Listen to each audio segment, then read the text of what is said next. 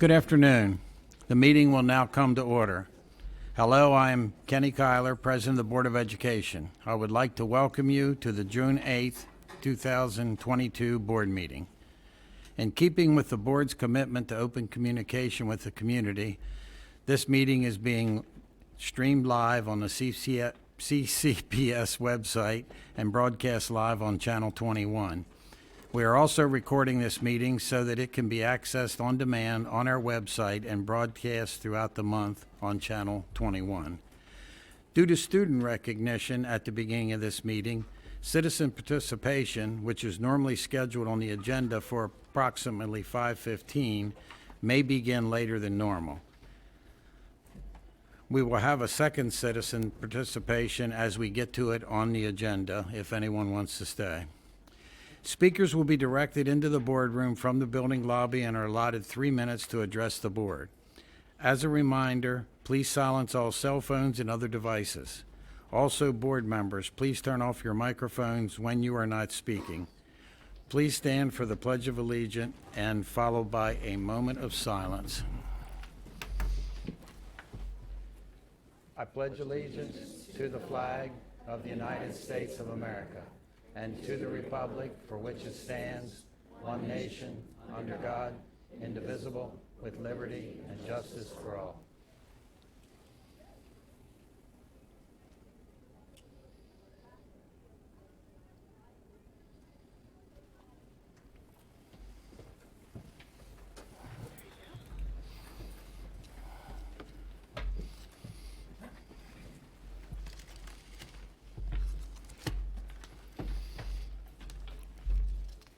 I now need a motion for the approval of the agenda.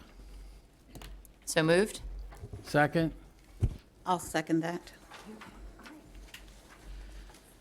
I'd like to amend the motion to remove item 8L. It will be added to the agenda in July. And also add 1G for the student government report. I'll second that motion. Any discussion on the amendment, the changes? All those in favor of the changes? Aye. Aye. All those in favor of the agenda as changed? Aye. Aye. Aye. Approval of minutes. May 11th, open meeting. Motion to approve the minutes. So moved. I'll second So that. you're the second, okay. Any discussion?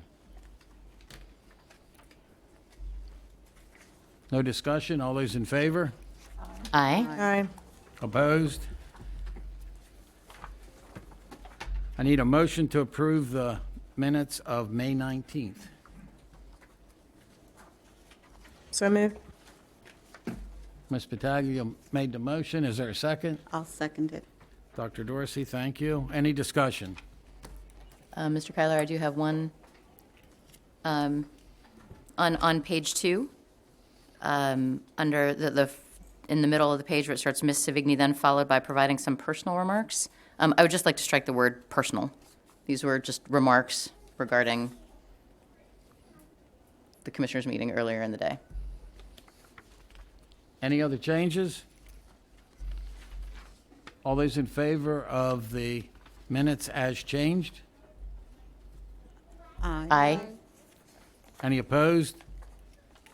Thank you.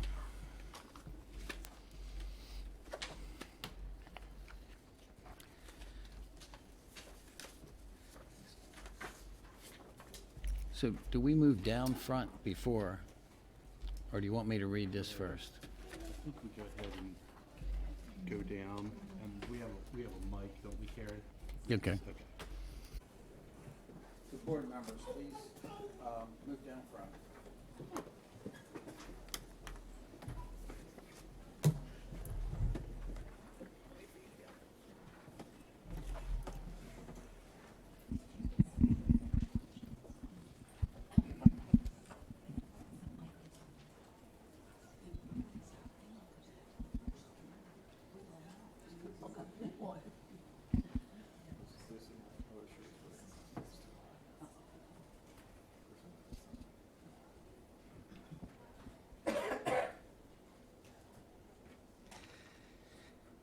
It is with great pleasure that we, the members of the Board of Education, seat Emily Tadashi as the 47th student representative of the Board of Education. Emily is a rising junior at Century High School. We look forward to Emily's participation as an advocate and voice of student issues with Carroll County Public Schools. We welcome Emily's family members in the audience. Did I say the last name correct? Tedeschi. Stephen Tedeschi, Kelly Tedeschi, Gabriella Tedeschi. Board members, please shake hands with the new student representative, and Emily then takes her seat at the dais. Please shake hands.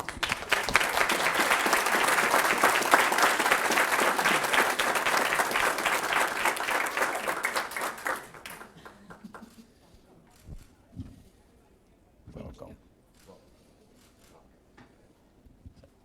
That's it. Now we go back. So do you have anything up there? Oh, I'll just take my nameplate. But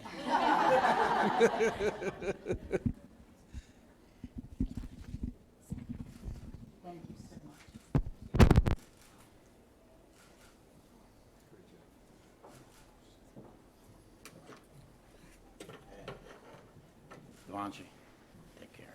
Thank you.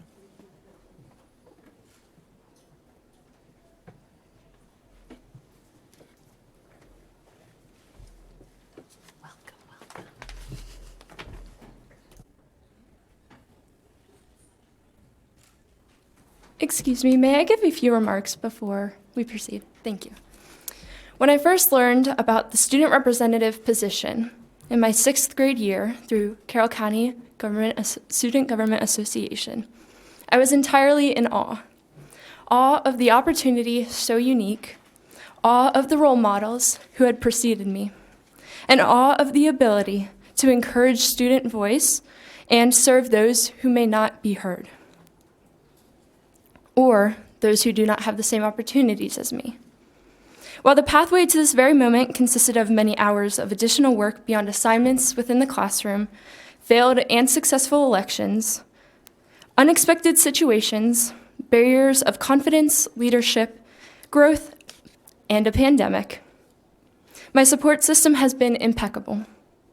Thank you to the students who voted for me, putting in their trust and support. Thank you to all the teachers and administration who have written numerous recommendation letters, signed an abundance of permission slips, and who have demonstrated their pride and genuine support for me and my pursuits, regardless of the size or expected resistance of the feat. And of course, a huge thank you to my friends and family, always supporting me with endless positivity, love, and prayers.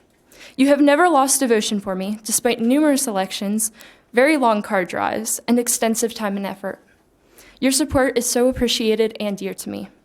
Thank you. But I'd like to reiterate the point of the student representative. This is the only opportunity for a student to work directly with the Carroll County Board of Education, whose decisions directly impact our 25,000 students of Carroll County Public Schools.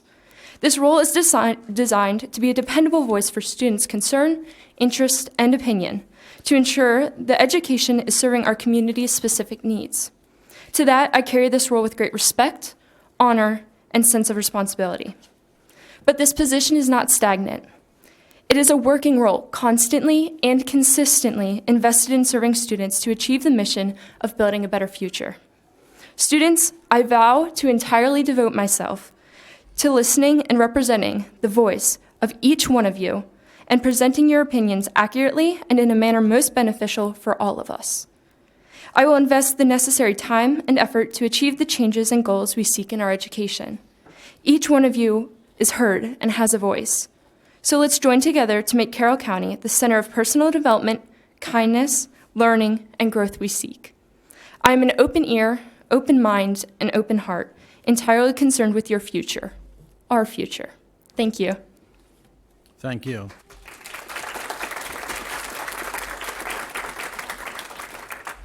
Student recognition, Dr. Lockhart? So I believe incoming Superintendent Ms. McCabe will be sharing with us some proud accomplishments of our students. Okay, tonight we will be recognizing two groups of students, our Maryland Skills USA Virtual Championships and our Carson Scholars. So we're going to begin with our Carson Scholars. And each year, the Carson Scholars Fund recognizes a select group of high-achieving students in grades 4 through 11 who demonstrate outstanding academic achievement and humanitarian qualities. First-time scholars who excel academically and selflessly give of themselves, their time, and their talent to others receive a $1,000 college scholarship award and the honor of being named a Carson Scholar. Carroll County Public Schools would like to thank the Callert Foundation, Cole Roofing Company Incorporated, and Costco Wholesale Corporation for supporting our Carson Scholars through their generous scholarship funding.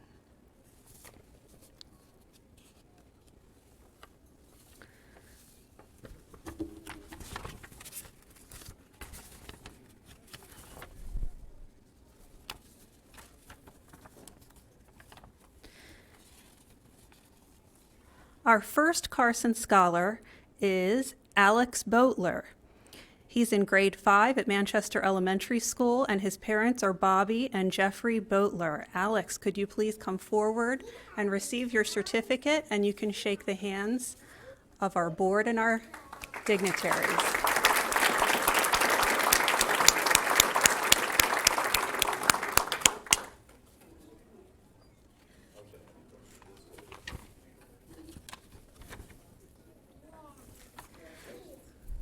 Next, we have Alexis Imbraguglio, grade 7 at Westminster East Middle School, and the parents are Anthony and Nancy Imbraguglio.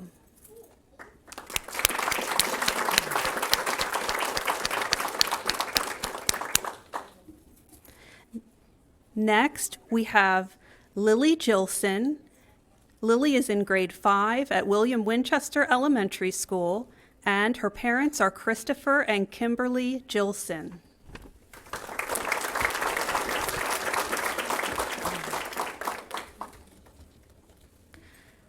Next, we have Olivia Kuyan, grade 5 at Mechanicsville Elementary School, and her parents are Michael and Lynn Kuyan.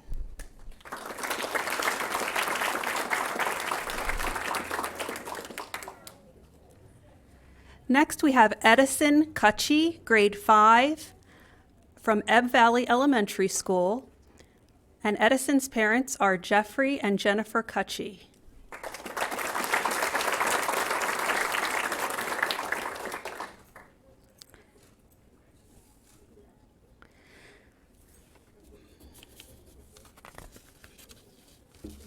Next, we have Vance Meck, grade 5, at Hampstead Elementary School. Vance's parent is Allison Malose.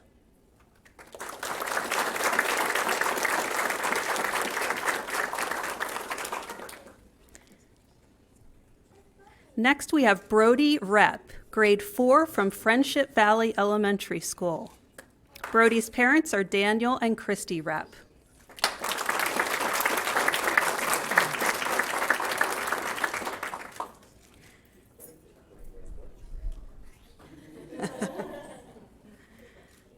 Next is Dane Schwartz, a 5th grader from Piney Ridge Elementary School. Dane's parents are Stephen and Paige Schwartz.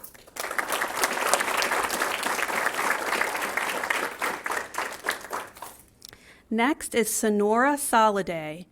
Sonora is in grade 5 at Sandy Mount Elementary School, and Sonora's parents are Lauren and Mark Soliday.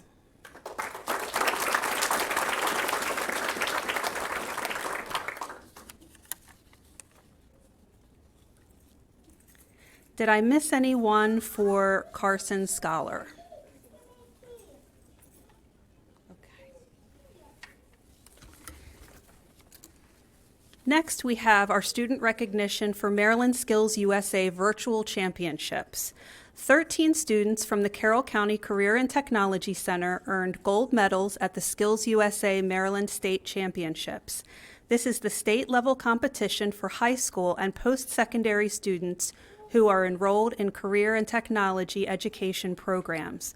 The gold medal winners are eligible to represent Maryland at the National Leadership and Skills Conference taking place this month.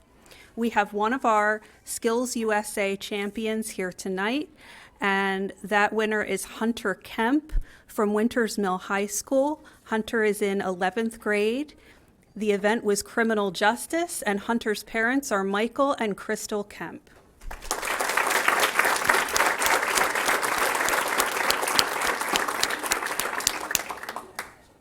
Did I miss anyone else for Skills USA? Okay, congratulations to all of our students who were here in attendance tonight to receive their recognitions, and good luck.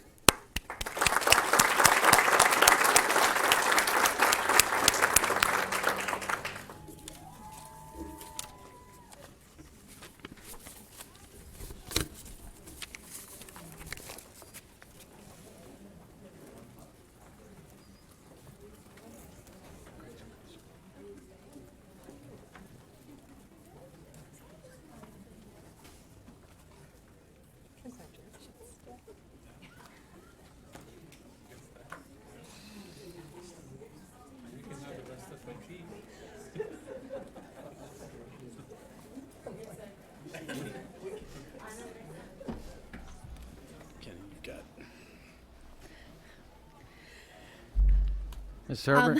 Yes, we have a former student rep in the chairs there, and I would like for him to be recognized. Hi there. That is Jackson Klingenberg, and he was our representative 3 years ago.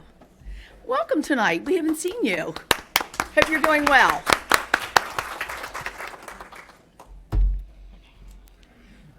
Okay, our student government report.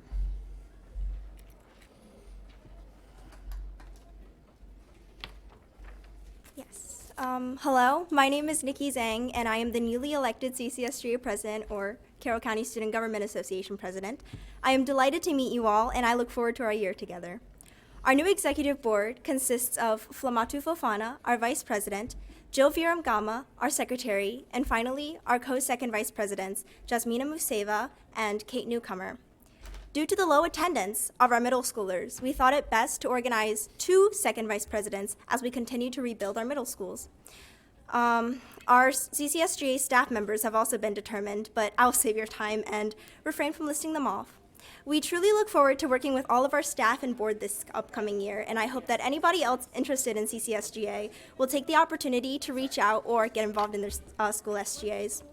Of course, our primary goal is to rebuild CCSGA and our school student governments so that students all over the county can have a voice in the community.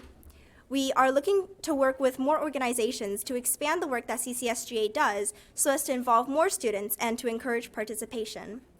As we wrap up our school year, CCSGA is preparing to organize a multitude of events to look forward to next year. Our annual CCSGA Advanced Retreat will certify any individuals interested in becoming workshop presenters, and we are currently in discussions about collaborating with the Sources of Strength program to plan and participate in Start With Hello Week. Start With Hello Week takes place September 19th through 23rd, and the main purpose is to promote social inclusivity and connectivity of any individuals who are isolated in the student body. Sources of Strength is a suicide prevention program that primarily deals with individuals at the youth level. We look forward to working with our school SGAs and Sources of Strength programs to plan inclusivity events during that week. On a separate note, I would like to congratulate our new Shrub, Emily Tedeschi, and our new Shrub-elect, Sahithya Sudhakar. I wish you both a good term, and I look forward to working with you and the board. Thank you, and have a good rest of your evening. Thank you. Public comments, Ms. Battaglia, and I think we had 44 cards, and you guys paired them to 15 for this portion. I think, let me recount real quick, but I just want to make sure everyone understands what I did. I did divide them. They are numbered. I divided them by topic, and I picked 3 from one topic, 3 from another topic, And then there was other miscellaneous ones, so I wanted to make sure that we hit everybody equally, so everyone gets an opportunity. So I did the best I could, and I went by number too, so nobody was picked inappropriately, so I just want to make sure that was understood. All right. Okay, in order to orderly, let me put my glasses on, good Lord, sorry. To have an orderly presentation of comments by the public, the following guidelines apply. Speakers will be allowed to address the board for the allotted 3 minutes.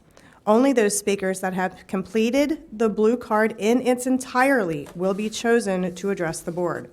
Citizens not appearing in person for public comment can write to the board through email or U.S. mail. Citizen participation is not intended to be a question and answer session. However, if citizens have specific questions, the superintendent will assign a staff member to make contact during the board meeting to arrange a time to respond to questions. The superintendent and board reserve the right to correct misinformation presented as factual after the conclusion of the citizen participation period. Statements to the board should relate to a recent agenda item, an agenda item that is expected to appear in the future, or a matter of general policy over which the board has authority. Personnel matters, pending appeals, the actions or statements of individual staff, or items related to employee negotiations are not appropriate topics and may not be discussed. It is the intent of the board to allow all citizens an opportunity to speak. Therefore, the board has scheduled time on the agenda for citizen participation to approximately begin at 5:15. If there is an opportunity for additional citizen participation later in the meeting, as we get to it on the agenda. The board reserves the right to limit the number of speakers on a particular topic so that all topics may be addressed. And I went over that before I read this statement. If 30 minutes has passed and there are citizens who have not addressed the board, additional time may be allowed later in the meeting. Comments are limited to 3 minutes or less. All comments should be directed to the board members at the dais. Citizens may only address the board with their individual comments. Citizens may not stand in for another person or group and read their comments. When the allotted time expires, the speaker is permitted to complete a sentence. Citizens may leave any handouts for the board members on the table at the back of the boardroom. Please do not approach the dais. Additionally, the public may not display signs or posters during the board meeting. In lieu of signs, or if you are unable to complete your comments in the allotted time, individuals are encouraged to submit remarks to the board in writing. Those seated in the audience are asked to be respectful of the speaker and refrain from commenting to the speaker or the board members. And I also had spoke with Mr. Emili earlier. We will not correct someone's opinion. So I want to make sure everyone understands that too, because we've been asked about that. Those are opinions. So the first speaker we have is Jennifer Schwartz.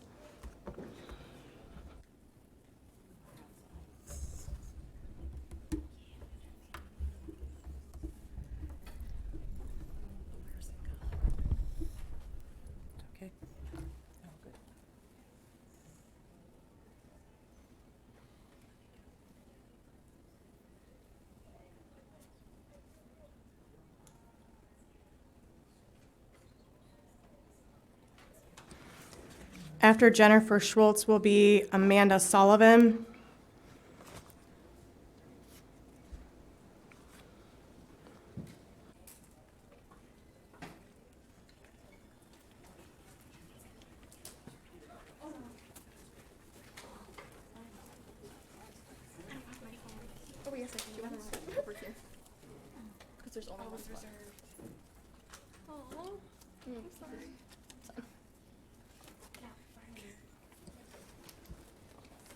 Jennifer Schwartz.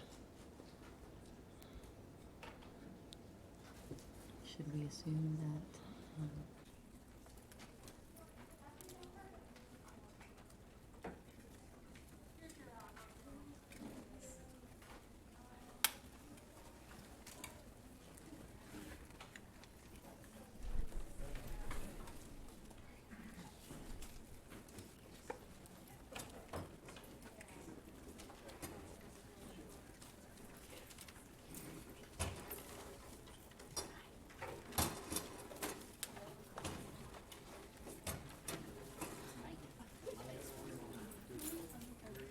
For those watching at home, those that are participating in public comment are entering the room right now, so we're just waiting a little bit of time.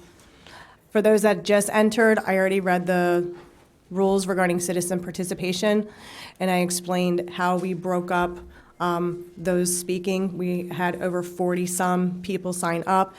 We broke it up to 15 to start, and we're trying to make sure it is done equally so everybody has equal opportunity in speaking, okay? Is there a Jennifer Schwartz?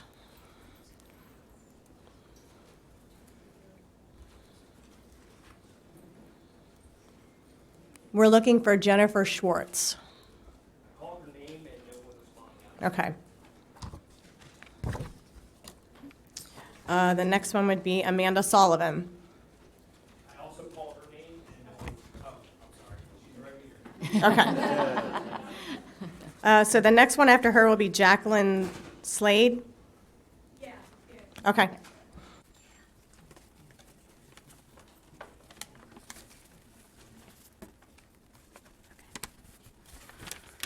I want to talk a little bit about my experience. We got a call from the school that no parent wants to ever receive. Your daughter is having thoughts of suicide. We rushed to the school, and after talking to the counselor, we knew we had to do whatever we could to keep her safe and get her help from professionals. We are one of the lucky parents that were warned before it happened. My husband was not warned before his brother took his own life. My daughter's lucky to have friends that went straight to the guidance counselor and told her how my daughter was feeling. All of our kids have been going through so much. I want other parents that are going through this to know you are not alone. In an article dated March 31st, 2022, the Center for Disease Control and Prevention is warned of an accelerated mental health crisis among adolescents, with more than 4 in 10 teens reporting that they feel persistently sad or hopeless, and 1 in 5 saying that they have contemplated suicide. It's not the first time officials have warned of a mental health crisis among teens. In October, the American Academy of Pediatrics declared a national emergency in child and adolescent mental health, saying that its members were caring for young people with soaring rates of depression, anxiety, trauma, loneliness, and suicidality that will have lasting impacts on them, their families, and their communities. This isn't a gay or straight crisis. This is a crisis for all children, yours and mine. If having a flag in my daughter's classroom that represents her will keep her from taking her life, then sign me up. In fact, sign me up for having a different flag for each one of my 4 children, because they are each individuals after all, so they each need a flag that represents them. But what she truly needs is a professional that helps her navigate through her feelings, a mental health professional. These are not gay versus straight issues. We need to help all children from bullies. We need to help all children from suicide. Why are we trying to separate our children into groups? Being gay or straight does not define who we are as people. We are all people, and we are people who love our children and will do anything to protect them. We all need to work together to prevent bullying, regardless of sex, race, gender identity, or gender preference. We need to work together to help prevent suicide in all of our children. I think Sources of Strength is a good start, but it needs to get in schools a lot faster because our kids need it now. Last but not least, we all need to be kind to one another and set the example for our children. Please finish your thought. The National Suicide Prevention Lifeline, 1-800-273-TALK. Thank you. Next speaker is Jacqueline Slade. I am a third-generation Carroll County resident. I am also a Christian. I attended Christian private school starting in 5th grade at St. Paul's School for Girls. I am not a member of the LGBTQ+ community, but I am an ally.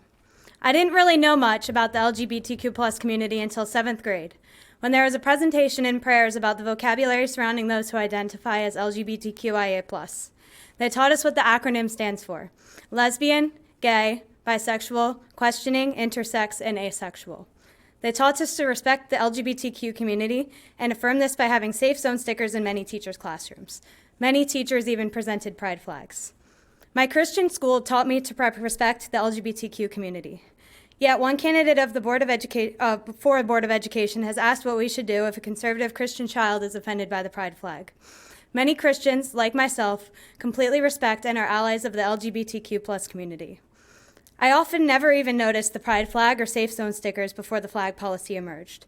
Many people at my Christian school never commented on the presence of pride flags or safe zone stickers, and there was not a public controversy over whether they should be included in my Christian school. There should not be a controversy in Carroll County Public Schools. Additionally, service flags, such as those for the Army, Navy, Air Force, and Coast Guard, are not allowed under the current proposed flag policy. MIA POW flags are not allowed under the proposed flag policy either. Those who serve or have relatives who served or have served should be allowed to display these flags in their classrooms. Those who fight for our country and those who give the ultimate sacrifice for our country should not be ignored. LGBTQ+ people are Americans, just like the rest of us. They deserve support with a flag that can literally save lives, as many others have commented. I urge you not to pass the proposed flag policy and to support the MD state health curriculum. Thank you.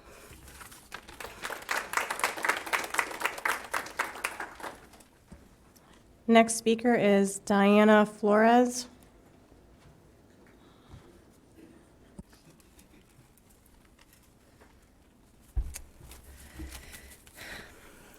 Do not put the flag policy in place, and do not pass the Family Life Advisory Committee's changes to the health framework.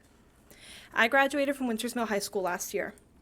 Over the past several weeks, I've worked with current students, alumni, parents, and other community members who are upset to hear the things discussed in this very room. Local businesses and organizations even stepped up to support us in various ways. Some businesses and organizations include Rudolph Girls Bookstore, Together We Own It, Run More, Birdie's Cafe, the Carroll County Health Department, Girls on the Run, Playful Minds Pediatric Occupational Therapy, the Infinite Love Project, Barrier Free, Rape Crisis Intervention Services, and that's just to name a few. We have also collected over 700 signatures from CCPS students, alumni, and Carroll County citizens. For the next part of my speech, I want to give a quick content warning. So to those in this room, please feel free to put on your headphones, as my next topic is an in-depth reflection of suicidal thoughts and actions.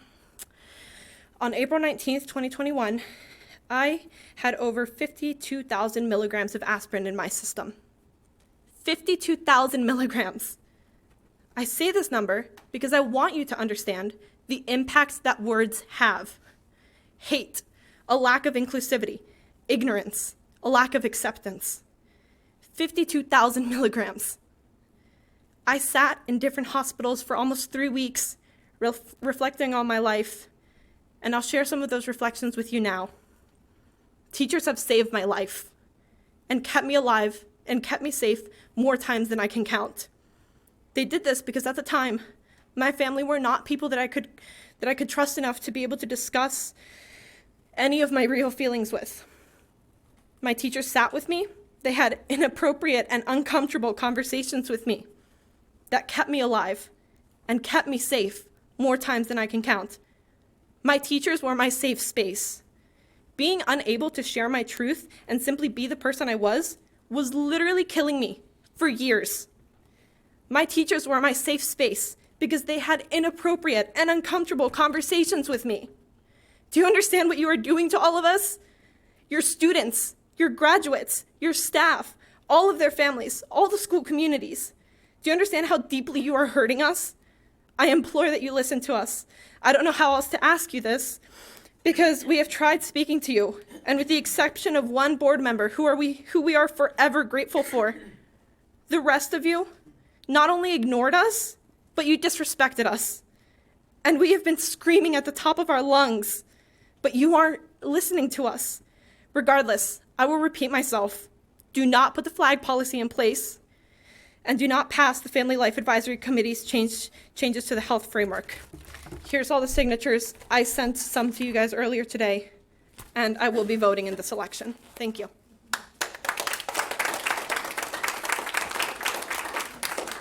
Next speaker is Kate Martin.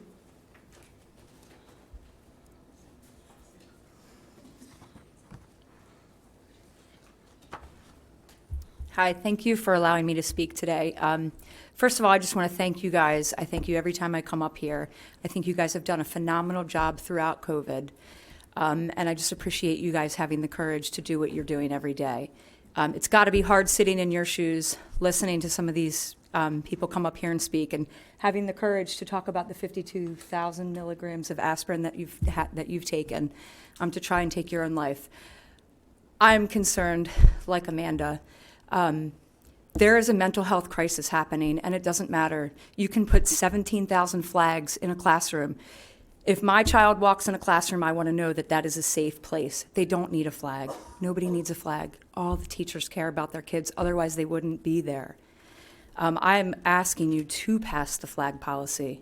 I want my kids to go into the classroom and see the Maryland flag, the county flag, and then the American flag, the county flag, and the state flag. Something has to be done.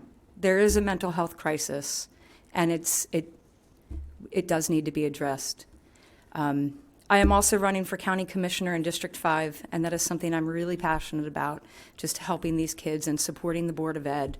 And I'm just forever grateful for you guys and appreciate the respect that you guys have had for each other, the respect that you've had for your community members. I've attended a commissioner meeting and was appalled at the disrespect that they had towards each other, and not just each other, but the people in the community. And I just want to point out that you guys have done a phenomenal job, every single one of you, Mrs. Dorsey, Mrs. Herbert, Superintendent Lockhart, Mr. Kyler, Mrs. Battaglia, and Mrs. Savigny. Thank you guys.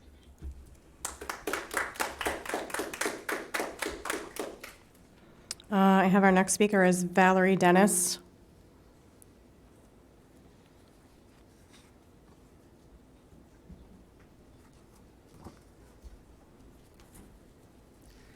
Good evening. My name is Valerie Brown Dennis. I worked with CCPS for 30 years. My family has lived in Carroll County since 1700. I am proud of people here who are hardworking and welcoming, from farmers to nurses. I am not proud of what has happened in this room recently. To hear the words lowering our standards related to hiring teachers of color, and to insist that the word qualified be added is despicable. To hear the words during public comment toward a group of people you all will die off anyway is equally unimaginable. This language has no place in any community. Even more tragic is that no one in this room, aside from Ms. Devanshi Minstry and Dr. Patricia Dorsey, spoke up in response to these comments. As part of marginalized members of this community themselves, they were harassed in this room, and this harassment was allowed by the rest of you. To be education leaders requires courage, not fearful silence. Our CCPS website has a page with legal statements. This page states that the Board of Education of Carroll County does not engage in discrimination based on race, religion, sex, sexual orientation, gender identity, or gender expression. We have work to do. We cannot allow fear to dominate our system. The system is damaging the lives of our white students with the acceptance of hate in its various forms. Carroll County is changing. To hold on to keep Carroll, meaning rural, white, and straight, does not work. Human beings are diverse, and our students will be expected to be prepared to work with people from all walks of society. Within 2 decades, people of European descent will no longer be in the majority in the United States. For some, fear rises that they will take our jobs or money or status as white people. The reality is that if disparities in wealth continue at the current pace, it would take 228 years for the wealth of black families to catch up with the wealth of white families, and an additional 84 years beyond this for Latinx families. Our vision statements indicate that we support all. CCPS Pillars 3 and 4 can be erased. We do not have an emotional or physical safe space for all. All staff are not trusted adults for all students, and our system is hemorrhaging employees for multiple reasons. Most of what is described as politics today is ethics. Using the word politics is simply a diversion and avoidance of working through social issues. For the mental and physical health of our students, our system needs a health curriculum for 2022, as required by the state of Maryland, a health curriculum that matches the reality of student behavior now and in their adult lives. It is discriminatory, hurtful, unnecessary, and a waste of our system's time and money to debate a proposal about pride flags or reducing the size of world flags. Our students are far more at risk from the pornography and violence on their phones than from books or health class or a rainbow. It is essential that we return to teaching and learning. And for the sake of our community, I ask that each of you begin to act with genuine respect, liberty, and justice for all.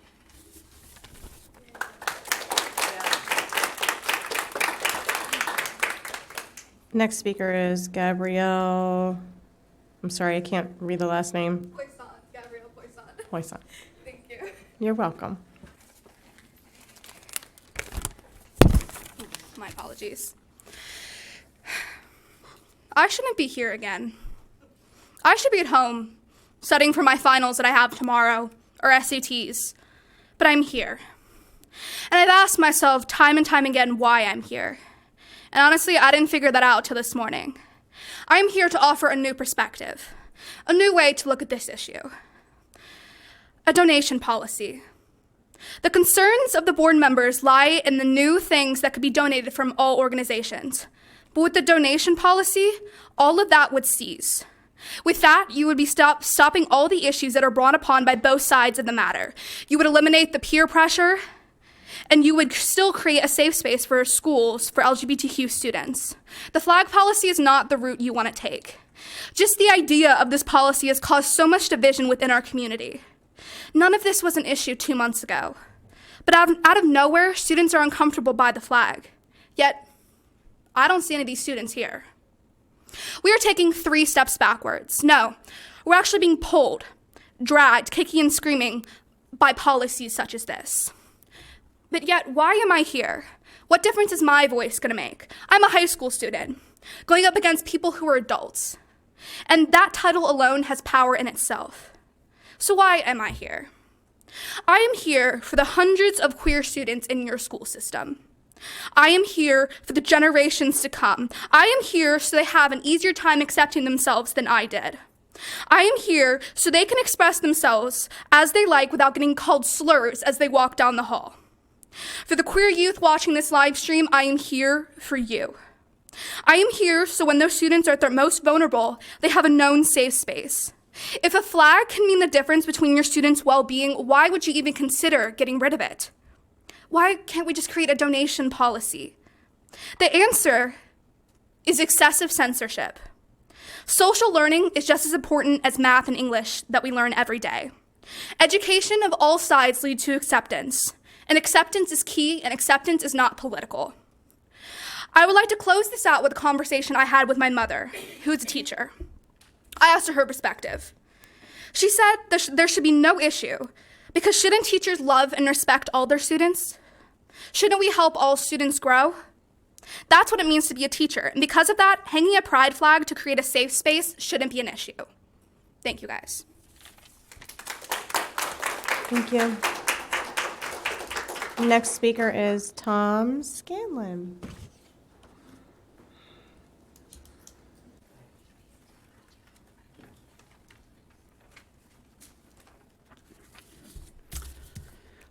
I was in Gettysburg on Sunday, and as I drove through the town and around the square, I was amazed at the number of pride flags being flown from business after business.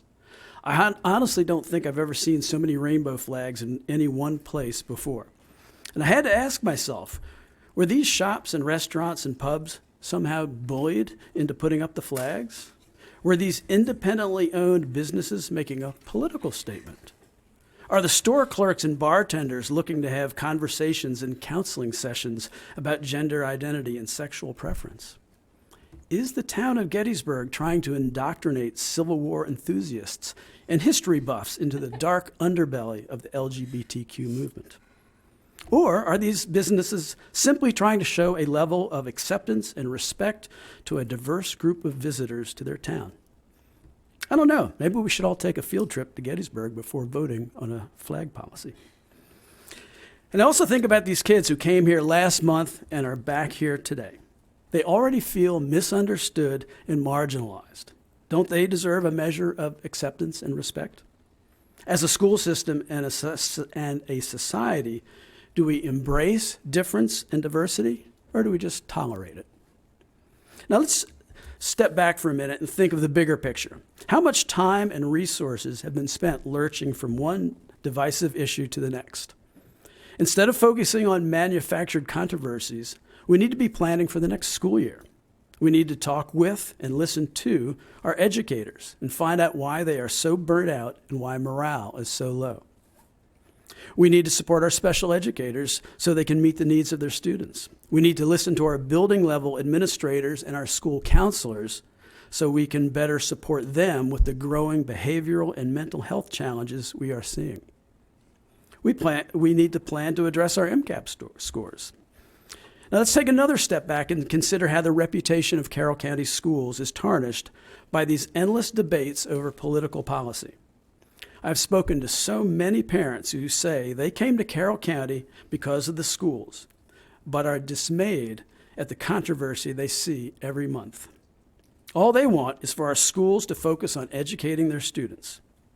Parents want their kids to be safe, they want their children to be accepted for who they are, and they want their teachers to be allowed to teach, not be second-guessed or micromanaged. Our students and our educators deserve better. Thank you. Thank you. Next speaker is Marion Rooney. Maureen.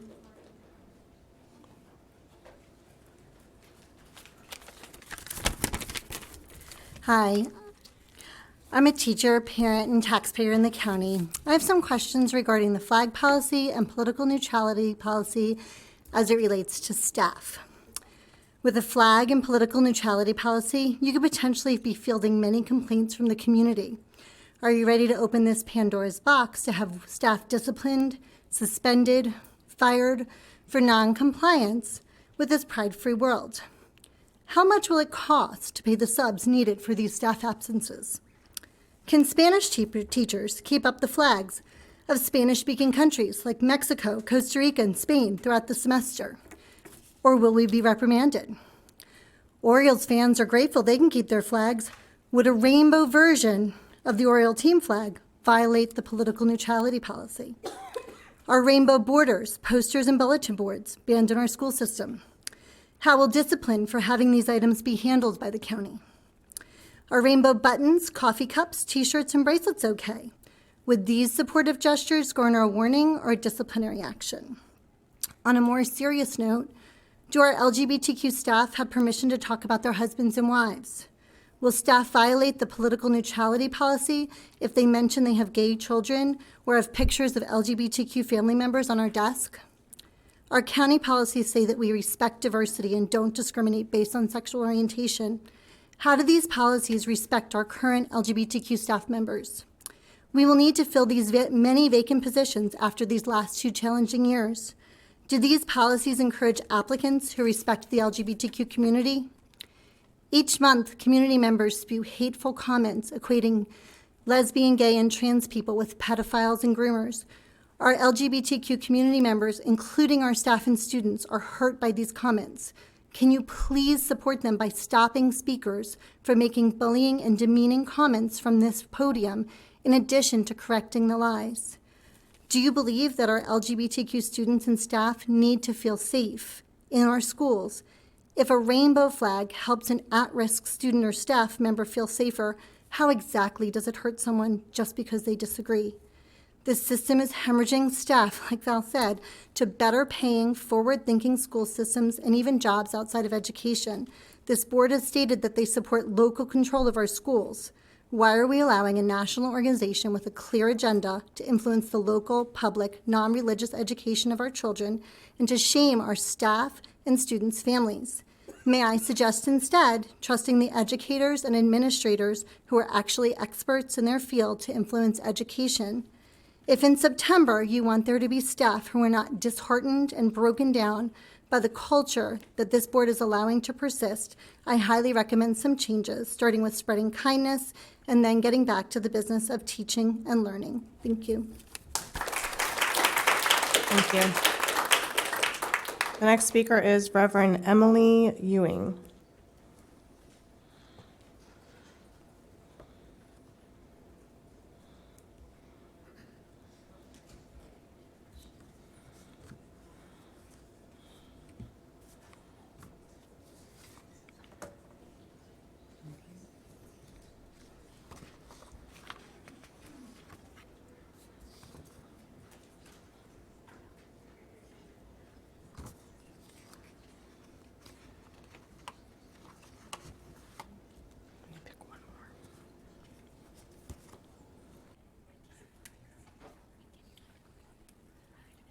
I'm going to go ahead and move on to the next speaker, Pamela Zebranito. And if I do mispronounce, can you please correct me? Sure. All right, thank you. It's Zappardino. And as I just noted, my name is Dr. Pamela Zappardino. I am a community member of the county's CCPS Equity Council of about 15 years standing. And tonight I would like to read a letter that was sent to the superintendent and to all of you discussing the health curriculum. Note that the Equity Council is a COMAR mandated group in each county, and our charge is to monitor the how well the county complies with state regulations. Dear Dr. Lockhart and members of the Board of Education, we would like to express our concern over the proposed revisions to the Maryland State Health Curriculum that were proposed during the May 11th, 2022 CCPS Board of Education meeting. Although we acknowledge the Family Life Committee's wish to revise the curriculum, the process that governs schools in the state of Maryland does not provide for local school systems to change mandated curricula. On October 22nd, 2019, the former Maryland State Department Superintendent, Dr. Karen Selman, published a memo announcing the adoption of the new COMAR 13A.04.18 programs in comprehensive health education. This memo articulates the regulation promulgation process that enables multiple stakeholders, including the general public, to review and comment on regulatory changes. The process is established by the state legislature, and once a regulation is adopted, it is not amendable by local authorities or groups. Being that this regulation was approved according to the official process, we are confused as to why a discussion was initiated to debate the implementation of this curriculum after 2.5 years being adopted. To be clear, we support the adoption of COMAR 13A0418 programs in comprehensive health education. This regulation includes a provision for parents and guardians to have their child opt out of family sexuality part of the curriculum. Should a parent or guardian request their child opt out, the regulation provides special requirements for local school systems. The law specifically gives parents the opportunity to make an informed choice regarding what they want their child to be exposed to with regard to this particular unit. Thus, it is difficult to figure out the basis of the Family Life Committee's discussion. Lastly, many points in the CCPS Board of Education discussion seem to be at odds with both the CCPS equity policy and the Maryland Association of Boards of Education, which we belong to, strategic plan goals. All of these have guidelines, and in questioning whether we should adopt the state mandate or whether we should change policies that we do not have the legal ability to change is not only unfair and inequitable and violates our own equity policy, but it is, in fact, illegal. And I don't think we want to be spending the money that it will cost to fight the court battle over that illegality. Thank you. Did you need to correct anything, or? Okay. The next speaker is Amy Leda? Oh, yes, Emily. I'm sorry. Yes, Reverend Emily Owings. Hello, I'm Pastor Emily Ewing. My pronouns are they, them, theirs. I'm a Lutheran pastor, and I'm here to speak to you about the love of God and the diversity of God's people. There is a proposed ban on flags, and while there are many ways that it is trying to be framed, there are people who are abusing their faith to say that the rainbow flag makes them uncomfortable. And I am here to tell you that God has made all of us different and diverse. God has made us queer and trans and lesbian and gay and bisexual, but what God did not make is bullies. God is against bullying. And the presence of rainbow flags, the presence of flags that represent people's identities, that represent welcome to people who are marginalized again and again, who are excluded again and again in this community. That flag is of God. That flag is a flag that shares the love and the acceptance that this school board, that this school district claims to support. That flag is a way for kids who need someone safe and affirming to talk to have that, to be able to be in school and not afraid. Families of origin are not always safe for queer kids, and there is not always a way to protect them. I get that. There is a limit to what you can do. But having a rainbow flag in a classroom makes kids feel safe. Having one affirming adult in their life decreases the chances of suicide enormously for LGBTQ kids. If you pass this, if you make it so that rainbow flags are not allowed in classrooms, those kids' lives will be on your conscience. Because God loves them. God loves them exactly as they are, and they deserve the respect and the affirmation of seeing their identity in those around them, of seeing their identity and the affirmation of who they are in the classroom so that they can learn, which is what schools are supposed to be for. Thank you.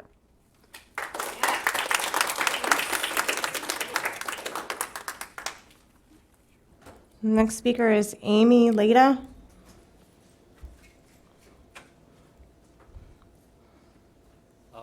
I'm Daniel Latta, Amy's husband. I filled out a card too. She asked me to speak on behalf of both of us. That'll open up another spot for someone else to speak.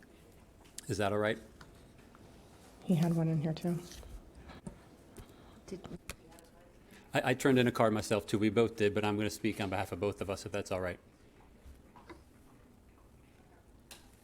Is that okay? Yep. Okay.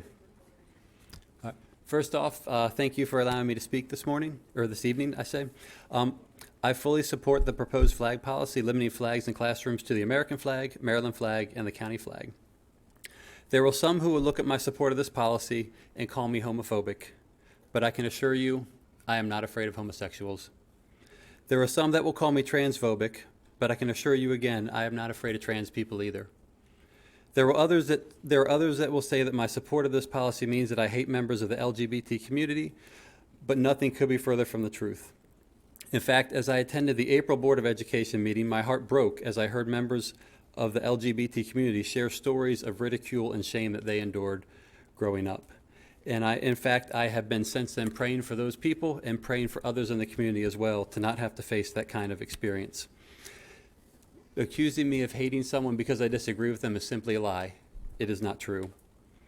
Calling people who disagree with you names such as homophobic, transphobic, or hater is a tried and true practice used by activists and politicians to manipulate people with opposing viewpoints in the hopes of silencing them. I would hope that we as a society can move beyond the practice of name calling and embrace open dialogue and polite disagreement. The reason I support the policy is simple. The flags have served to cause division rather than unity in our school system. When the school system decided to accept flags and distribute flags, each teacher was forced to either display a flag or risk having some kids think they are not safe in that classroom. Some teachers who very much love and support all kids do not want to display a flag because they may disagree with some of what it stands for based on religious or moral objections. Those teachers are now faced with a serious dilemma. Do they refuse to display the flag and risk being called homophobic, transphobic, and hateful? Do they risk being considered an unsafe classroom? Before April, all classrooms in Carroll County Public Schools were safe. Now, LGBT kids have safe classrooms and unsafe classrooms. They have safe teachers and unsafe teachers. This is not right. No teacher should be faced with this kind of a dilemma, and up until April, they were not. I would like to request the board to please vote yes to the flag policy so we can go back to having 100% safe classrooms for all children.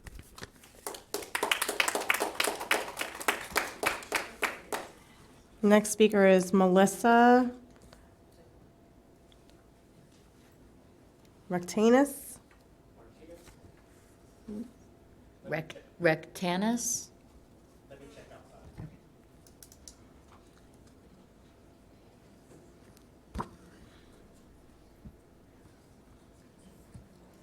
And after Melissa will be Joy Fisher.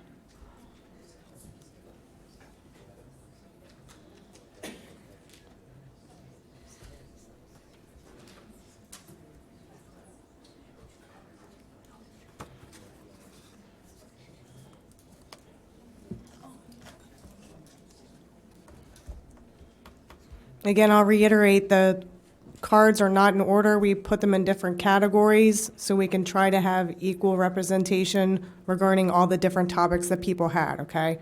So I don't want people thinking that we're allowing one group versus another more than everything. I wanted to make sure we had equal representation, okay? You, Melissa? Yeah. Okay. Thanks for having me. I do want to let you know I am not representing like a political group or anything. I'm just a mom at the ball games, chatting up with other moms at ball games and letting them know what changes could be happening by fall. And I'm praying that you all make the right decision. I have over 160 signatures, and these are just ball folk people from the Hampstead, Manchester area, and one Eldersburg area. Oh, okay. Oh, thank you. Anyway, thank you for giving me an opportunity to share with you. I am very happy with your proposal to keep politicized things out of our classroom. I am for the flag policy. I do have a concern with Code 3, as if the new MSD curriculum guidelines for health push through. Would this be just a rolling game that we're playing, right? Think of what we've just been through this past couple months, right? So I do have a question on that. If that is the case, then I ask that an exemption be excluded from that exemption, the Code 3 be excluded from the flag policy. Just say no unit study exemption. Okay. I am heartbroken that the county permitted uses of these like political flags in the first place, especially to my elementary age kids. I'm his parent. I know what's appropriate for him to know. And so I want to be able to be his parent and be given the opportunity to teach him about these things. I'm astonished that they were dispensed to elementary school classrooms, because that clearly violated our county neutrality code. As this prompts adult conversations with our most vulnerable before they're ready for such topics. Children in pre-K and elementary school still have a valuable imagination in which they want to be superheroes. In fact, some of them really believe they're superheroes. In fact, I think my son wore a Superman cape for like 2 years. Like, he was going to be Superman. And I'm like, all right, dude, you can do that. But I'm his parent. I want to be able to navigate him through these things. I don't want to be pushed down by a school, okay? They want to be mermaids. They want to be fairies. They want to be adventuring to the North Pole to find Santa Claus. Yet these MSDE guidelines find it appropriate to include gender identity topics to children who are not developmentally ready for such topics. The history of this topic begins in 1978 with Robert Stoller. He is a professor from UCLA who was first to introduce the mental disorder of gender dysphoria. He concluded that it was culturally controlled, okay? This is currently proven as you watch case rates for this disease as nearly zero in Ohio, where it is not taught, and most cases coming from California, where this type of curriculum is taught. Okay. A study in 1993 from Clark Institute of Psychiatry supports Dr. Robert Stoller's Please link. finish your thought. Oh, yes, and concluded that this disorder is linked to society's idea of beauty. Okay. Dr. Paul McHugh, a chief psychiatrist of Hopkins, he's the one who stopped the sex reassignment surgeries. I do need you to wrap up, okay? Okay, yes, because it increased their suicide rate of 20%. Why does the state think it's viable to teach my 11-year-old about anal sex found on the guidelines on pages 21, 22, and 25? What science does this serve? Okay, I do need you to, like, So I'm asking you over. to just stick with topics of reading, writing, math, history and science, not politicized science, but actual facts. Ma'am, I need you to finish. Thank you. And this is the express for 160 people. Okay, thank you. Next speaker is Joy Fisher.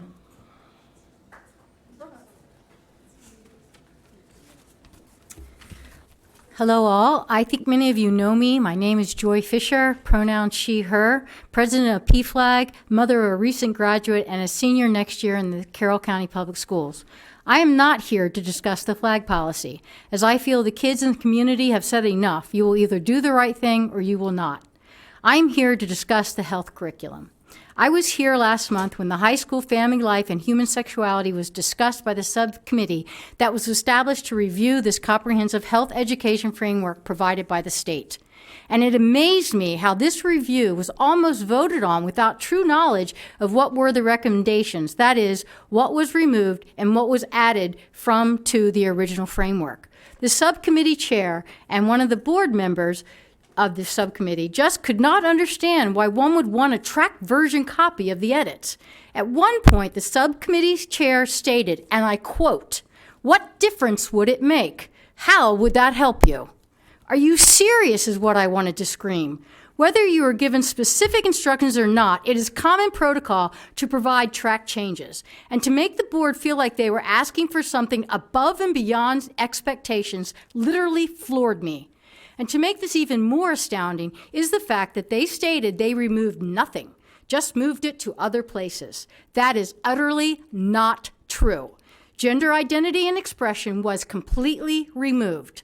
Another one of the board members of the subcommittee said it will be addressed with healthy relationships. No need to call it out singularly. The standards read, differentiate between sex assigned at birth, gender identity, and gender expression.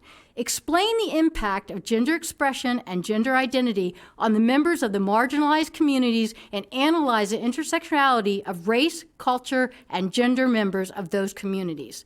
This standard was put in for a reason. The committee has erased not only the LGBTQ+ students, but also members of marginalized communities. For the sexual orientation and identity, they remove completely, define sexual identity and explains a range of identities related to sexual orientation. Differentiate between sexual orientation, sexual behavior, and sexual identity. Again, how will these be addressed in healthy relationships? I've read the standards in the section, and in reality, it does not. Furthermore, the subcommittee said more than once that this was approved unanimously by the committee, and it reflects what our committee thinks is appropriate and meets community values. Really? I know you believe that the 250 applicants and those chosen was fair and just, but I've gone to the subcommittee meeting since the original discussion, and I say strongly that the committee does not represent the entirety of our community. And yes, there are teachers, and yes, they do speak and voice concerns, but they are not heard. Their concerns at the end of the day are waved away. This framework was not intended to be reviewed and recommendations that are being put forth. In fact, you will be in violation of COMAR if you approve, and I, for one, will do all that I can to prevent this from moving forward. Thank you. Two more. Okay. All right, so the last two speakers that we're going to have right now, Caitlin Edmondson and Phaedra Nelly. Okay, sorry, I wasn't sure if you were ready. Hello and good evening. I first want to say thank you to the Carroll County School System for the communications they sent out after the horrific tragedy that happened in Texas a few weeks ago. Thank you so much for working with the Carroll County Sheriff's Department and making sure that there are officers located at all the schools in our county. I hope that this will be the case going forward permanently because there is nothing more precious in this world than our children. Kindness starts at home. It is our responsibility as parents to teach our children kindness, which should then be reinforced by teachers and administrators through example. Value systems and morals are also the responsibility of parents to teach our children. I have stated on more than one occasion that my main issue with the state's proposed new health curriculum is the inappropriate teaching of sexuality to children, along with gender identity theory and transgenderism. Never once have I said you can't feel however you want to feel or be whatever you want to be, but I do not have to participate in someone else's misconception or promote unrealistic thinking. You cannot force people to celebrate something that is not rooted in fact, but instead in an individual's feelings that are fleeting and constantly fluctuating. I will always be kind to any person that I cross paths with, and I will teach my children to do the same. But kindness does not mean rolling over and letting someone steamroll your boundaries. When you force your ideology down the throats of others and then they push back, that does not mean they hate you. That is them telling you, this is the boundary. Setting healthy boundaries is an important life skill, and one that I will also teach to my own children. And speaking of boundaries, anal sex should not be taught in our public schools. I would like to commend our legal counsel for raising concerns over the new provisions that would include the instruction of anal sex being taught to 12-year-olds. With the amount of learning loss that our children have suffered in the last 2 years, I am appalled that the Maryland State Board of Education would prioritize this direction in the instruction of our children, and at the exclusion of topics that absolutely should be included, like reproductive biology and the childbirthing process. Might I suggest, instead of anal sex, perhaps we could go back to teaching cursive. Cursive is neutral. Cursive would allow students to read the Declaration of Independence in its original form. Cursive would benefit all students. Learning about anal sex does not benefit all students. Another issue that came up this week is the accommodation of allowing biological boys and men into women's restrooms and locker rooms. I don't think anyone can claim that a simple switch of facilities will cure what is ailing these children who are struggling with body dysmorphia. If it were that simple, this would not be an issue. It does, however, open the door to predators claiming they feel like the opposite gender to take advantage of these situations. Some BOE candidates have chosen to remain silent on this relevant topic. Their silence speaks volumes. Thank you, and God bless.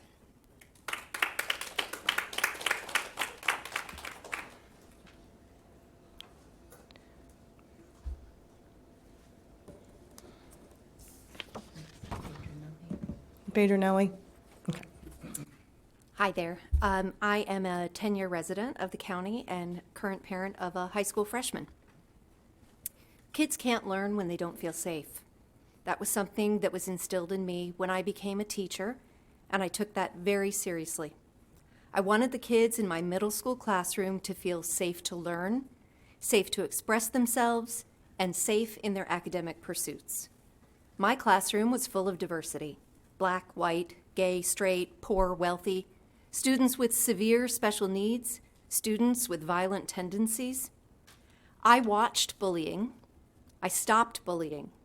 I was threatened by my students, but I held fast to the idea that my job was to create an environment where everyone that wanted to learn could learn, and maybe even encourage those that didn't want to learn. And I did all this without a flag to designate my classroom as a safe space, because as an educator, that was already my responsibility. I knew that some of my students came from difficult homes with unsupportive or absent parents. My goal was to create a little calm in the chaos of their lives, not to raise them, but to educate them, and give them tools to rise above their station in life. Many teachers seem to have forgotten their primary role: to educate our students, not to focus on the latest social agenda. Putting flags in the classroom is part of that agenda. Minority children, being a minority for any reason, can and should look to the school as a safe haven, a place to feel protected while trying to prepare themselves for a role in society. To actively provide and distribute flags to every teacher with the expectation that they can and should display them, or else they don't represent a safe space for certain children, is a disservice to teachers. The school should be a safe harbor for all children, and we need to ensure that it is, something that isn't quantified by flags. When we start to focus on inclusive actions in an attempt to cater to the current culture, you can also unknowingly exclude others. What if a Muslim or Jewish or Christian child feels bullied for their religious preferences? Where are the flags that offer support to these children? What if there's an overweight child? How do they know which teachers support body positivity? Let's take the focus off of what the issue of the moment is and how teachers can inject their opinions and ideological philosophies into their classroom, which already happens more than many of you know, and have them focus on creating a better, learning environment for all. Thank you.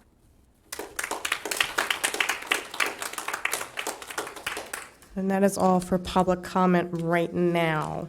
We'll see. Employee groups?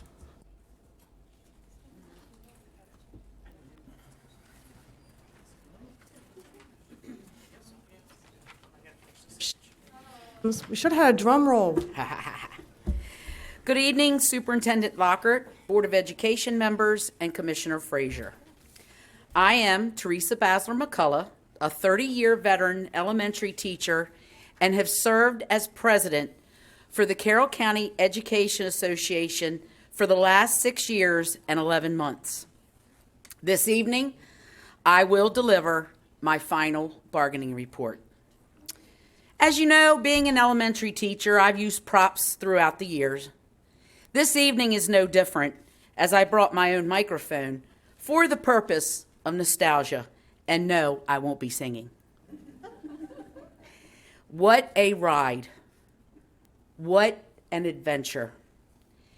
And what a journey I have navigated over the course of almost 7 years. However, many of us in this room traveled together. We have always had the same destination in mind, but just got there using alternative routes. I am going to share my top 10 experiences. They're in no particular order, just a cruise down memory lane.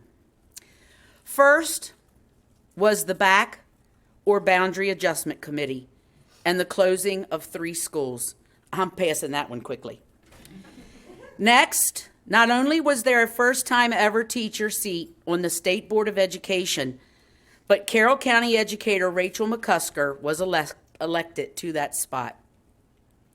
Then, there was the time when I was at a budget session across the street at the county office building, and there were some numbers and comments being tossed around that weren't exactly accurate. Lo and behold, Superintendent Guthrie literally busted through that door, was given permission to talk, and needless to say, made some much needed clarifications.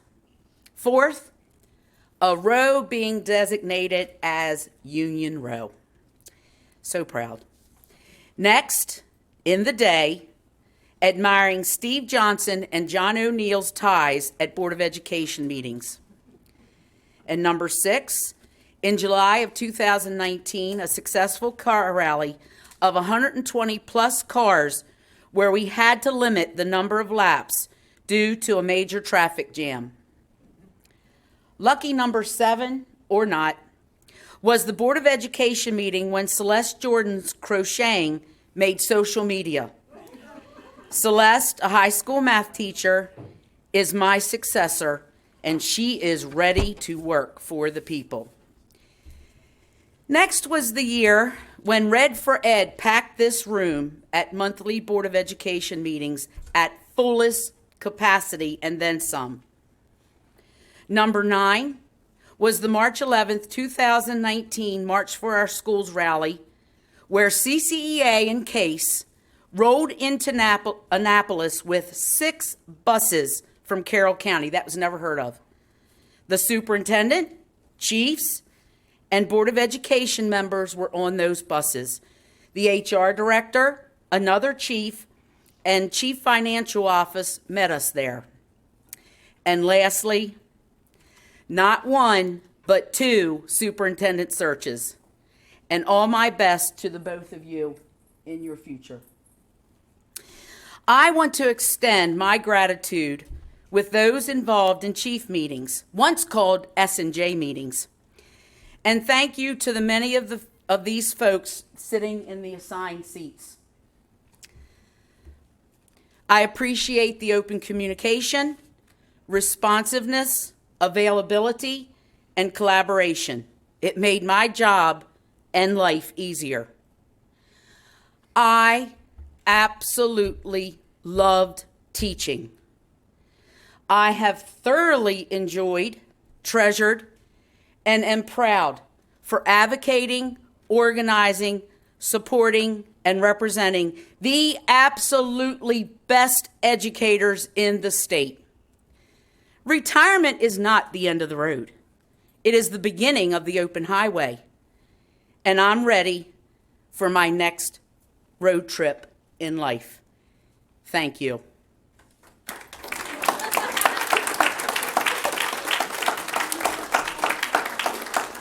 Herbert. Well, I cannot. I'll see y'all in the fall. Teresa, don't go anywhere. A lot of you don't know that Miss McCall and I are sisters. And 7 years ago, 7 years ago, we started out with the ethics committee. And they had to check out whether I could even run for the Board of Education. And I am telling you the truth. I see her in the room, and I may see her drinking coffee on the back of her deck, but I cannot tell you the last time I have been in her house. We share a driveway. I have a horse farm. She has a little yard, and I am zipping in and out, doing riding lessons, doing Board of Education things, and I really don't know when I'm going to see you, except on the back of the porch when I'm running in and out of the driveway. I will miss you. Thank you. We did it. Any additional employee groups? COVID-19 update, update from the Health Department. Dr. Lockhart?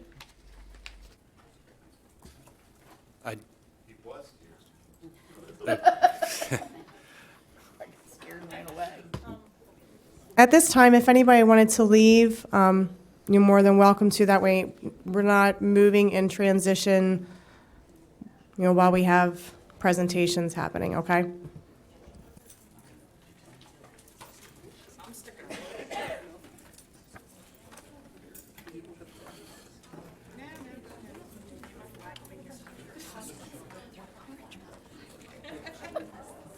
And Teresa, I just want to say thank you for everything you have done. I know, you've been a phone call away if I had a question and wanted to discuss anything. You have been, I do consider you a friend because I know I can talk to you at any time. And your grandbaby's just absolutely adorable.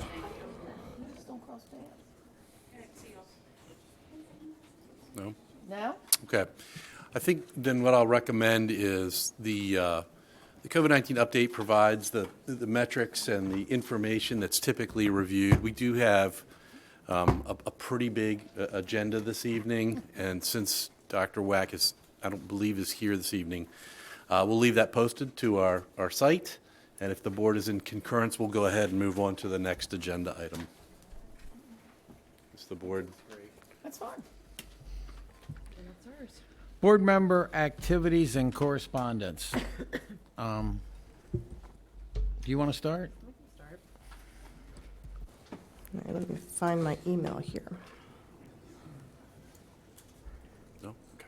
I can go while you're... If you want, you go ahead. Thank you. On Friday, May 13th, I met with Devanshi Mistry, and we discussed the responsibility and the role of student representative. We also reviewed the processes and regulations that occur within the board and committees. I'm beyond grateful to have Devanshi as my mentor over the past year, as she has paid great attention to ensure continuity within the board, as well as ensuring student voice is actively furthered during my term. Thank you, Devanshi, for specifically taking time to share all of your knowledge and experience. On Thursday, May 19th, I attended the Special Education Citizens Advisory Council Recognition and Appreciation Award ceremony at Carroll Community College. It was such a pleasure to see the true gratification for all the incredible work, empathy, and selflessness special education instructors have invested in their students. Thank you to those in special education department and educators for your kindness and endless devotion to your students. We are all beyond appreciative for all you do. On Friday, May 20th, I had the honor of co-hosting the panel discussion for Carroll One Book, Just Mercy, by Brian Stevenson. It was an enlightening topic to discuss inequality and injustice with a panel of local experts who are part of various organizations to ensure justice within our Carroll County and Maryland communities. Thank you for all your expertise, insight, and inclusion of community members in your efforts. After working over on this for the past year, I'm excited to announce I've published my website to increase knowledge about student representation and student voice representation. On my website, students can find summary of Board of Education meetings, templates for writing public comments, means of communication with me, and crisis and support resources. Please visit www.emily.com. Students, please feel free to reach out to me and use these resources to ensure that you are represented. This is what I'm here for. As the end of the year quickly approaches, I'd like to congratulate our students and everyone within our school system. Students, this year has been a challenging, yet rewarding, transition back to the school experience we missed. Please remember to take time for yourself this summer, and I commend you for your continued excellent achievement, resiliency, and curiosity within education. Best of luck for any finals you may have remaining. And congratulations to the class of 2022. We are so proud of your work within the school system, and we know you will be outstanding in your future endeavors. Thank you.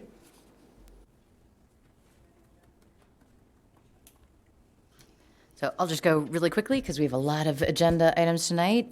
It was a lot going on this month with everything going on with the superintendent transition and a lot of things going on with the Family Life Advisory Committee. We had several meetings with that, and we will be bringing the recommendations back again from that group. So just want to thank that group for their meetings and their diligence in those discussions. And it was also a very exciting month from a wrapping up the school year perspective. So a lot of us had the opportunity to go to graduations, ceremonies, and it was the gateway ceremony is always one of my favorite. That was a wonderful graduation and just so special with those kids. And also got to attend the Westminster High School graduation ceremony, which was exciting and fun, and a 350-person class. It was just graduations and end of year are always just such a fun and exciting time, and really the culmination of everything that we're so excited about being on the Board of Education for with student achievement. So just want to say congratulations to everyone. The school year will be up in, I guess we've got 3 more days. And congratulations to all the seniors who graduated, and have a great summer to the rest of the community. And I'll try to go super fast too. Okay. May 16th, I had the privilege of attending a tour at the Dell Farm that the Carroll County Farm Bureau had invited many public officials to, and it was to highlight what our ag community does here in Carroll County. I was glad to see a lot of our FFA programs that our high schoolers attend. They were there in attendance. They spoke about what FFA does for them and the ag programs, how much they've benefited them, and what they're going to be doing with ag outside of high school. So it was really amazing to hear from them. May 17th, I attended the Manchester Valley FFA banquet and our Career and Technology Center ceremony. May 19th, we were here for our budget hearing and voting on our new superintendent. May 20th, had to do the 40 over club duty. And again, ladies, even men, make sure you do your monthly checks, get your mammograms. You can save your life and others, just making sure that you take care of yourself. May 26th, the curriculum committee met here, and then the Gateway graduation ceremony was also, and again, like you said, Ms. Vigney, I think it's an amazing ceremony, and it's personable, and it's nice to see what our students do. The 27th, I had the privilege, again, of attending an event. I went to the Music in the Park at Hershey Park, where many of our middle school and high school students that are in chorus and bands competed. And I know North Carroll and Man Valley did fairly well. I don't know if Dr. Lockert has any updates on them or not, but I know they did fairly well in their scoring. So congratulations to all those students that participated in that event. It stormed, it was rainy, but it's okay. It was fine to get on rides and be rain, I don't care. May 31st, I attended the Liberty High School graduation. June 1st was Man Valley graduation. Going forward, like this Friday, we have are, if you have any 4-H projects, make sure you get them entered into the 4-H system. It's this Friday is the deadline. We have a lot of our 5th grade and 8th grade ceremonies still being conducted, and tomorrow my son will be finishing his 8th grade. And we're going to have freshmen in high school next year. Yes, we will. Yep, God help us in the gray hair. So carnivals are in full swing. Make sure you help support our local fire departments and EMS departments. I would just want everyone to have a good summer. We're slowing down now, and well, we're not slowing down, but I think a lot of people are slowing down. So I just want everybody to have a really good summer. Enjoy the time with your family. Enjoy the break. And just take time for yourselves. I think we have a lot to reflect on in the past couple years, what has happened, and I think we're all ready to kind of have a decent summer. So hope everyone has a good summer. Mr. Kyler, could I just make one other comment about activities this month? I do want to say that I spent a significant amount of time, and I know all of the rest of us did as well, in reading through public comment. We had the flag policy out for public comment, and a lot of other concerns that are going on with agenda items, and we received overwhelming amounts of feedback from the community. And I just want to say that I read every single one of them that we received. We don't have the ability to respond to hundreds and hundreds of emails, but I just want to thank everyone for sending in their comments. We do want to hear from you. We love to hear from you. We want to hear your comments and understand your concerns, and we do read every single one of them. So thank you. Thank you. And I'll just go quickly without dates. Went to the Veteran Celebration at the Farm Museum, and interesting, I saw some retired CCPS people who used to sit in the back, and it was interesting to see some of the people I haven't seen for years. Went to the Young Farmers event at Dell Brothers, went to Career Tech certificate ceremonies, approved the operating budgets, signed a contract for the new superintendent that will start shortly. Met a bunch of people at Hampstead Day and at Manchester's Wrestling Picnic, and again, it's interesting. You don't go any place and you don't see some parents who want to talk about schools, some educators, some administrators, and saw them at all the events. Went to Gateway graduation, which is always wonderful. Went to Carroll Springs certificate ceremony. Went to the Shipley Arena on May 28th for CCCTC 50-year celebration. And again, saw a lot of people there going through who were different generations that attended that school. Went to Francis Scott Key and Century graduations, and it was interesting. Again, you just bump into so many people you know. One of the last things I did before this meeting is I attended the Hampstead School reunion, and the old Hampstead School was a high school, and they started doing reunions for everybody who graduated there.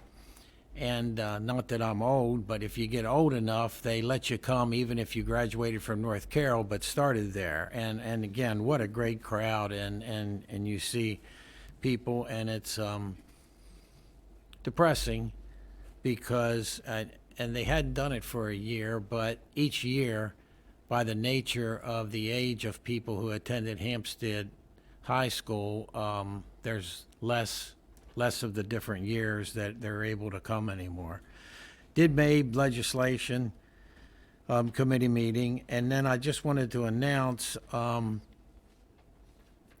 Stop Express next to Dutch Corner on Main Street, Manchester, on June the 13th from 4 p.m. to 7 p.m. We'll have one free scoop of ice cream for any K through 12 student who wants to stop by after their last day of school. And that's it. All right. I attended the Veterans Day at the Farm Museum. That was very well attended, and it was a really good, positive activity. I went to graduations at Carroll Community in McDaniel, attended choral concerts, and I really did like the Carroll County Farm Bureau Ag Education Legislative Roundtable. It brought up some needs and concerns of the Carroll County FFA students in our system. And I also attended the 50th anniversary at Shipley Arena. There were a lot of people there. Thank Tim Blizzard and his crew. It was a job well done. They had food trucks and a lot of people hugging and shaking hands and talking. It was really nice. On a personal note, people said that I have not said much lately, and that's very true. I've been trying to take all this in the last two meetings, and we really need to get rid of the distractions. When I taught school, I taught everyone. I accepted them for who they were. I didn't ask for a flag. I didn't ask for a pronoun. I accepted them for who they are, and I still do today. But there is so much confusion and pressure, and we really do have a mental health issue that needs to be addressed. And I think we all can agree to that. There are certain things that need to be left to parents in that new health curriculum, and there need to be options and alternatives. And I really do want to get back to academics. And I really want to look into the grading policy for physical education. Mr. Rodriguez and I go way back. We were physical education teachers together in the county, and we've had several meetings about their grading policy from the state. I do not like it. They do not like it. And for the young man that has been emailing me, I said, before I leave, before I die, I'm going to bring it up. I'm bringing it up tonight. I'm going to ask Ms. McCabe to please, to really look into that. Blue jeans are not acceptable in my eyes to participate in phys ed. There's such a thing called hygiene, and and participation is very important. So I hope that we can look at that before the start of the year. Now on to Dr. Lockhart. Here we go. 4 years ago, you knocked your interview out of the park. None finer. Your first year as superintendent was tops, but unfortunately, a pandemic hit. It hit the entire world.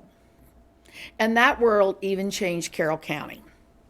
Schools closed, schools open, mask, no mask, disrespect, controversy, name calling, pointed hate mail.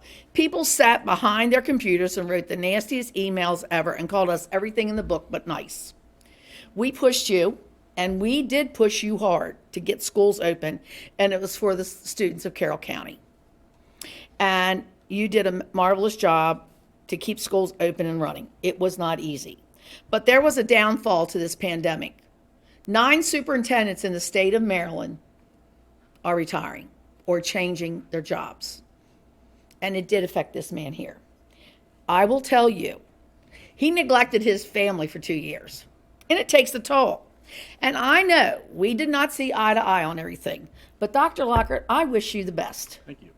And enjoy your family and your new endeavors.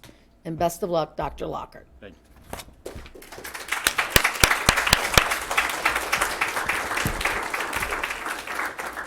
And I was a pain in your butt at times. Well, I am going to stay on the theme of comments to Dr. Lockhart before I share my activity, since we've started that. Sorry. And since I have it on my phone, I don't want it to go out before I am ready for it. But anyway, I'm Dr. Lockhart. I had to write this down because, again, I want to be in control of my emotions here.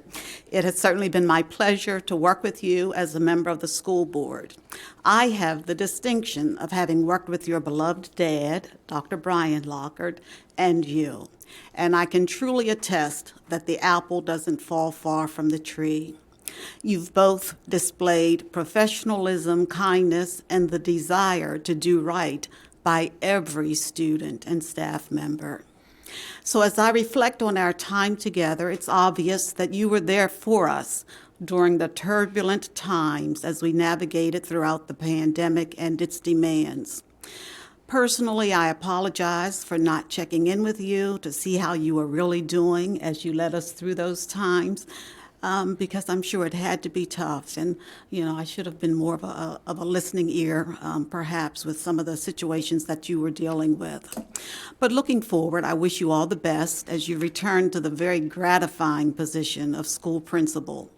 As a former principal, I know whenever you need a boost, all you really have to do is walk through the kindergarten classrooms. You'll get a sense of wonderment and zeal for learning that those youngsters have, and they'll hug you and they'll just tell you how much they appreciate you, and then you'll be able to move through the other grade levels to see the progression of learning. So again, I just wish you continued success and happiness, and thank you for being our distinguished leader these last 4 years, and I'm really going to miss you. Now, for my activities for this time, on May 12th, I participated in the pre-planning for an upcoming MABE Conference Program Committee meeting. And I also, that evening, attended Mount Airy Elementary's Multicultural Night. It was an evening around the world, and they had their blacktop set up so that there were tables, and each table represented a different country, and they had their students and parents representing a number of different countries. And they were able to share music and stories and crafts and dances. So it was a wonderful evening, and it was thoroughly enjoyed. So I thank Principal Winsome and Lisa Long and members of the multicultural team and community of Mount Airy Elementary for that wonderful opportunity. On the 13th, I attended the Virtual Curriculum Council meeting. I heard a presentation of our mathematics instructional program by Don Hicks and the Elementary Mathematics Resource Team. And again, what professionals we have serving as our math resource teachers. So I listened to the elementary school department's presentation, but there were also presentations being presented for the secondary mathematics level as well. So again, I thank Ms. McCausland for arranging that council meeting for us. On May 17th, I attended the graduations at the Career and Technology Center. On the 18th, more Career and Technology Center graduations, plus I attended MABE's Equity Committee meeting. On the 20th of May, I attended the Equity Council meeting for our county, and during that meeting, we set our meeting dates for next year, and we also came up with some areas that we want to focus on. Number one, retention efforts for non-majority CCPS employees, and two, sustainable culture and climate initiatives to support our schools. On May 24th, I met with our conference program committee at the MABE level. We discussed our keynote speakers and brainstormed and finalized our roundtable format and discussions, as well as the hot topics and workshops and student panel that we hope to have as a part of our conference this year.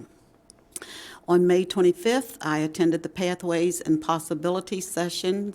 That was all about career and technology education, and it was specifically for our English language learners. So it was an informational session about the programs and support that are available at our Career and Technology Center. And I thank all of the staff members who presented information. I thank the teachers for opening their classrooms and giving the students a flavor of what to expect in those different programs. On the 27th of May, I attended the certificate ceremonies for our Transition Connections Academy and also for Carroll Springs School. And I'll just say from May 31st to June 3rd, it was my privilege to attend the graduations for South Carroll, Liberty, Winters Mill, Manchester Valley, Francis Scott Key, Century, and Westminster High School. So I really congratulate the classes of 2022 and their families, and I thank and congratulate all of the teachers, administrators, and staff for preparing our students for this special milestone. So again, I wish them the very best as they move on to the next phase of their lives. And since this will be my last time speaking before the group, before leaving for summer, I just wish everyone a safe, happy, and healthy summer, and look forward to starting all over again in the fall. Thank you. Now, before we move on, I need to entertain a motion that we amend the agenda to say that we are going to do item 4A, board member activities, and then do item 3A, the update from the health department, between that and 4B, the superintendent's report. Well, since we're already doing it, I'll move that we do it. Say again? I'll make it official. Since that's what we're doing, we'll go ahead and make it Yes, official. It'd be good if you make it. Thank you. Yes. And a second. All those in favor? Aye. Okay. COVID update. Thank you for joining us, Dr. Wag.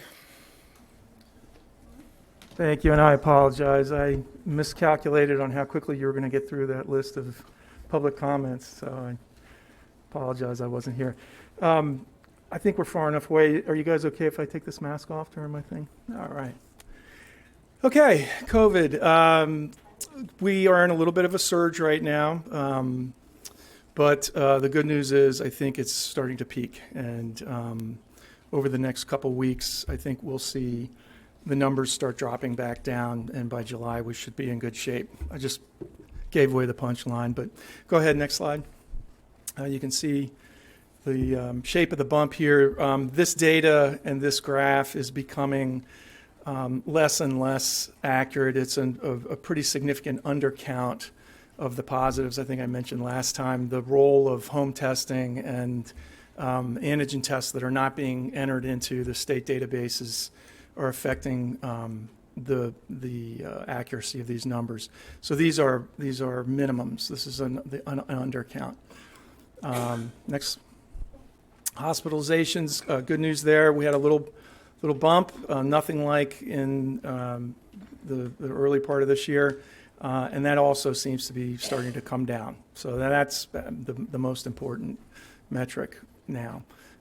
Deaths always lag hospitalizations, so we anticipate in the next couple of weeks we'll see that go up a little bit, but then we'll start coming down again. Next, vaccinations. We've sort of peaked out. We're continuing to push.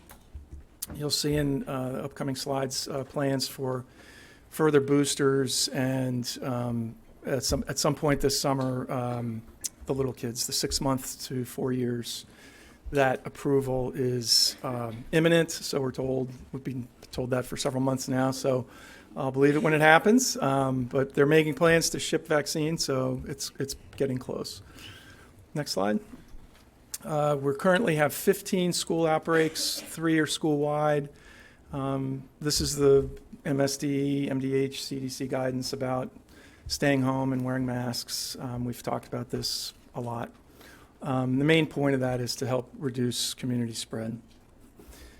Next slide.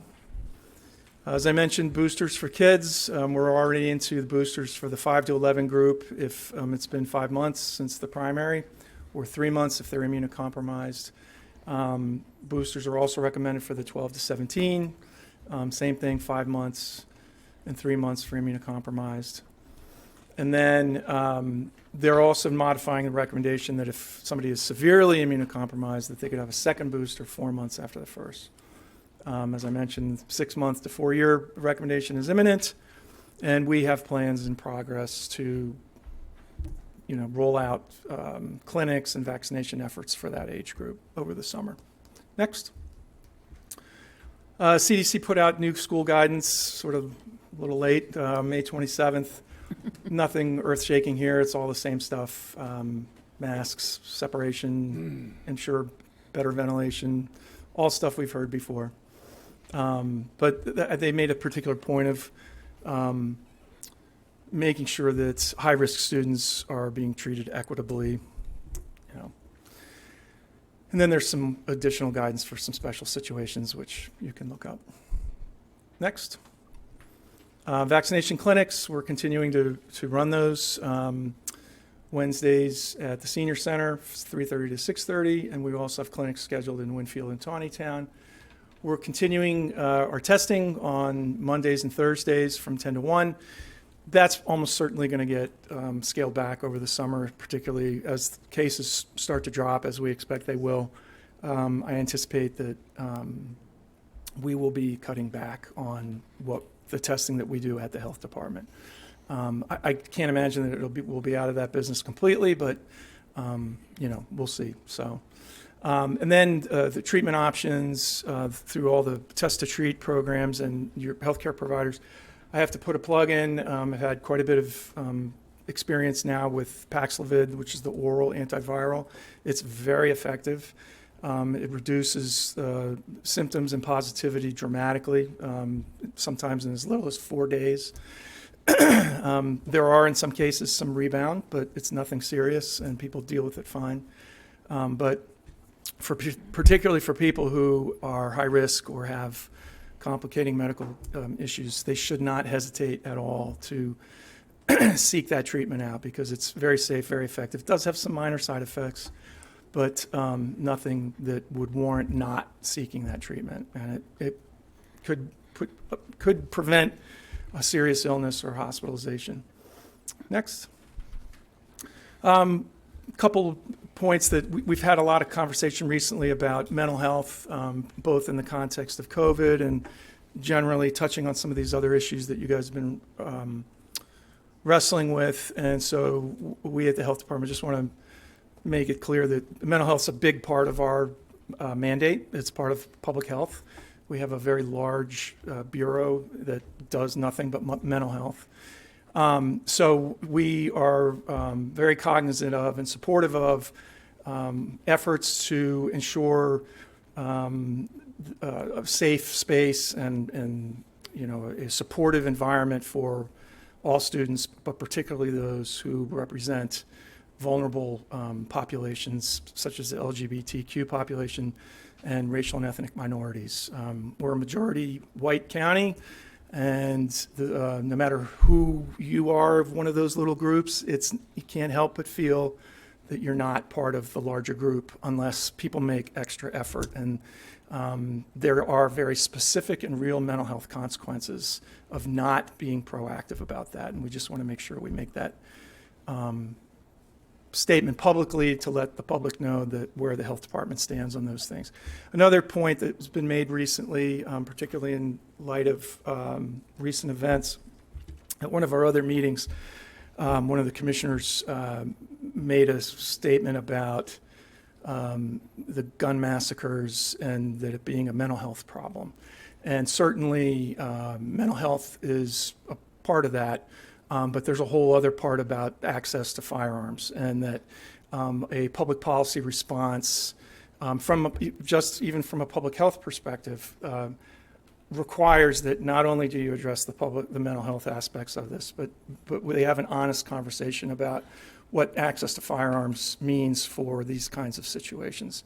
There's lots of mentally ill people in the country, but only ones that pick up firearms are the ones that implement or perpetrate gun massacres. Next. And then the last thing is, last meeting there were some very nice comments made about the health department's representatives' participation in the Family Life Committee, and we really appreciate that. And she's felt like it was a very productive process, and that she added some value. But it needs to be made very clear to the public. You guys probably realize this, but from the public's perspective, the fact that the health department participated in this process doesn't necessarily mean that the health department approves of the final product. And there are some specific issues in the document that you're going to be reviewing tonight that I think are fairly significant, it's already generated quite a bit of discussion, but specifically the relocation of the gender identity and preference issues and racial impacts, moving them to some other part of the curriculum. That's from a health perspective, from a purely health perspective, those are very important elements of something we call social determinants of health. People's ethnicity, their race, their gender identity, their gender preferences, their socioeconomic status, where they live. These are all factors that have direct consequences on people's health and also on public health generally. So a comprehensive health curriculum should necessarily include those elements. So moving them out into some other part of the curriculum, it's not best practice, and we just want to make sure that that's clear. So then that's the last statement. It's comprehensive science-based health curriculum includes all these issues. So I just want to get that out there, especially for the public, just in case there was a misunderstanding about what the health department's role is in producing this curriculum proposal. And I think that's the last slide.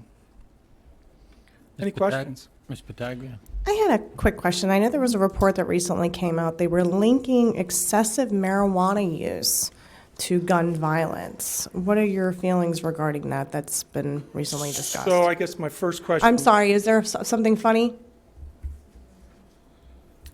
So I have not seen or heard that report. So I guess my first question would be, what's the source of that information? But anecdotally, I don't. I find that hard to believe because kids who use pot generally are not terribly belligerent or violent. It's that's just part of the effect of that drug on people and of that culture. That's not necessarily a good thing. It can be very demotivating and, a distraction and lead to other things. But pot and gun violence is not something I've heard of. So, All right, I just wanted to follow up on that. I know it's been, some things here and there in the news about it. Yeah, I'd be happy to take a look at whatever study or whatever that is, but I've not heard that. Okay, hey, thank you. Sure. Ms. Herbert? Yes, I have a question. I know that there's a new vaccine coming out, Nova, whatever it's called, and it's being produced in the Gaithersburg area in Maryland. Opinion on that? Good, bad, indifferent? I know I had my first shot, that was okay. Second shot, ugh. Third, the booster was like, forget it. And then, because they keep calling you and say, get that second booster. Sure. All right, so do I go to that one because I didn't go get the second booster because I felt so bad after? Yeah. So what did you have the first? Moderna. I had Moderna all the way through. All the way through, yeah. So people's reaction. People need to know this. That's why I ask. Sure. I think it's a good public thing to talk about. Yeah, if you don't mind me diving into your medical situation. Absolutely. Publicly. I don't care. Get that HIPAA disclosure signed.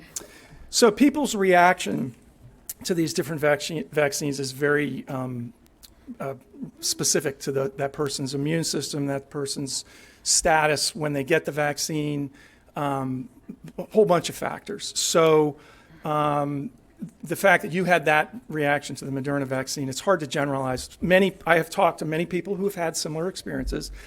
I was very lucky. I didn't. I've had COVID twice. I've had the whole first series and 2 boosters, and it just doesn't affect me that much. And I'm just lucky, and so people's individual reactions are hard to predict. So that's the first point.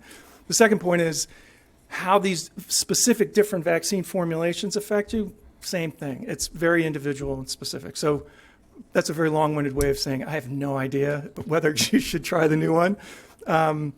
And I haven't heard anything about its side effect profile or its effectiveness either. I mean, I know that it's coming. Because I know it's different in the way it's processed. Yeah, I believe this is the one that's more like a traditional. It is a traditional viral protein vaccine that's, like most traditional vaccines. I can tell you that the mRNA vaccines, as vaccine technology goes, these are some of. I don't even have to qualify it. They are the most effective, safe vaccines we've ever had. Based on this massive data set we have now, where we have hundreds of millions of people that have gotten the vaccine in this country, those vaccines, and trivial amounts of side effects that are much smaller than what we usually see with other vaccines that are also considered safe and effective. So, I'm not going to tell you to I thought people should know, and I know Jimmy had all 3 Pfizer, and he never had anything at all. But your results may vary. I don't want to take another shot, but I might try that one then. Yeah. Thank you. Yeah, and just as a follow-up to that, there isn't any downside to mixing. So and some might argue that there might even be a benefit because you're hitting the immune system from different directions. And so it's theoretically possible that you're building a more robust immune response by doing that. So give it a whirl. I'll roll my sleeve up again. Thank you. Any more questions? Dr. Doris? Well, mine isn't a question, it's a comment. Just thanking you for lifting up the mental health issues that you've shared as a part of the public health priorities. Yes, it's big in so many ways. You know, we talk a lot. I was just at a lunch thing for one of our community groups today, and they wanted to talk about opioids. And any conversation about opioids inevitably leads to mental health because they almost are linked at the hip. Same thing with other substance abuse problems and many other problems in society. So it's a huge problem, and we just have to be vigilant and pay attention and apply resources to try to solve it. Okay, thanks. Anything else? Thank you very I'm much. sorry, Commissioner Frazier, I didn't work in a wrestling analogy. I know that was important to you, but okay. Thank you, and I apologize once again for being late. Superintendent's report, Dr. Locker. Okay, thank you. Good evening, everybody. I want to begin by congratulating Nikki James, who just graduated from Westminster High School. Nikki's been named a Dorsey Scholar at McDaniel College. She's earned a 4-year scholarship, including full tuition, room and board, which is valued at over $200,000. Nikki's going to enter McDaniel this fall and plans to major in social work. Nikki was the class president at Westminster High School, as well as the yearbook copy editor.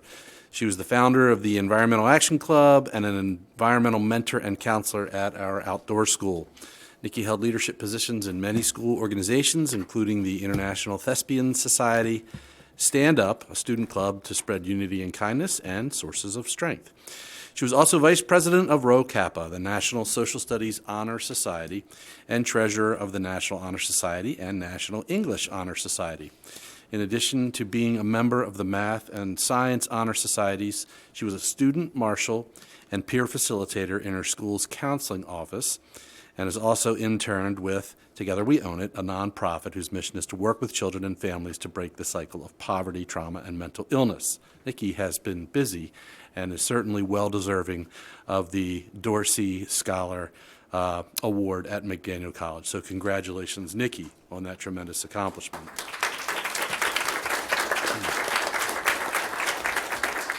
I want to congratulate 3 of our high school students who had their artwork placed in the top 25 in the Maryland Congressional Art Competition for District 8. Devin Elliott from Liberty High School, Celie Montgomery, Century High School, and Juliana Neflin, Westminster High School. These students are going to have the honor of having their art on display in Representative Raskin's office for all of next year. So congratulations to those students in the Congressional Art Competition. We want to congratulate Leon Guerrero, a rising junior at Winners Mill High School, who is among 125 school musicians selected from across the nation to be a part of the inaugural All-American D-Day Band in June of 2023. As a musical ambassador to France, the All-American D-Day Band will perform the ceremonial music for the officially recognized commemoration and wreath-laying ceremonies at the Brittany and Normandy American cemeteries and memorials. The band will also perform in the International Salute to Liberation and lead the D-Day Memorial Day Parade. This past year, Gabriel served as first chair trombone in the Carroll County All-County Band and the Maryland All-State Senior Band. So we want to congratulate him, and that is something incredibly exciting for everybody here. We're very proud of him for next year. I want to congratulate Sykesville Middle School students Suniti Das and Caitlin Dean, who were winners in the Maryland Council on Economic Education's annual poster contest. This contest for Maryland students in grades 1 through 8 helps teachers stimulate interest in learning basic economic and personal finance concepts. Students are given the opportunity to creatively demonstrate their understanding of one of several economic concepts.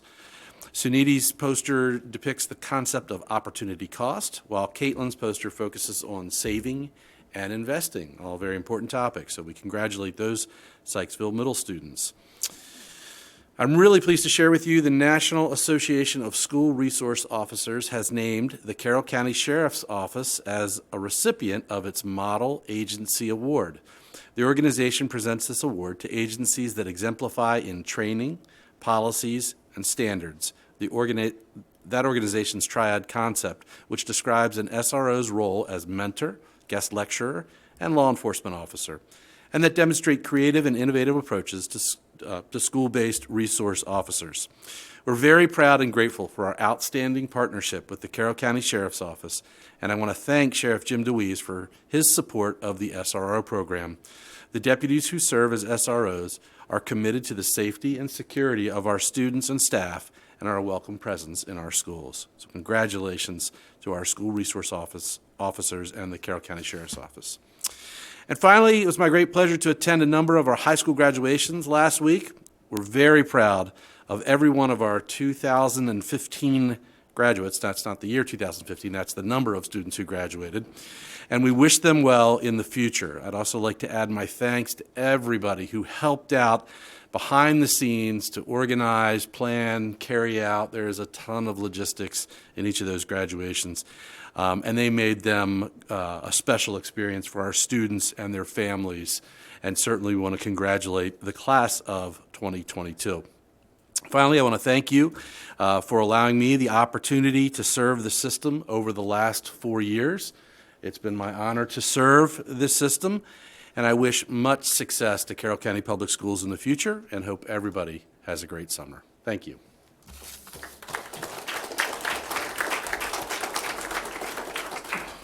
Thank you. We have no presentations on this evening's agenda. We're into reports. The school construction report. Dr. Lockhart? Okay, board members, given the length of the agenda this evening and the importance of many of the topics involved, I'll do my best to go through the regular items as quickly as possible in the interest of time. In general, where we can, we'll summarize and pause to the extent that the board has questions or discussion. So as it relates to the school construction report, this is the monthly construction report that details progress on our 2 major projects, projects in planning, and summer work. And again, we'll take questions from the board. Any questions, board members? I'll just say I'm excited to see everything progressing. And given issues with lead times and costs and everything, the fact that we're still making this all work is, I think, is a testament to the staff. So thank you.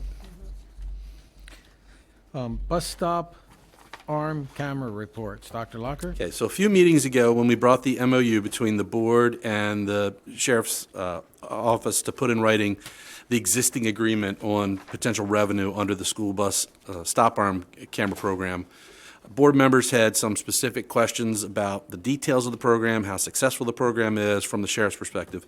At that time, we suggested that discussion was best had with a representative from the sheriff's office, and we're fortunate to have Lieutenant Phil Lawrence here this evening from the Carroll County Sheriff's Office. Many of you know Lieutenant Lawrence and are aware that he's been involved from the very beginning of the development of the school safety partnership that we enjoy with the sheriff. So Lieutenant Lawrence is here to provide a brief overview. Good evening, thank you. So as an overview, the Sheriff's Office and CCPS partnership with Bus Patrol, they are a safety tech program that aims to reduce the illegal passing of school buses and make the journey to and from school safer for students. We entered into a contract on June 10th, 2020, and that went into effect on September 1st of 2020. We saw our first school bus violation on October 19th of 2020. That delay was because of the school closures and COVID, and additionally, we agreed with the program to do a 30-day trial and error period where we issued just warnings, where we didn't actually issue any citations. So we were reviewing violations and processing them like we normally would, except for a violation and a ticket, they were a warning. So currently, 309 buses are equipped with the technology. The technology includes the cameras, obviously, that capture the violators and violations, Zonar, which assists with student rider visibility, in-cab driver coaching, and vehicle inspection reporting. They're equipped with TransFinder, which is the advanced route execution, mapping, and student tracking and parent apps. And then FirstNet, which is the wireless communication platform used by emergency services. Bus Patrol equipped the entire fleet of buses at zero upfront cost to CCPS, county government, or county taxpayers.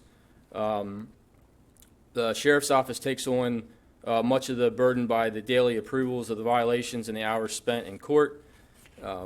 And currently, we're working with Bus Patrol to try to be compensated a little bit for the time that we spend with the program. For data information, Bus Patrol shows that about 93% of offenders don't repeat an offense once they're ticketed. The sheriff's office has not seen any repeat offenders yet. We have seen a couple people that have ran through multiple school buses on the same stop, but they're not considered a subsequent offense because they haven't been ticketed the first time, going to court, etc. But we have seen that a couple times. Since October of 2020 until last week, the sheriff's office has processed about 9,600 violations through the program. 2,800 of those have been declined by our office for various reasons. So we consistently have about a 30% disapproval rating, and I'll explain that here in a second. For the calendar year 2021, the sheriff's office processed a little over 5,500 violations, approving just shy of 4,000 of them. So again, about a 70% approval rating. Comes out to about 461 citations a month on average. The way the ticketing process works, when a violator runs the stop school bus red light camera, that incident is set from the camera to Bus Patrol. Bus Patrol has a team of assessors that decide if that's a violation or not, and they can dismiss it or they send it to us. If it's dismissed, the violator never knows that they committed the offense. If the assessors at Bus Patrol approve the violation, they send it to us, and then I administratively oversee the program, and I have two deputies that daily will go through the violations and decide if they are or not. If we do approve them, they are sent back to Bus Patrol, who then notifies the violator of that incident. And then they are given two options. They can either pay the preset $250 fine, or they can request a court date. If the violator requests a court date, Bus Patrol automatically sets them into a court docket, and then they're notified. When the violator is notified of the offense, they can go online, and they can look at multiple still images and two videos of that violation, so they can see firsthand what we're seeing when we approve or dismiss the violation. If the sheriff's office decides to dismiss the violation, we send it back to Bus Patrol, and then again the violator doesn't even know that they were in the system. Some of the dismissal reasons can include the vehicle did not pass the bus, the stop arm or the stop light was not properly activated, or the bus was in motion, or there was an issue with the camera. These are just a couple examples of all the options that we have for reasons to dismiss them. But it is considered a civil violation, so there's no points associated with the ticket. Insurance companies aren't notified of it. Your rates don't go up, et cetera, et cetera. The ticket's issued to the registered owner of the vehicle. If someone else is driving the owner, can do a transfer of liability, send it back to Bus Patrol, and then Bus Patrol can issue the citation to the appropriate individual. So the Sheriff's Office believes the program is a very valuable asset to help us in detecting the violations. Prior to this program, we would work on grants and try to observe and cite violators that ran red lights on the bus, and we were in single digits almost all the time for every time we did it. If you think about 309 buses, a couple deputies out there, buses running all day long. We did what we could, but realistically, it wasn't a whole lot. So this program really helps and assists us to make the roads safer for the buses traveling, and obviously for the students getting off and on the buses.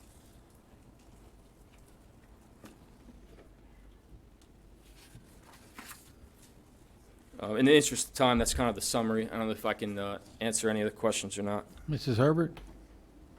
27, 26, 32, your biggest areas to pick up. I'm sorry, 26. 26, 27, and 32. Yeah, so the 4-lane undivided highways, like Route 26, is a big spot that catches a lot of violators. And again, the way the law is written in Maryland, if it's an undivided highway, which means there's not a concrete barrier or a grass median strip, you're required to stop, for a bus if you're going the opposite direction. So, whether we agree with it or not, we have video evidence of a violation of a traffic law, and so yes, we often do see the majority of our violation, not the majority, but a good bit of our violations on those on those roadways that have 4 or more lanes. I know 1 week I take my granddaughters to and from the bus usually every day. We had 5 incidents 1 week, 4 in the morning, 1 in the evening, and then the next week I called John O'Neill and I said, well, they just rear-ended each other on 482, and then they have to come out. So I know that bus stop there's, they took over $1,000 in that 1 week at just one stop. So how does the sheriff's office get that movie of that, or that picture of that person that's running the bus lights and the swing arm, and how does it get to you? Or does she have to push a button, or does she say, hey, this person? No, it's automatically activated. So It's set. Yep. Okay. So when their amber lights come on, the camera is already running and it's starting that video evidence collection, and then all the way through the complete stop, and then until they deactivate their lights when they pull away. Well, it's like a dragway there. They come off that turn and the way they think they're going to Hampstead, but the sheriffs have been sitting there on the side, so it's slowed down a little bit. Dr. Lockhart? I'm sorry, Dr. Dorsey, you didn't. I was going to be asking about any trends that you may have seen, and so far you've talked about the roads with the 4 more lanes. Are there any other kind of trends? I'm wondering about the time of day. Does that impact the number of violations or not? It really doesn't. Okay. Like I said, unfortunately, 461 citations on average a month. It's all morning and all afternoon, unfortunately. But I'll reiterate, like I said, this system provides us an opportunity to hold those violators accountable versus years prior when we just couldn't do that. Thank you. Absolutely, thank you. Ms. Savigny? So I had similar questions. Didn't turn on my microphone. I had similar questions about the trends. I mean, you had said that 461 citations a month, but you had 93% that were not repeat offenders after a ticket. So, is that 461? Is that like trending on a downward path, or are you having different people offend each time? Yeah, certainly. So the 93% statistic comes directly from bus patrol for all of the agencies and counties that they operate in. That's their average. That's one of their selling points, to be honest with you. Not that it's a bad thing. I mean, that's a great statistic, right? 93%. Right. If you could stop, you're not going to repeat. Right. We want people to stop doing it. That's the goal of the whole thing, not to generate the income, but to actually slow Believe it down. me, it's not about the income. Exactly. But as far as in our county, like we're kind of on a roller coaster with month to month right now. We haven't seen, like, in theory, our numbers should decline, and this program and this company will be out of business eventually, right? But like I said, we're still new into the program to look at stats and see that decrease in violations that we would expect to see eventually. Okay. Great. Any other questions? Thank you very much. Thank you, Board.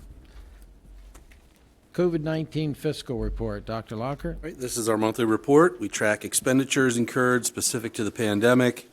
This month, we see anticipated increases in program areas that have continued through this spring semester.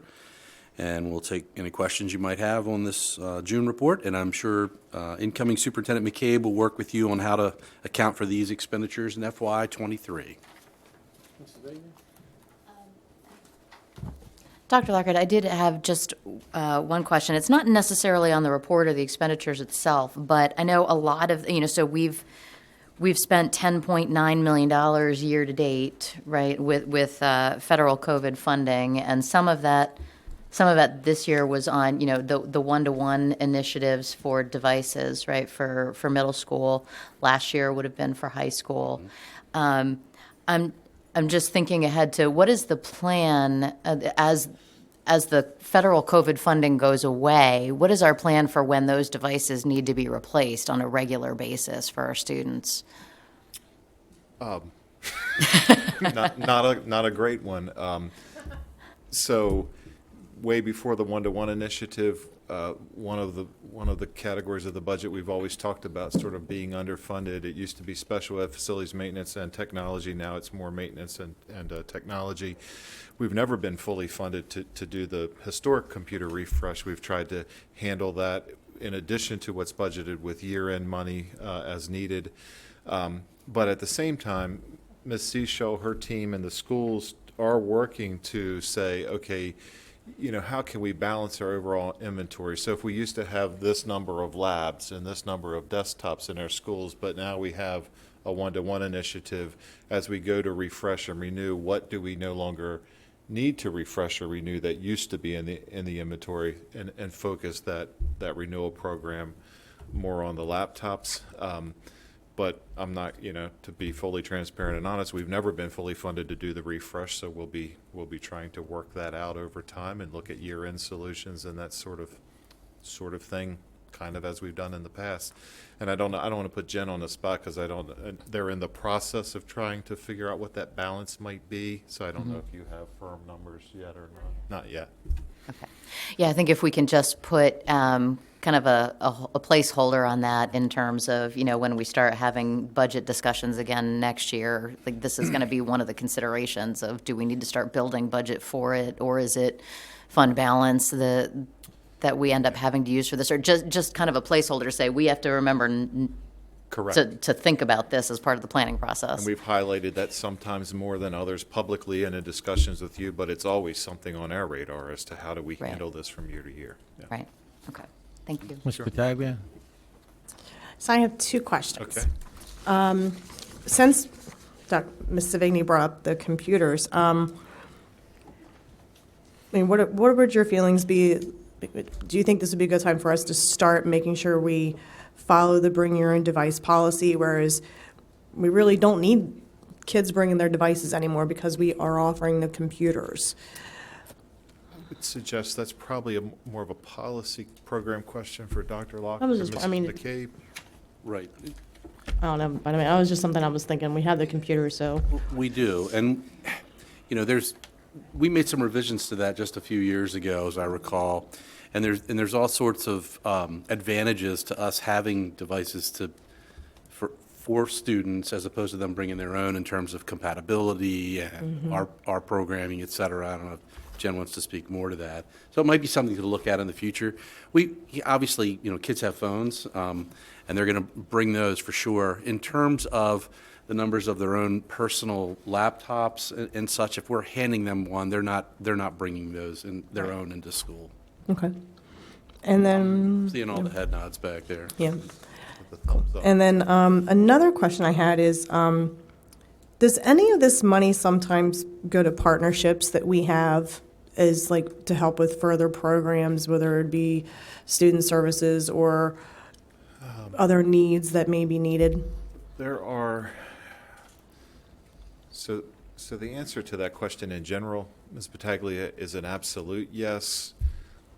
Whether or not each of the cells on this spreadsheet I could tie to standing here right now, I'm not sure of. But for instance, some of what has been paid for during the pandemic has been paid for from money through some of those partnerships. So for the sake of an example, we have, the sheriff's been highlighted tonight. We also have solid partnerships with all parts of the county government, including emergency management, Emergency Operations Center, So as much as we could of some of the initial equipment, PPE, personal protective equipment, that sort of thing, we submitted through our partnership with them and received FEMA reimbursement.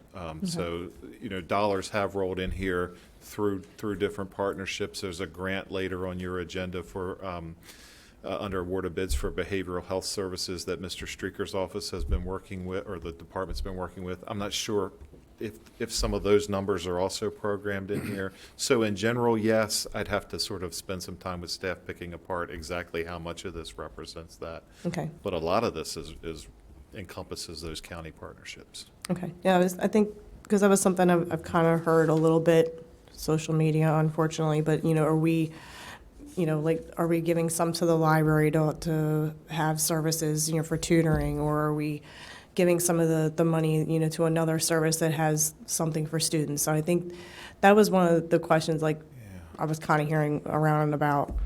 And I'm probably, again, maybe not the best source to answer all aspects of that, but I know in different partnerships, we support in different ways, whether it's an exchange of money or an exchange of support or services. Partnership with the Boys and Girls Club has been there to support tutoring and after school, learning recovery, that sort of thing, and that's been support in different ways. I'm not sure exactly if funding was part of that or not. Okay. All right. Thank you. Sure. Any other questions? Thank you. The annual report of the Carroll County Teacher Advisory Council. Okay, yep, thank you. So board members, for actually the next 8 items on the agenda, so through item, looks like 6K, June is typically the month where we bring reports to the board from various board-appointed councils which meet throughout the year to address the charges under their designated areas. And so these reports have been prepared and approved by each council and provided by the assigned staff liaison to those councils. And just as a reminder, these councils all return for your action again in August of each year. Once again, in the interest of time this evening, we'll be happy to respond to any specific questions on these reports or to receive any board comments, as each of you also serve as board representatives on various councils. Any questions or comments, Ms. Savigny? So, Dr. Lockhart, thanks for these reports. I know that right before the pandemic hit, we had said that we were hoping to kind of transition to, at the end of the year, these committees would actually come in and maybe we'd have a work session type of format for them to report to us on the types of things that kind of make it more personal and have a dialogue with some of the members of the committee so we could get a better understanding of the topics that they had addressed and recommendations that they might be making to the board. Do we expect to, and maybe that's a question for Ms. McCabe, I think that would be a really, I understand the pandemic really kind of threw all of that into a tizzy, but I think that would be a great format moving forward for these committees, to have them come in a work session type of format to report back to the board.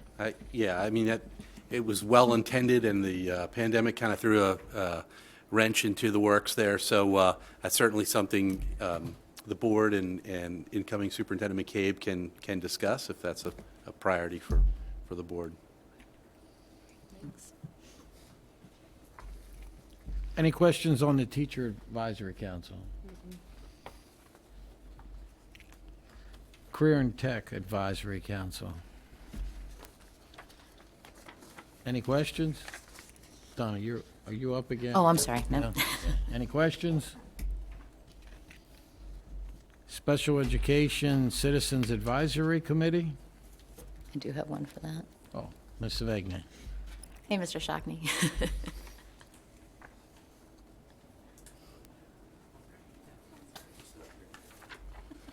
Oh, great, you're here.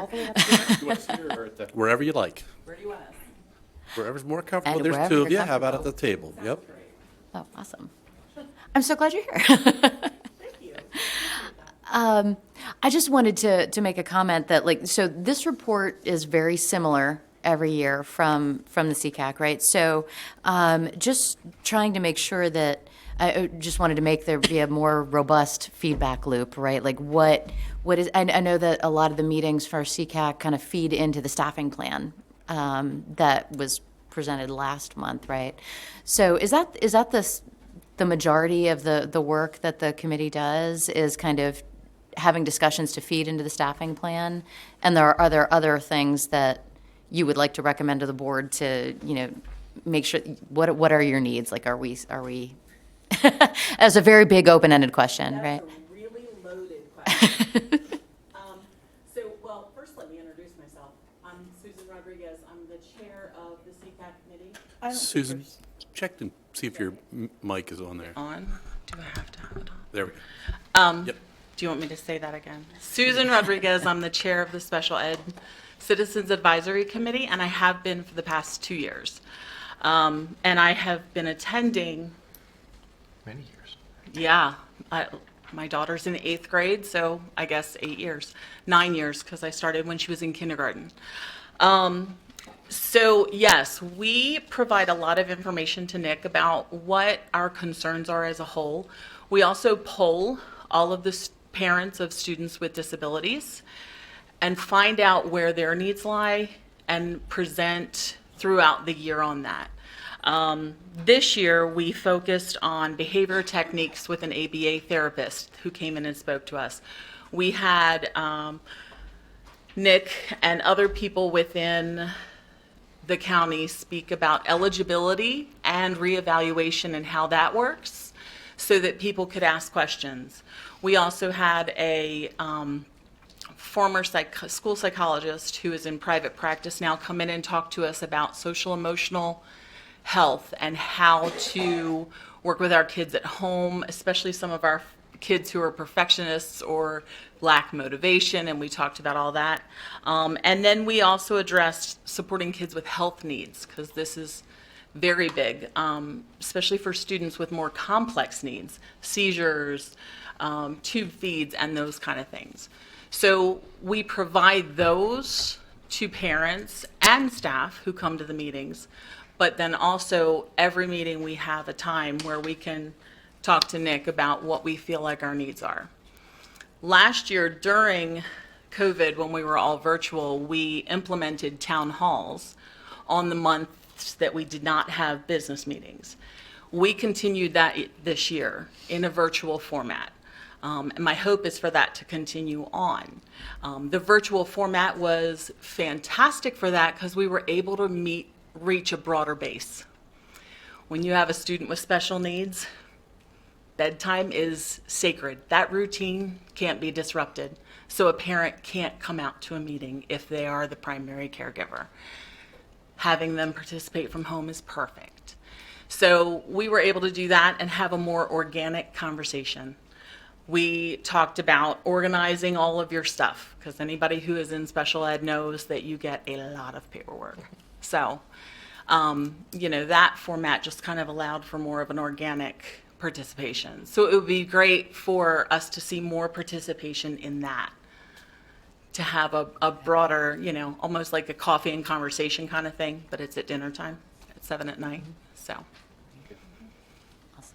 Did you want to add anything? No, and our topics each year are different from year to year. They're established by the CCAT committee, and we adapt and respond. And it's a unique collaboration. Sometimes for those presentations, we'll use staff. Sometimes we'll use community partners and other resources that exist. The whole idea of getting is getting families connected, not only to schools but also resources within the community.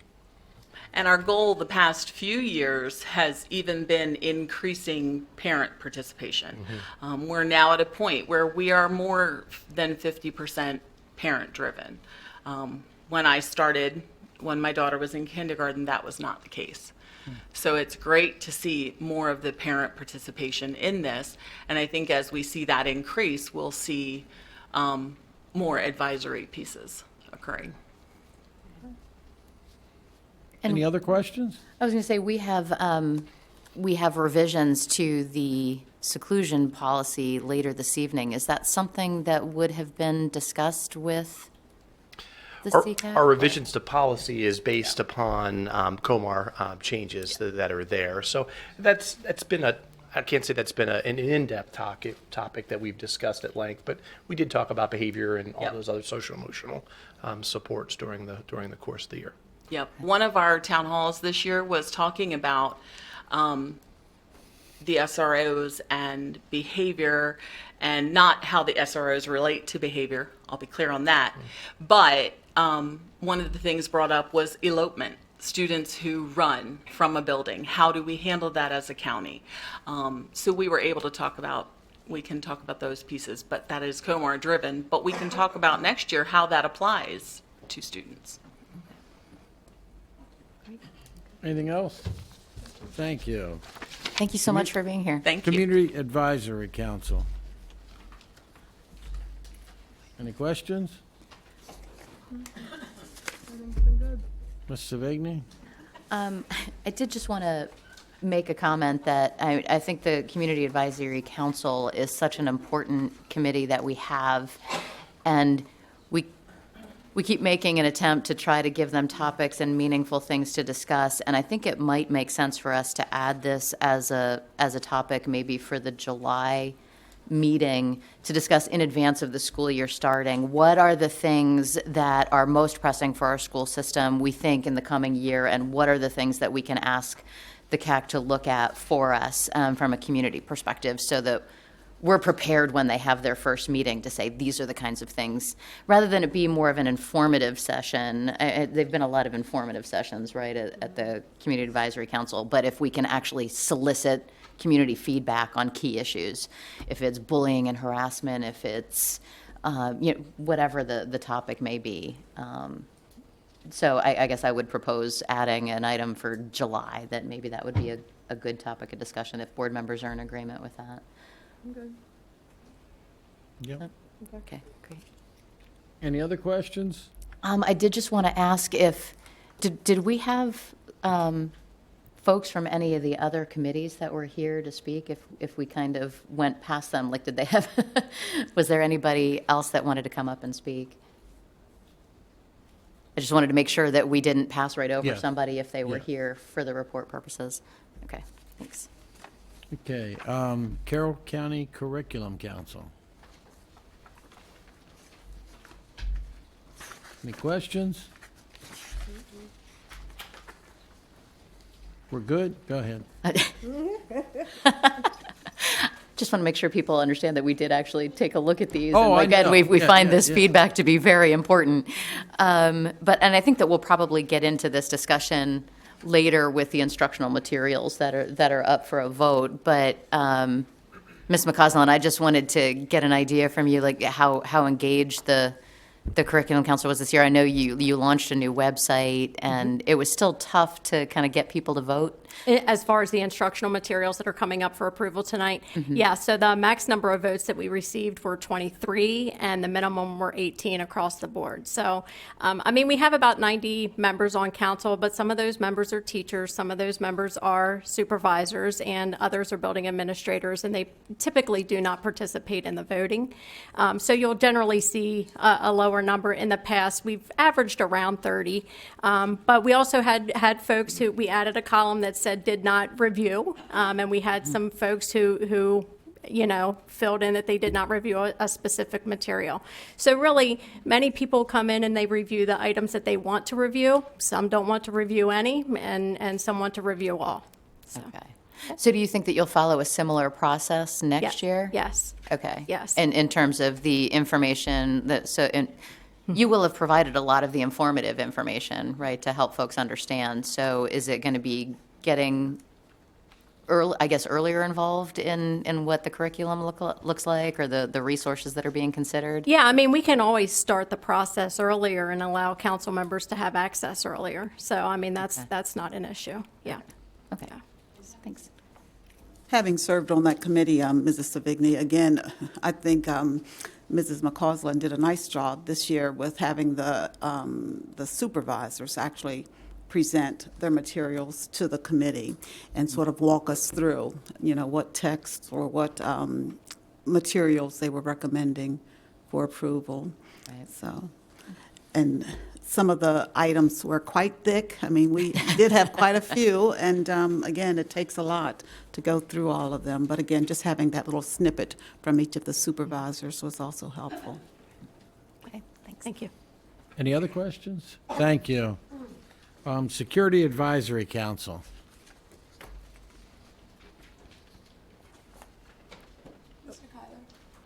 Yes. So I understand that this is just a report of the last year and it's not an approval of the actual council itself. However, I'd like to address the fact that there's an absence of student voice on this. I understand that there are sensitive topics that may not be addressed and discussed with students, and I completely understand and respect that. However, I would like to propose a position that will allow a student to participate in certain restricted conversations, such as a brainstorming at the beginning of the year, to get that insight perspective of what the discomfort feels like of a student with multitudes of different safety issues, especially considering current events, what the student life feels like.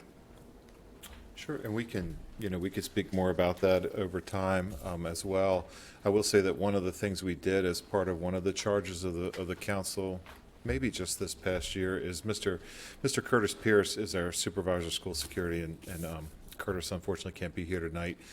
But as part of the charge on parent and community outreach, Curtis formed a advisory group of students that he meets with somewhat regularly and does take feedback and input. So, Ms. Tedeschi, you're asking a question that's been asked before and been considered, over time as to how do we gather student feedback and student voice and not cross over a line of confidentiality. But we're open to exploring more and different possibilities. That was something we started this year to try to increase our opportunities to hear from students more directly.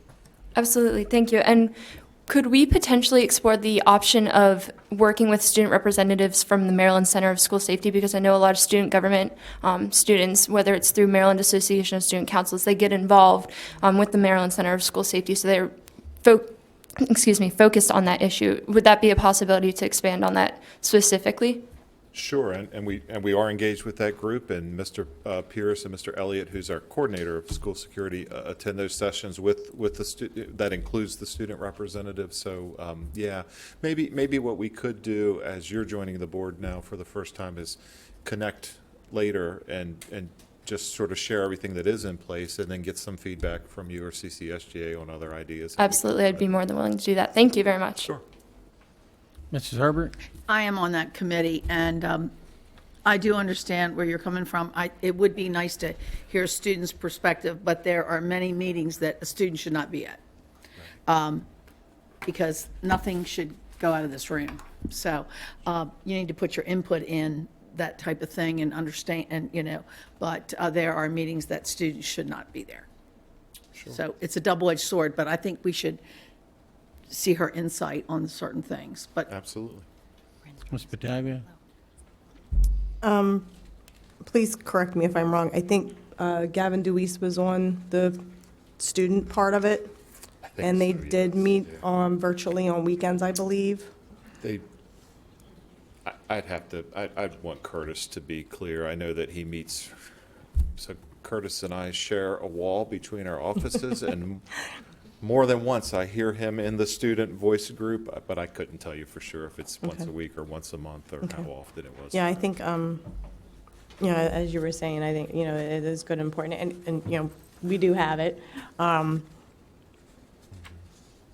think, again, just making sure that information gets And what is Mr. being Pierce said. and those of us involved in different aspects of the program have found that very valuable and interesting and helpful, and it's analogous to parent outreach that we've been trying to to improve or to find new ways in which to reach out to parents and help them understand certain things about the program. And it's kind of a similar conversation. You have to share what you can, but there's some things that it's hard to share, particularly in the middle of a scenario or of a situation. So those are things we're always trying to figure out.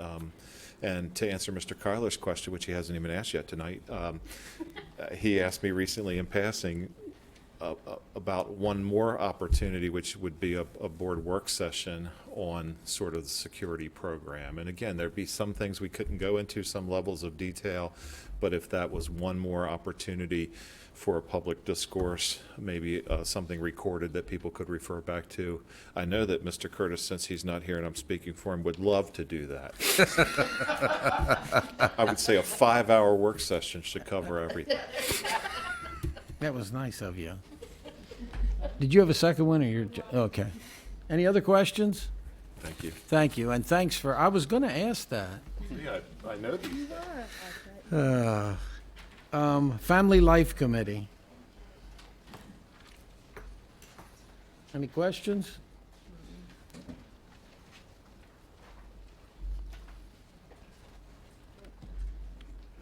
Curriculum and Instruction Committee.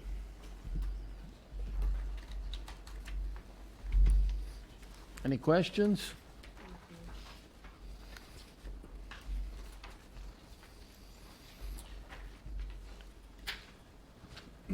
Personnel Transaction Report. Dr. Lockhart? Okay, board members, the personnel transaction report is submitted typically when we have a reassignment that doesn't necessarily require board approval, but for information, and want to make sure we inform the board. So this evening, we have one assignment to share. Mr. Aaron Brilhart, who's been principal at West Middle School, being transferred to the principalship vacancy at Sykesville Middle. This vacancy is created because actually later on in personnel actions, Ms. Christy Repp, who has been principal at Sykesville, has applied for and received a different position in human resources. So we have sort of a domino happening. And we believe Mr. Brilhart has the experience and skills we need in the principal at Sykesville, and we'll be working moving forward to name a future principal to fill his position at West Middle. So I wanted to make sure I shared with you that transfer this evening. Board members, any questions? We're now to our second session of public comments. Could I just see a show of hands? Is there anybody still in the audience who filled out a blue card? 3, 4, 5, 6, 7, 8. We had said 10. Should we just do them? There's 10? 10. All right, so. So how you just want to go ahead and let the ones who had their hands up just kind of like Come up and, line up and speak the 3 minutes? yeah, so come forward, say your name, and she'll check your card. Make sure you just give me your name so I can check to see what we have. So anybody that had their hand up, there's 10 or 11 people. Yep, just start lining up and we'll get you. Here we go.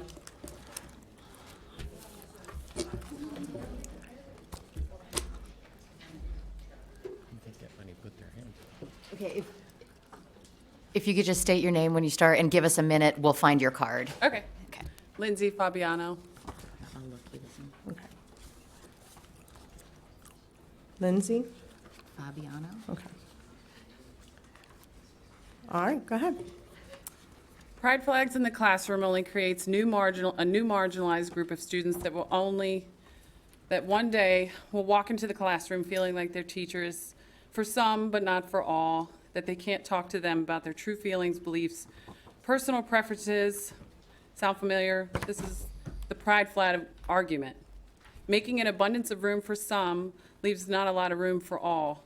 Our schools are meant to be safe for everyone. This bullying tactic, no matter the side you're on, is no way to make that happen. Acceptance comes from our children's ability to be understanding of everyone, to have compassion for all. For that, I'm happy to allow to be taught to my child in a generalized classroom setting.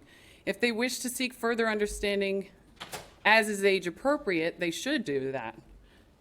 Some feel comfortable sharing this at home, and some unfortunately do not. Allies can be made and known and shared in a separate setting with an appointed advocate equipped with the correct resources to properly address these issues with our children who are struggling with them. At ages 5 to 9, I was sexually abused by my daycare giver's son. Additionally, his 20-ish-year-old cousin would visit in the summers, and they would rape me together.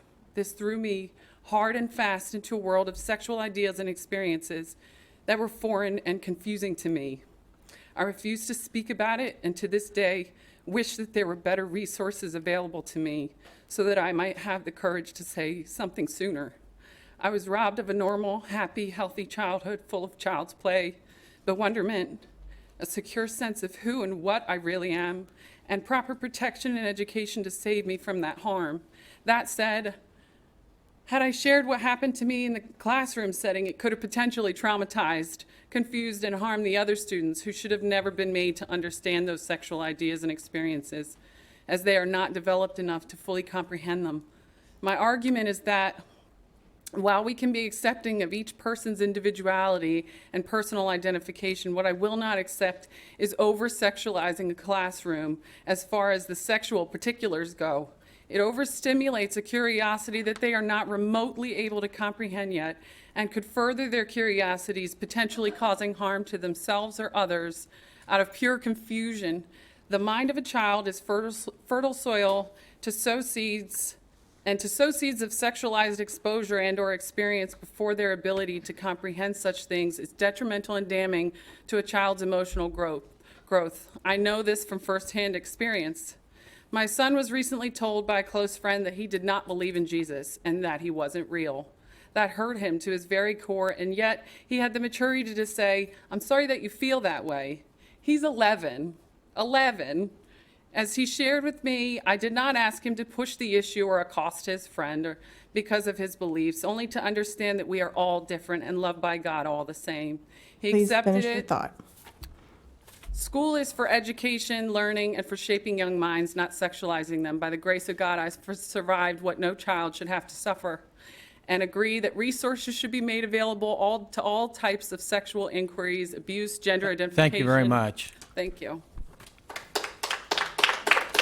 All right, so we had said 10 or 11. It looks like we got more than that in line now, so, all right. All right, so, Do you know my name? yes, Wendy Novak, go right on ahead.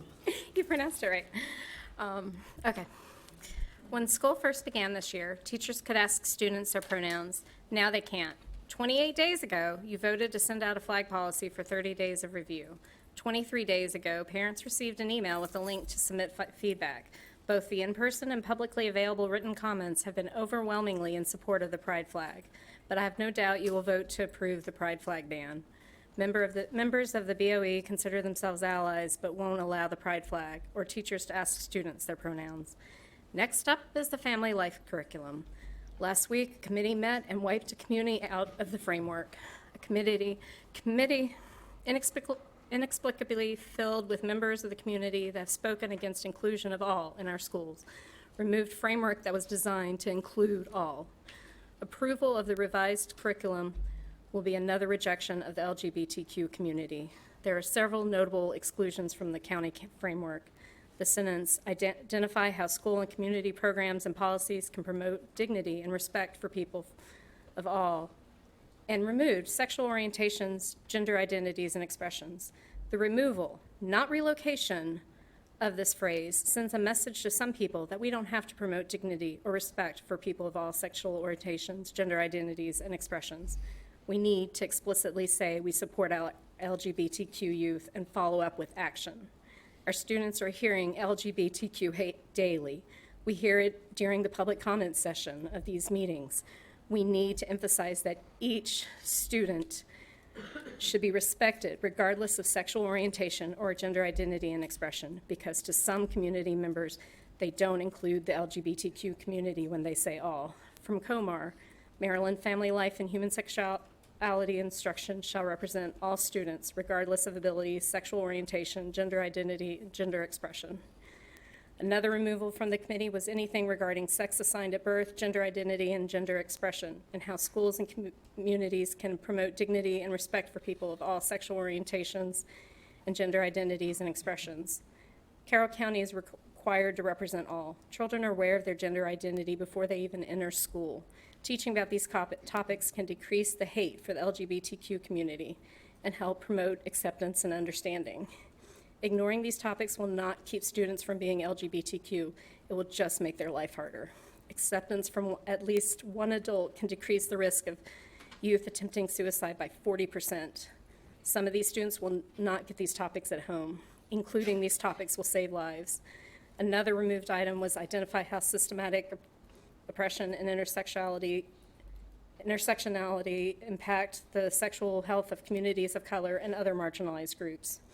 To not teach this is to ignore history, to ignore the ramifications of our racist and anti-LGBTQ past. When you ignore the differences, that is non-inclusion. That is saying the norm is cis-heteronormative. Please finish your thought.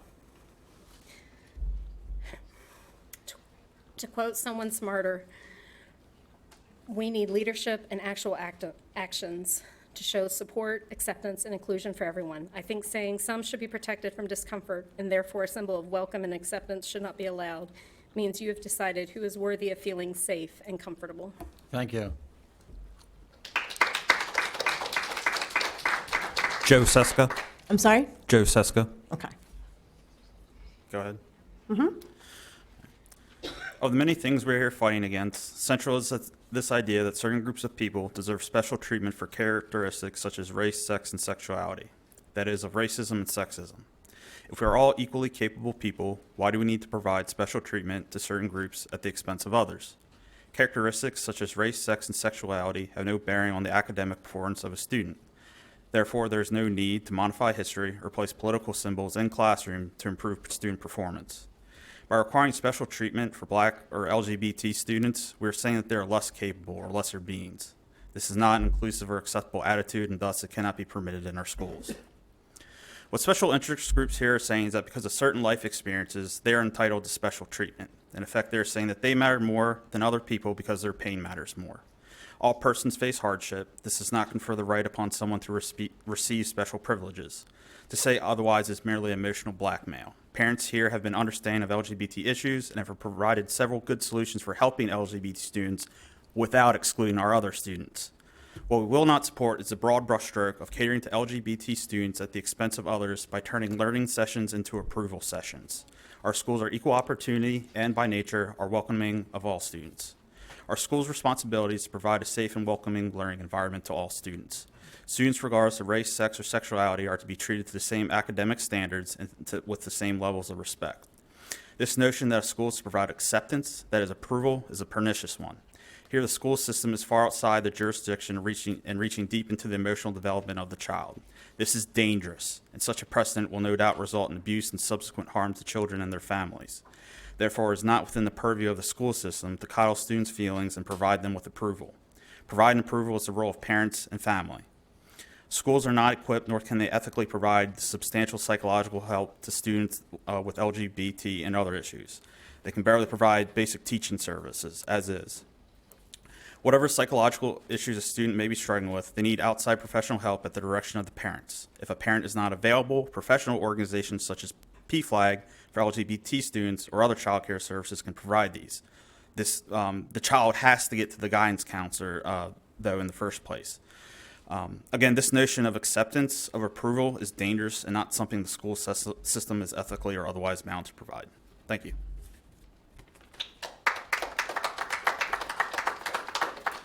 Hello, Ms. Jordan. Hello. I have a little prop here for a second, but I have a question about the flag policy as written. I do not expect you to answer during public comments. I know that. It's just something to be considered when you do discuss it. On 9/11, I was teaching at Liberty High School. In fact, I think Jim Miller's in the line somewhere here behind me, and I was teaching him at that time. About 7 years ago, I went on a bus trip with CCA to New York City, and we visited the 9/11 Memorial at Ground Zero, a humbling experience to say the least. As I left the gift shop, I saw a flag.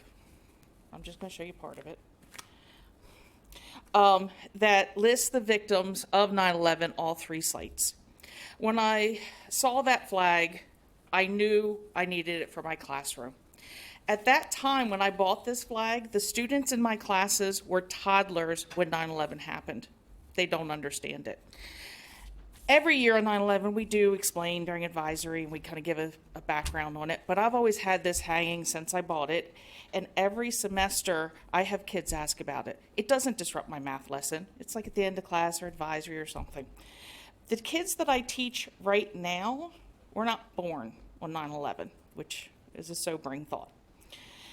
The conversations that has sparked because of this flag have been good discussions and helped kids to understand the changes in society since the days that I was teaching at Liberty pre-9/11.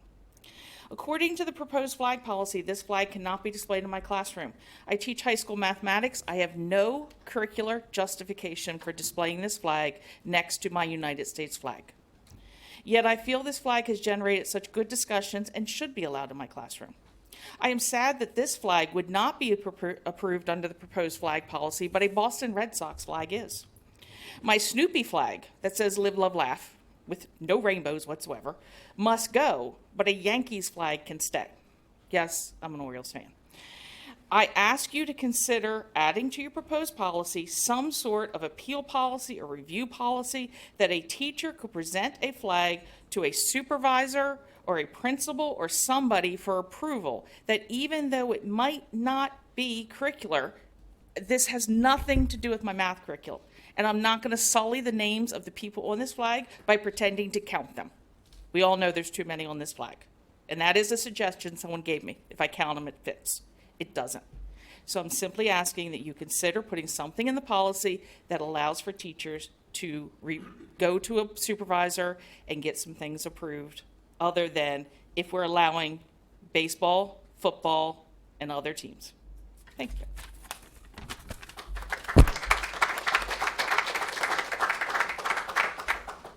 Hi, can you state your name, please?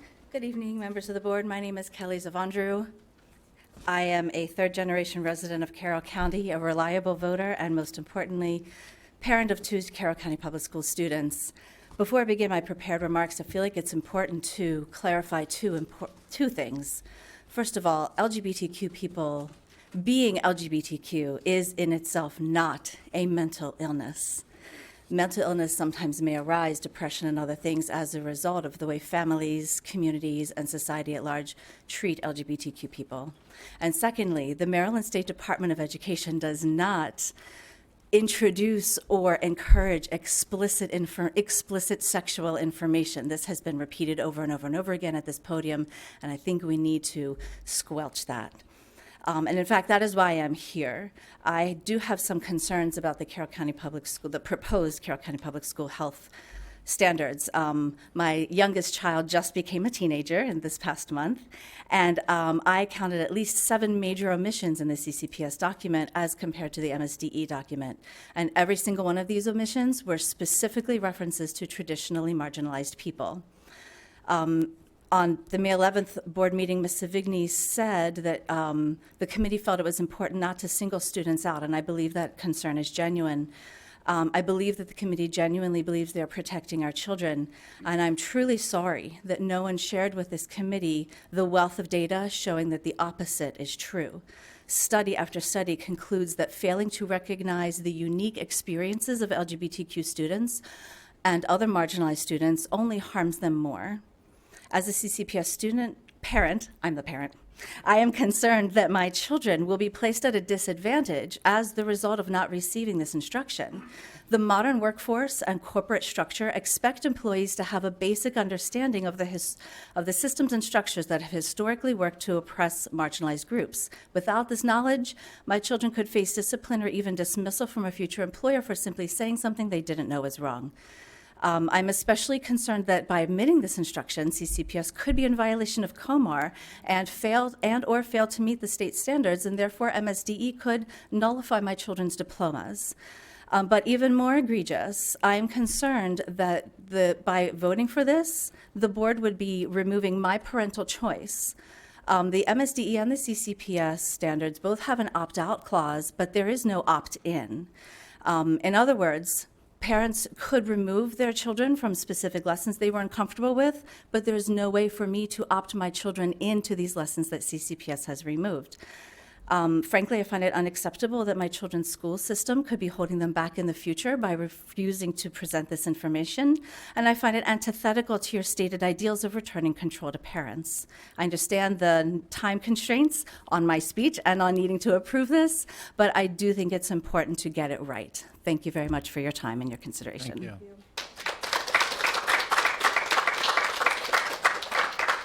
Hi, your name, please? My name is Laura Russell. I come basically here as a person and citizen who lives in Carroll County and is active in our community. I do not have children in the school system. However, I work on a regular basis with young students, particularly students that fit into the LGBTQ category. I live with my elderly parents. My mother's 87, my father's 91. We are a very social justice household, and we discuss social justice issues regularly. My mother's response when I talk about what's going on in our school system is, well, when I went to school, There were no black people in our school. Well, that was because schools were segregated when my mother went to school 70 years ago. My father talks about when he walked down the sidewalk in a small town, as a child, if an adult black man walked towards him, that man was expected to walk through the streets, and so that my father had access to that sidewalk. That was 70 years ago. I went to Montgomery County Public Schools in 1975 when I was in 5th grade. The parents got up in arms about the new teacher that was hired. He was a gay black man. And they went to the principal and they wanted him fired and they wanted their students removed from that classroom purely because he was a gay black man. They knew nothing about his credentials to teach nor what he could offer their students. But they didn't want their students exposed to a gay black man. Well, that was in 1975. We are now in 2022. I have great nieces and nephews that are starting in kindergarten in public school systems. I don't want my nieces and nephews to be in a school system that's 70 years, 40 years old in the policies that they pass for my great nieces and nephews to be in. I want them to learn what it means to be a global citizen, what it means to be accepting of all people, that people's color, people's sexuality have nothing to do with who that person is. That person has an inside soul who represents who that person is, and we need to look at people as individual people and not as categories of people. We need to support the students that are marginalized in this system. The students of color and students of LGBTQ are bullied in this school system on a regular basis. We have students that have come in here and talked to you specifically about the fact that they have tried to commit suicide because of the way they are treated in this school system. I do not find that acceptable policies. I would want you to vote against the flag bill, and I want students to learn about all types of sexuality when they are in the health system, in the school system. Thank you. Hello, can you Hello. give me your name, please? Michelle Winstrup.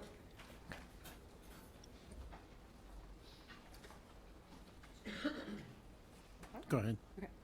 It has come to my attention that posters promoting various pronouns and gender identities are adorning the hallways of a local high school. This is foolish, embarrassing, and detrimental to our society. Other than poorly teaching the concept of a pronoun, these posters don't contain valuable knowledge. They showcase concepts from gender theory, which is a culturally Marxist ideology ultimately designed to upend our society's traditional view that there are two genders, men and women. And yes, there are intersex people, or for instance, women with only one X chromosome, but their characteristics are the results of genetic mutations. The genetic blueprint of human beings is male and female, expressed as men and women, respectively. Gender ideologues wish to compel those who maintain this traditional view to their view that gender can be entirely separate from biological sex. The whole premise of gender as a concept separate from sex is nonsensical. How can a person feel as though they are the other gender when they have never been the other gender? They are imagining what it must be like based on what the other gender says, does, or likes. A man does not have a female brain, nor does a woman have a male brain. As renowned psychologist Jordan Peterson says, some men have feminine personalities and some women have masculine personalities. But that doesn't mean that those who do are in the wrong bodies. Many people have likened what we are experiencing here with radical gender and racial ideology to China's Cultural Revolution of the 1960s and 70s. Sowing confusion and pushing fantasy as if its reality is damaging and absurd and needs to stop. Beyond destroying the fabric of our nation, gender theory and queer theory are promoting confusion in children and creating more vulnerable children. We already know that people who prey on minors often go after those in vulnerable situations. How many more vulnerable minors are we creating by promoting this confusion? Furthermore, the youth suicide rate is on the rise. No doubt that such confusion is contributing to this tragic trend. Some of the same people who told us that gender characteristics are a social construct and that there are virtually no mental or emotional differences between men and women are now saying, for instance, that a man with a number of feminine qualities very well may be a woman. I have deep sympathy for anyone experiencing gender dysphoria, but I don't believe that the solution is transitioning, and the growing movement of detransitioners shows that many people, especially many children with the consent or even encouragement of their parents, made the wrong decision. And now we have a multitude of gender identities being promoted. And a number of people think we have to indulge it to be accepting of others. When will we stand up to this tyranny of political correctness and to narcissism masquerading as an appeal to politeness? Our kindness as a society is being abused. I wish more people were aware that one of the reasons this is being pushed is because Big Pharma is making a killing on people being lifelong consumers of puberty blockers and cross-sex hormones and perhaps even undergoing a sex change Please operation. finish your thought. We need to put an end to this madness and protect kids. Thank you. Thank you. Hi, please state your name. Hi, Suzanne Porter. My name's Suzanne Porter. My family has been here since 1983. I'm a grad of Westminster High, 1994, go Owls, and I went to Westminster Elementary, West Middle, and Westminster High. My sister and I, both queer, are the end result of this experiment that you're playing with of erasing LGBTQ people. This is not a mystery. We've been here before, and it's what I grew up in. There were no pride flags in school. There were no conversations about identity or expression or orientation. No teacher identified themselves as safe. And whoops, didn't work. I'm still queer. My sister is still queer. We just ended up being, in my case, queer and closeted, or in her case, queer and bullied. She was the first one to come out in her high school. And maybe being in the closet is what you want, since to you I am a distraction? We regularly laugh and cry, those of us who graduated Westminster, on Facebook. We're like, how did we survive Carroll County? That's the representation that you want to go back to. My sister was horribly bullied. There was no sex ed that validated that her orientation was real. Didn't validate it to her or any of her friends. In gym, everyone pointed at her, laughed at her, called her a big dyke and a big leslie. Don't look at Annie. If you look at Annie, she might want to have sex with you. That's the kind of bullying that happens when you don't validate that people exist. In the locker room, everyone turned on her, and maybe that's because that PE teacher, like you, Board Member Herbert, considered her sexual orientation a distraction. Please refrain from calling out individual names. Thank you very much. Thank you very much. Okay. Thank you very much. I mean, we sat here for 2.5 hours to try to give people public comments, and yet we get told how closed-minded we are, and you abuse the time. It's aggravating, and and the name calling. I hate to see someone talk about how bullying is so bad and then bully somebody. Go ahead, please. Then everything was read in the beginning. You're not to address board members by their names, okay? Next. Your name, please. So I'm here, but I'm reading for Dr. Marty Kuchma. Unfortunately, no. Nope. All right. He did sign a card, though. He did, but we're not allowed, you're not permitted to do that now. She was also here, and he had a card. He had submitted a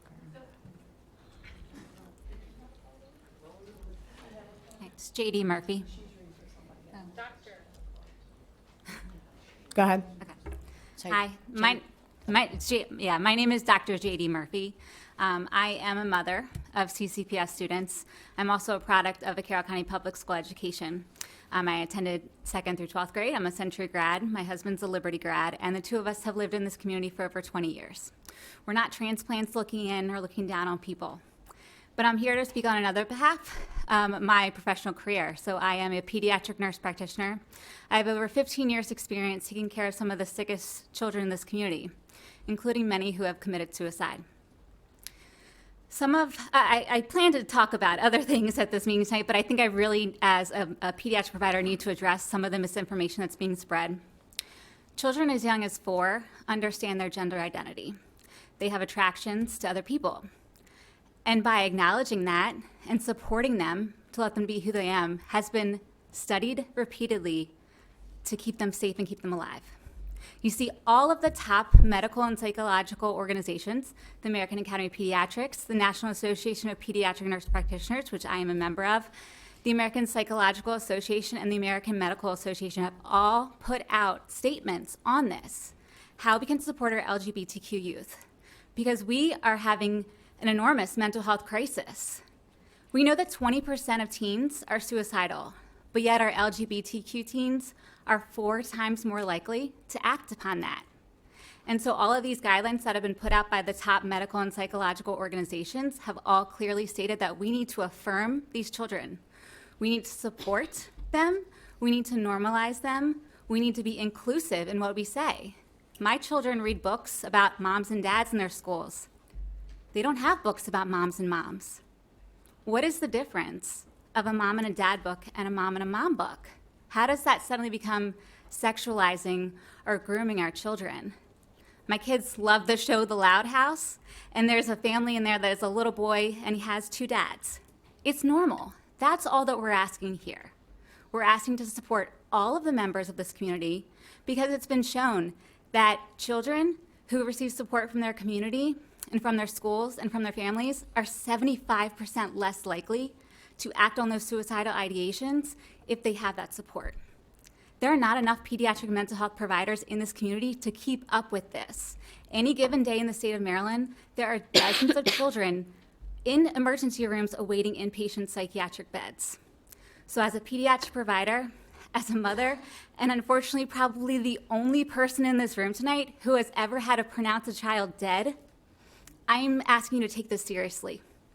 We need to decide, does the discomfort that some people feel of having to have these conversations about diverse societies, does that mean more to us than our children's lives? Thank you. Can you state your name, please? Hello, my name is Kate Sherman. I appreciate you taking the time to listen to me and to hear me out. I send thanks for what you've done for this county, but I do not believe that this flag ban should be passed. As a student in Manchester Valley, I've experienced hate, and so has other students among the minorities. I and so many other students are constantly seeking validation and acceptance, even if they are small acts. Also, keep in mind that the flags are small. Even my little sister thought that her school didn't receive any simply because they are so small. I feel like a good amount of students probably didn't notice until you pointed them out. Seeing a small flag in the corner of a teacher's desk is a part of a small action that carries heavy weight.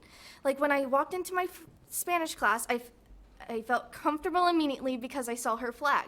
The Trevor Project supports this idea by stating, quote, having at least one accepting adult can reduce the risk of suicide attempts among the LGBTQ plus young people by 40%.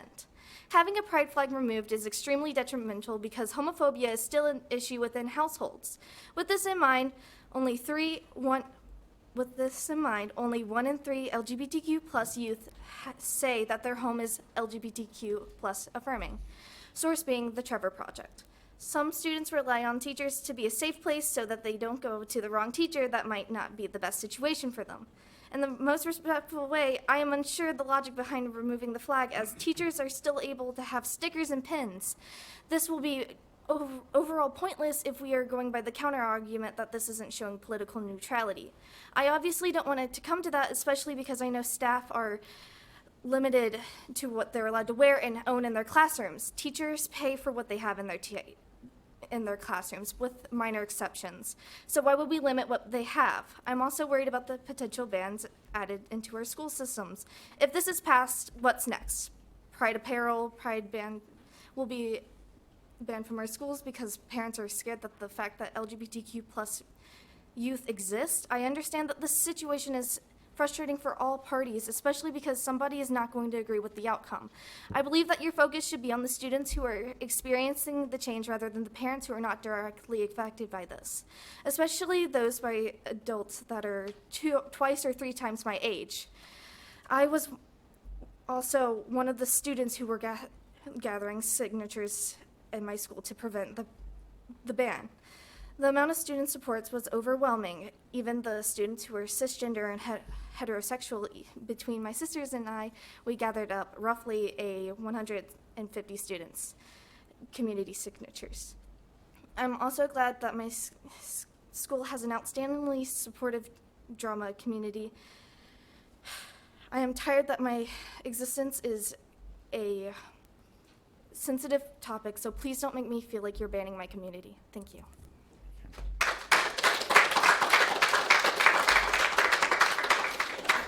Campbell Walsh. I've spent my whole life in Hampstead, growing up in Carroll County. I had an understanding from a young age that maybe our community wasn't the most accepting of the LGBTQ community.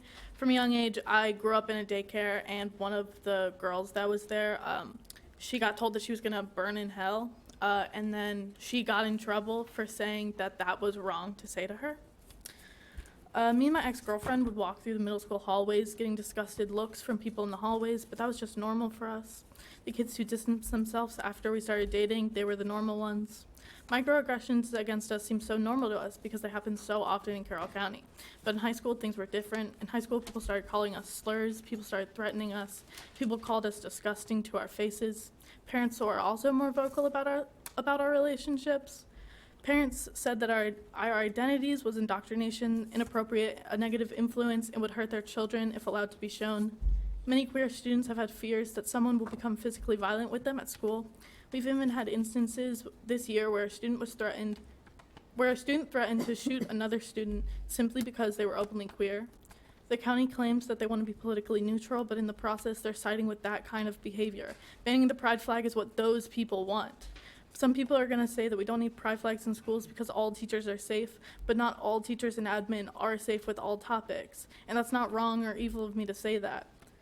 Why would people feel so scared to report bullying and harassment in our schools, be scared to come out, be scared to come to school during our pride days, if all schools were as safe as students as people want to claim? Carroll County seems to focus on its image too much to admit that it has a problem, and there really is a problem in our schools. Banning the pride flag would only perpetuate negative stereotypes about the LGBTQ community, which we should aim to amend and not perpetuate. The Board of Education can't really claim that it supports minorities and then ban a symbol of their pride at the same time. To want to ban a flag because of its use in celebration after political gains for equality for a minority group seems such backwards thinking to me. Some people want to claim that the flag stifles their religious freedom, but the LGBTQ community is not anti-religious, and on top of that, many LGBTQ individuals are religious and even Christian.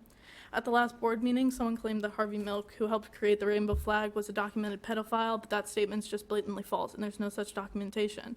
Someone also claimed that Dr. John Money created and or popularized gender and or affirming care, but that's also not true. John Money didn't start his work until around the 1940s, while Magnus Hirschfeld, who many considered to be the true father of transgender healthcare, was working even before the 1920s. Either way, no matter the decision of the board policy, we're not going to be silenced, and we're not going to stop fighting for all minorities, equality, and safety in the county. Thank you. Thank you. Hi, good afternoon. I'm Steve Whistler, a candidate for the Board of Education and a parent of a child at Oklahoma Road Middle. Our high school senior graduated last week from Liberty High School. I'm here today to testify in favor of the Family Life Advisory Council's recommended changes to the health framework as suggested by the Maryland State Department of Education. One of the most important duties of a local Board of Education is to ensure that our schools focus on preparing kids to be college and career ready. It's so important that we resist injecting political and social agendas in our curriculum and school environment. I've reviewed the items lined out and rephrased by the council, and I really do applaud their efforts to do what many of our state legislators and appointed members to the Maryland State Board of Education would not. Our school system must focus on teaching kids critical thinking, not critical theories related to practices related to race and gender. While these concepts may be appropriate for college, they're incredibly inappropriate for younger kids in our K-12 system. Many of the items they lined out and modified are issues that parents, not schools, should discuss with children. School systems must stop trying to take the place of parents. Parents across this country and throughout this county are speaking out, and I hope educators, administrators, and this Board of Education is listening. I truly do trust our teachers, and I believe that most parents do too. After reviewing the MSDE recommendations, it's very clear to me that we can't trust those in Annapolis to strip away the political and social aspects in our standards. It's so important that we continue to ensure transparency and parent involvement through the Family Life Advisory Council. I reject the notion that parents should stay in their lane and let trained educators create and deliver curriculum. Instead, we should always ensure that parents are involved in every step of the way to help interpret and modify standards that fit the needs of our local community. The research is very clear that students do so much better academically when parents are involved with their education. So I strongly encourage teachers, employer groups, and even some of our elected officials to do everything they can to build partnerships with parents. Any attempt to dissolve the Family Life Advisory Council or any other parent-centric committee would be extremely irresponsible. Our elected Board of Education, not other political figures, employer groups, or activists, are responsible for creating, staffing, and managing these very important parent committees. I realize this is an election year, and political rhetoric and posturing occur every single cycle. But I hope those listening to me understand that my only agenda is to shield our kids from these political and social activists that have taken over our K-12 system, not just around the county, but throughout our country over the past several years. Everything we do in our system must focus on academics, not social and political indoctrination. Thank you. Thank you.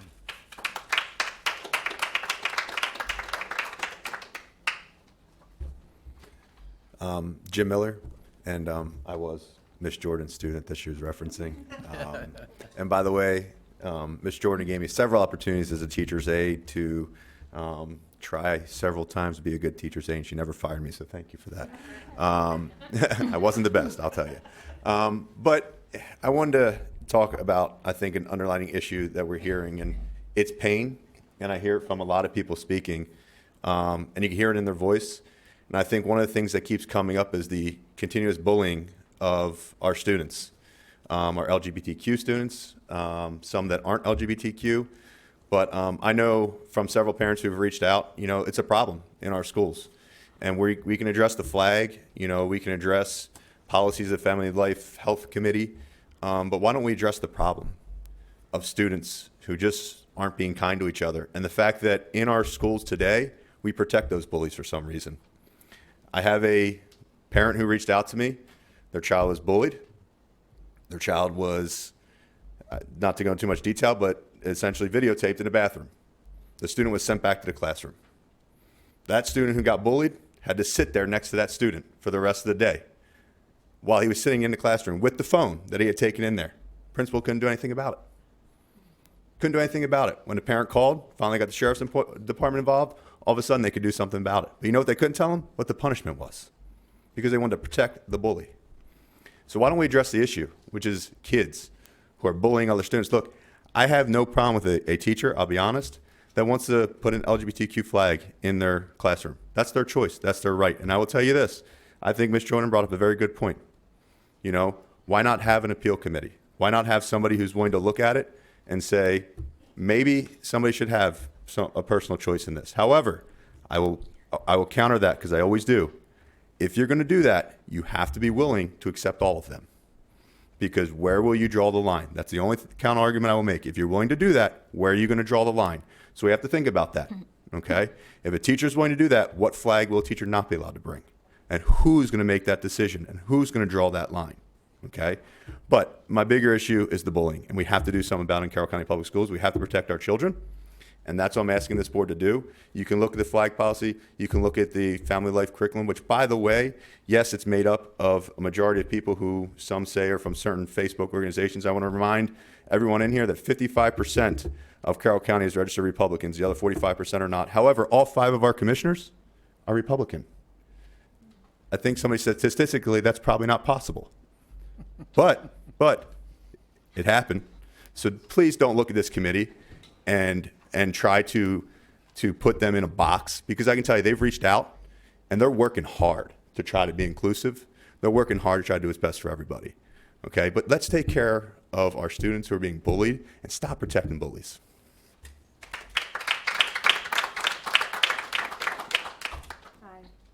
Your name, please? William Matthews.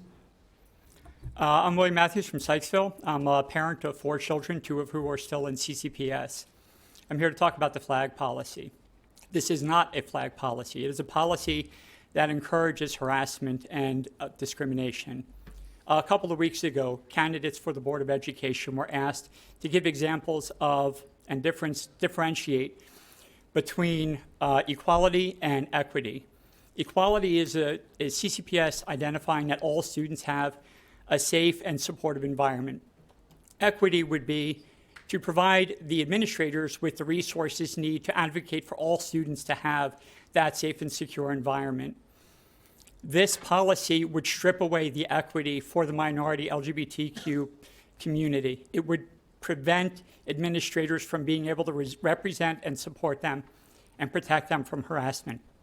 I know firsthand from my children and from their friends that discrimination and harassment happens today in the schools and lack of inaction by administrators. We don't even have equality in the schools. Let's not strip away through this policy the equity that would allow administrators to protect them. The policy also touches on a couple of things that conflict and contradict actual U.S. statute and codes. The policy tries to state that all other nations' flags need to be smaller than the U.S. flag. The U.S. code, the United States code, flag code, identifies that foreign nation flags can be of the same size but not larger than that. U.S. Code 92 allows the POW MIA flag to be flown anytime in any place that the U.S. flag is flown. It's clear and evident to me that this is not a flag policy. This is a policy intended to address the LGBTQ plus community only. I raised the codes because I don't believe this policy is required. If it is required, it should not be voted on tonight because it should not be passed if it contradicts U.S. codes.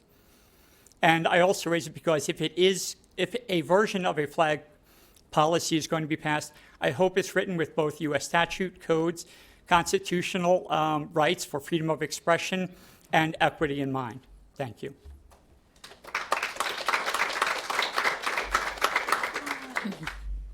Hi, Lizette Matthews. Okay.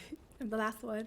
Okay. So I was here 2 months ago for the students of Carroll County, and today I'm here for my kids. And it doesn't have to have a personal, I don't have to be here to have a personal connection to care. I just have to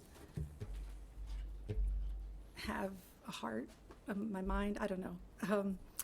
But I stand at this podium to tell you about fear, which will be instilled if the flags are prohibited. So many years ago, I heard an acronym for fear: false evidence appearing real. I'm here to tell you about reality, what the reality is if what happens and what will continue to happen if pride flags are prohibited. My child in 11th grade was told that they were going to hell because of their sexuality. 2022. That was a real statement, rooted in his fear, false evidence appearing real. I welcome a safe space for everyone. I wear my pride pin for everyone. Everyone. No one has to say anything about it. But the one kid, the 2 kids, the 10 kids that say, I like your pin, I like your pin. Thank you. Or I say nothing because I'm just happy that they have someone in the school, on the street, to feel safe with. I ask for you guys to maybe, I don't know, maybe try wearing a pin. And the light on their faces that you will see, ooh, that is exceptional. It's contagious, that smile, and that hopefulness from them is just, well, it's just the least that we can do. And I thank you very, very much for being here and letting us all speak. From the bottom of my heart, I really greatly appreciate it. And I think there's a storm, so be safe. And good night. Thank you.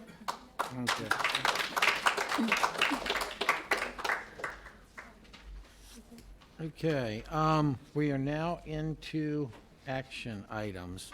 I need a motion for the approval of the Family Life Unit indicators. So moved. Second, I'll second. Dr. Locke. Okay.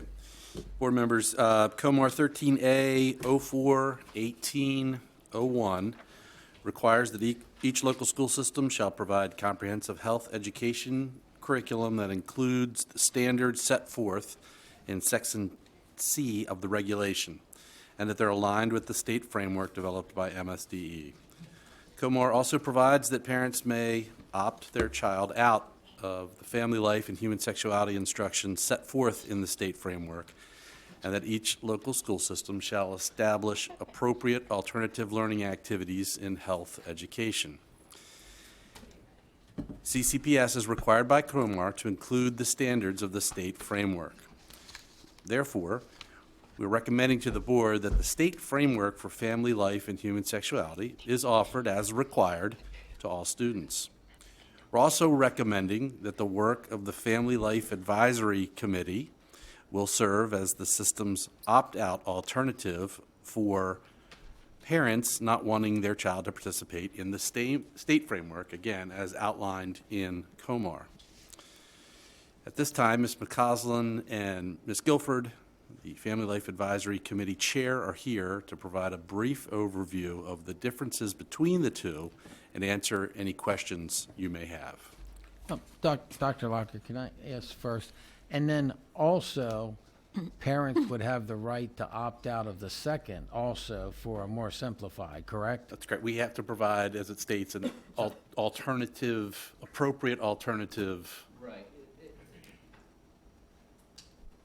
That's correct. The applicable COMAR provision says that each local school system, quote, shall establish appropriate alternative learning activities and/or assessments in health education.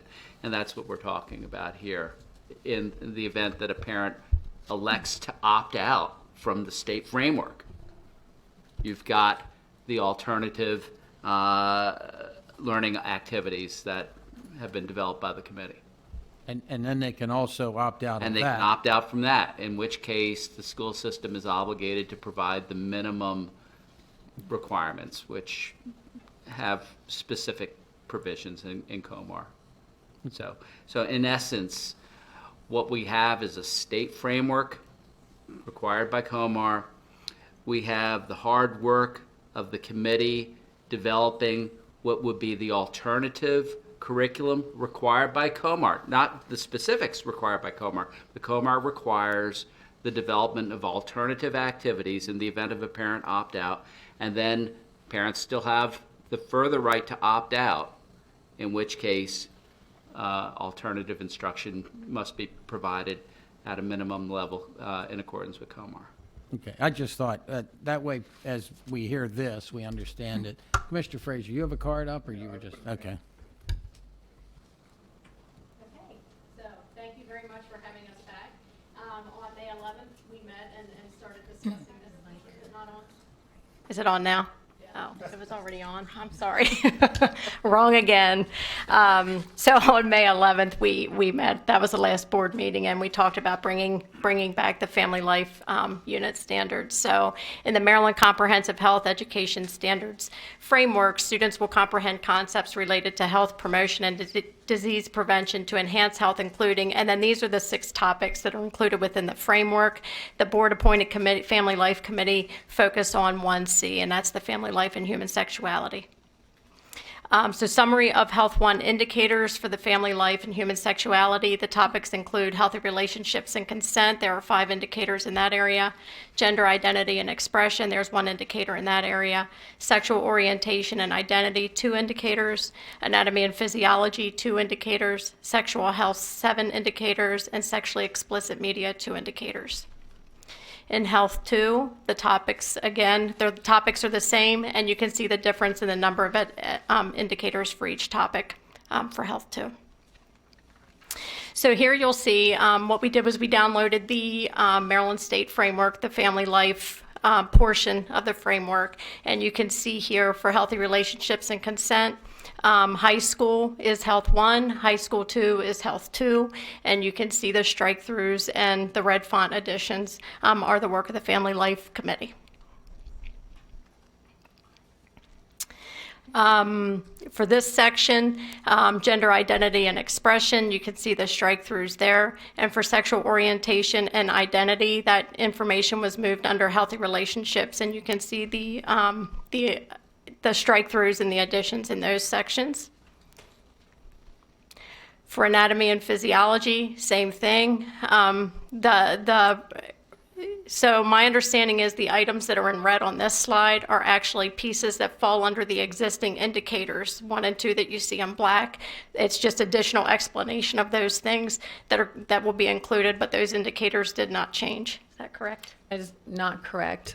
They were left out of the current revisions by the state, and our Family Life Committee recognized that and decided it was a good idea to include conception in the process, so we brought them back in to our indicators to make sure that that content was covered. Right, but they're part of the indicators that are listed in that anatomy and physiology, correct? Yes. Yes, so we didn't make up new indicators. We would make sure that we would cover this content. Correct. Yes. Okay, sorry about that. No, that's okay.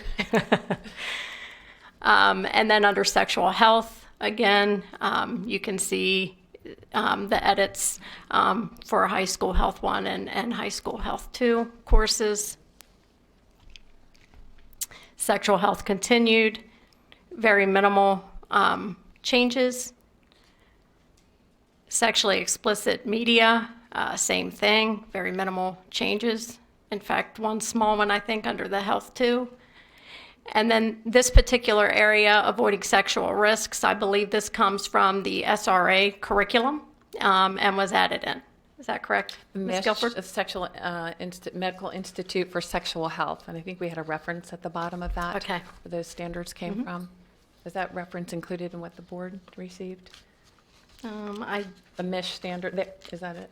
I do not. I do not know if they received that in their part of their strike That should through. have been included in what we sent to you. So. The resource. So, and I can forward that information to you where that information was gathered by the committee. MISH, Medical Institute for Sexual Health. That's where that comes from. It's not on mine either. So. Sorry about that. You're good. Thanks. I just want to clear up some things that were brought up in public comment, and I think that there's some confusion going on. The Family Life Advisory Committee did not try to change the standards at all. There's a lot of confusion as to what is a standard, what is an indicator, what is a topic, what is a concept. There are 8 standards for the health framework that are outlined in COMAR. Those 8 standards, the Family Life Committee did not even address. There are 8 standards, and within the first standard, there are 6 subsections of items that need to be addressed.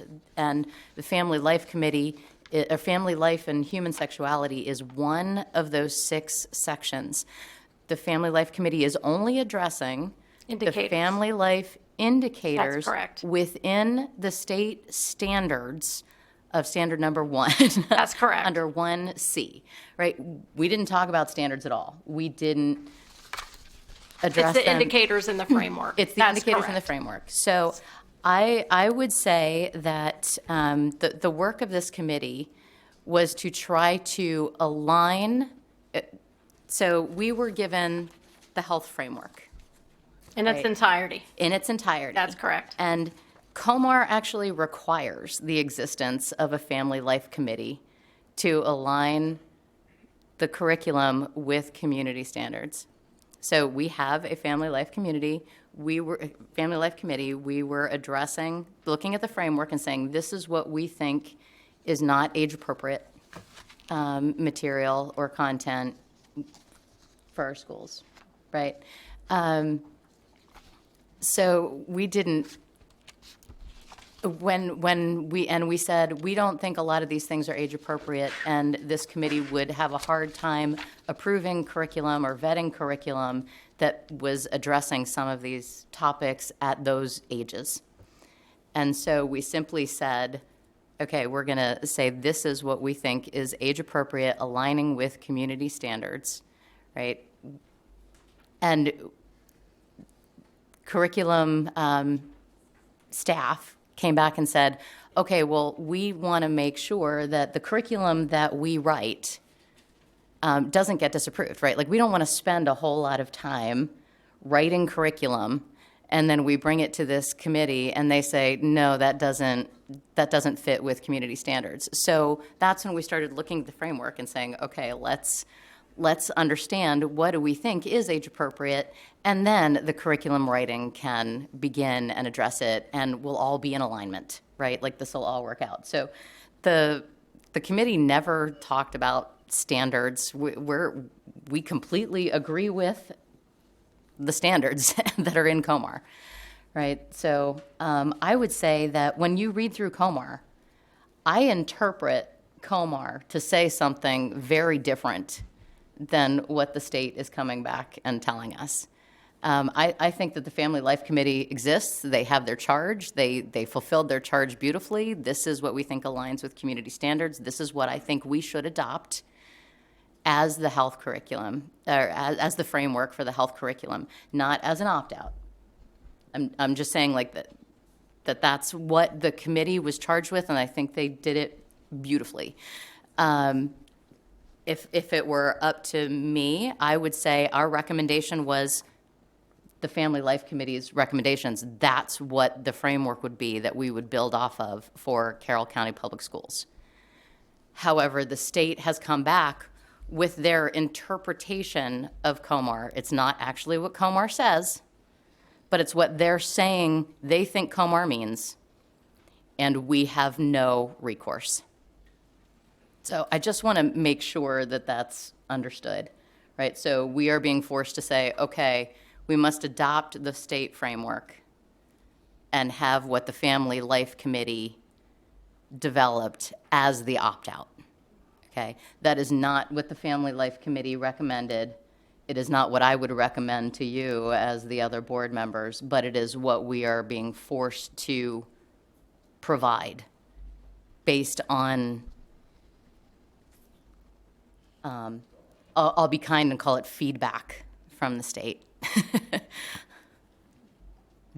I just wanted to say that, like, there's so much miscommunication. Like, we as the committee have no problem with the state standards that are outlined in COMAR.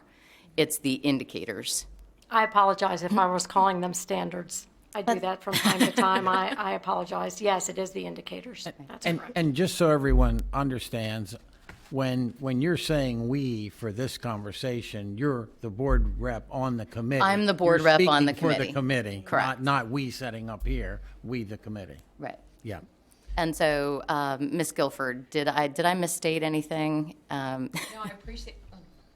I appreciate the clarification. I think that's essential because this is a complicated document. It is not something we as citizens normally interact with and see. And so with this clarification, I think it's helpful to understand that there are different layers involved, and where we as a committee fit into that process is really just one small piece. We want to be supportive of your of the school system's charge to our committee, and to uphold our current policies and standards and our community values. And with that in mind, we took a look at this and worked from there. And I find it very interesting that Maryland is an abstinence state, and Carroll County is an abstinence county, right? Which means now that terminology has since been modified to be sexual risk avoidance versus abstinence, right? Like, it means basically the same thing, but it's just new, Broader, actually. modern Yes. terminology, sexual risk avoidance. What's really interesting is, though, even though Maryland is a sexual risk avoidance state, the framework that they developed is sexual risk reduction, which is not sexual risk avoidance. So they are actually violating their own policy with the framework that they had put together. And COMAR does say that the Family Life Committee is able to make recommendations, and we as a board are allowed to adopt pursuant to our own local policy, but we are now actually being forced to adopt an SRR framework when local policy is an SRA policy. And in fact, the state's policy is SRA. They violate it. So I've just an interesting thing to put out there.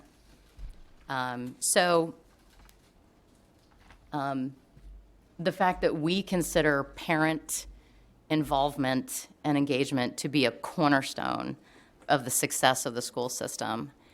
I just want to thank this committee for all the work that they did. And that work was not in vain, because they're still going to, parent voice will still be here. There will be a choice of the state framework, the framework that this committee developed, and then the third opt-out option. I just wanted to lay out for folks that what we're proposing is not what the committee brought forth. It's a design that we're being forced to follow, being imposed on by the It's state. what you proposed, but you proposed it as the first option. As the primary. And now it's the Correct. second option. Gotcha. Right. Mr. Dusky? And I'm saying that right? Yes, you are. Okay. Okay, I just had a few small questions on some replacements that were made. So in 1C HS 2.1, there's a cross-through for self-esteem, and it is replaced with mental health. Is self-esteem reiterated in the mental health curriculum? Is that why that is excluded? Because I think that really closely ties in with body image and self-esteem. They're very closely related. These topics are covered in a number of different areas, and we had a curriculum specialist on the curriculum as well as a health professional on there. And so we chose language that best identified in that. So that's why. Okay, thank you. And then another question I had was in regards to 1C HS 1.7 and 1C HS 1.8. So it talks about defining sexual identity and a range of identities. People's identities expands beyond their own sexual orientation, sexual identity, and gender identity. There's certain social groups that also make up one's identity, and I'm interested in how that's going to be incorporated into this policy, because peer pressure of one certain identity you may agree, pertain with may be different than a sexual orientation, and those two may be unrelated in some terms, but also intertwine when it comes to healthy relationships and sexual health. How is that going to be incorporated? As we addressed the different indicators on here, we looked at the process and the procedure that we have to put all this together. And everything we looked at was from an evidence-based perspective, a research-based perspective, and whether it was medically accurate and age appropriate.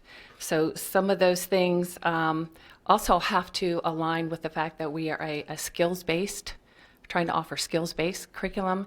And if these things didn't fall under skills-based, then we had to look at that also. So what skill would you recommend would be addressed in what you said? So because if we're skills-based, that's what we have to focus on and teach too. The ability to understand how you're different. For example, you might be involved in student government, but you also might be in varsity sports, and those two value systems can be completely different. But how do you recognize both of those, and how does that form your identity as a whole and affect your sexual? We cover that in different parts of the curriculum. Okay. Differences, identifying, respecting differences. Okay. And I think you were next, but I have a question. Can you kind of shortly tell us the process? If this passes, these are the framework, you would then have people develop curriculum based on whatever gets passed, and then that would come back to the board later in the year. This isn't the curriculum. So curriculum for Health 1 is already developed, including family life. So any changes that are made by the state framework or these as an opt-out option, we would have to make those changes and revisions. And then, yes, they would come to the board for approval. So teachers, curriculum specialists would work over the summer to tackle those changes and revisions. It's two the same? Health 1 and 2, Yes, both yes, are the same yes, that's the same situation? process, yes, for Okay. both, correct. Okay. And it would be the same at middle school and those Yes, kinds when of they things. get to Yes. that. Okay. Ms. Pataglia? I was going to say, I like how we changed to what healthy relationships are, because no matter what your preference is, a healthy relationship is a healthy relationship. And those things need to be understood, what your boundaries are. And, when it comes to, rape or statutory rape, those things, saying no is no. And I think those are things that are really important to touch on: domestic violence, sexual assault. So I'm glad to see that those things were rolled in. I liked how everything was kind of incorporated right into the healthy relationships part. Because, not to sound ridiculous, but the last time I checked, sex was sex. And no matter what your gender was, you still had risks involved in it, whether it be STDs or pregnancies or anything of that magnitude, that would be harmful to you later on in life. So I'm glad to see those pieces were moved around. And I do agree, we'll use this as the second piece. So if you don't want your kid in the first one, then you'll have a second one to choose from, and so on. I did have a question. I know there was some.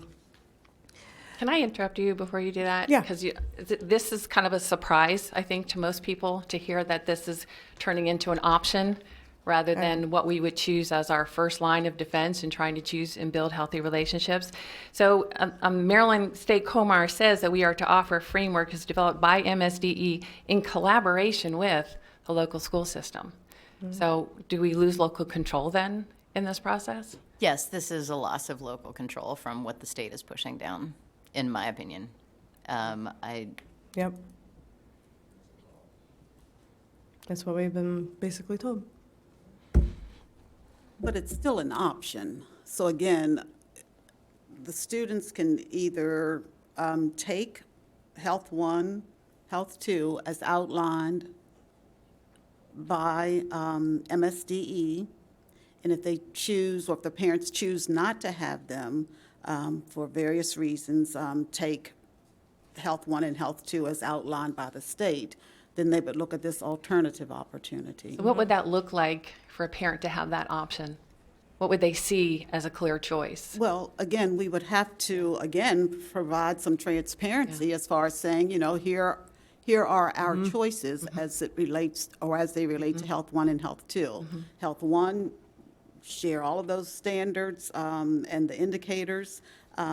Where we see the cross-outs, the strike-throughs, they would not be there if we were looking at So the they would state. see the option that we chose as a community.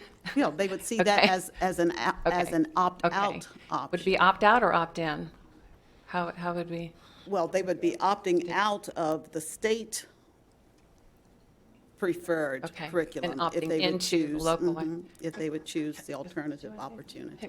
Can you recognize Kelly behind you? So in an effort to make it get as much parent engagement as possible, we would try to get an election from every parent. Right. Okay. Right? We may not be able to get an election from every parent, in which case the state would have to be the default option with the way that the state has outlined this.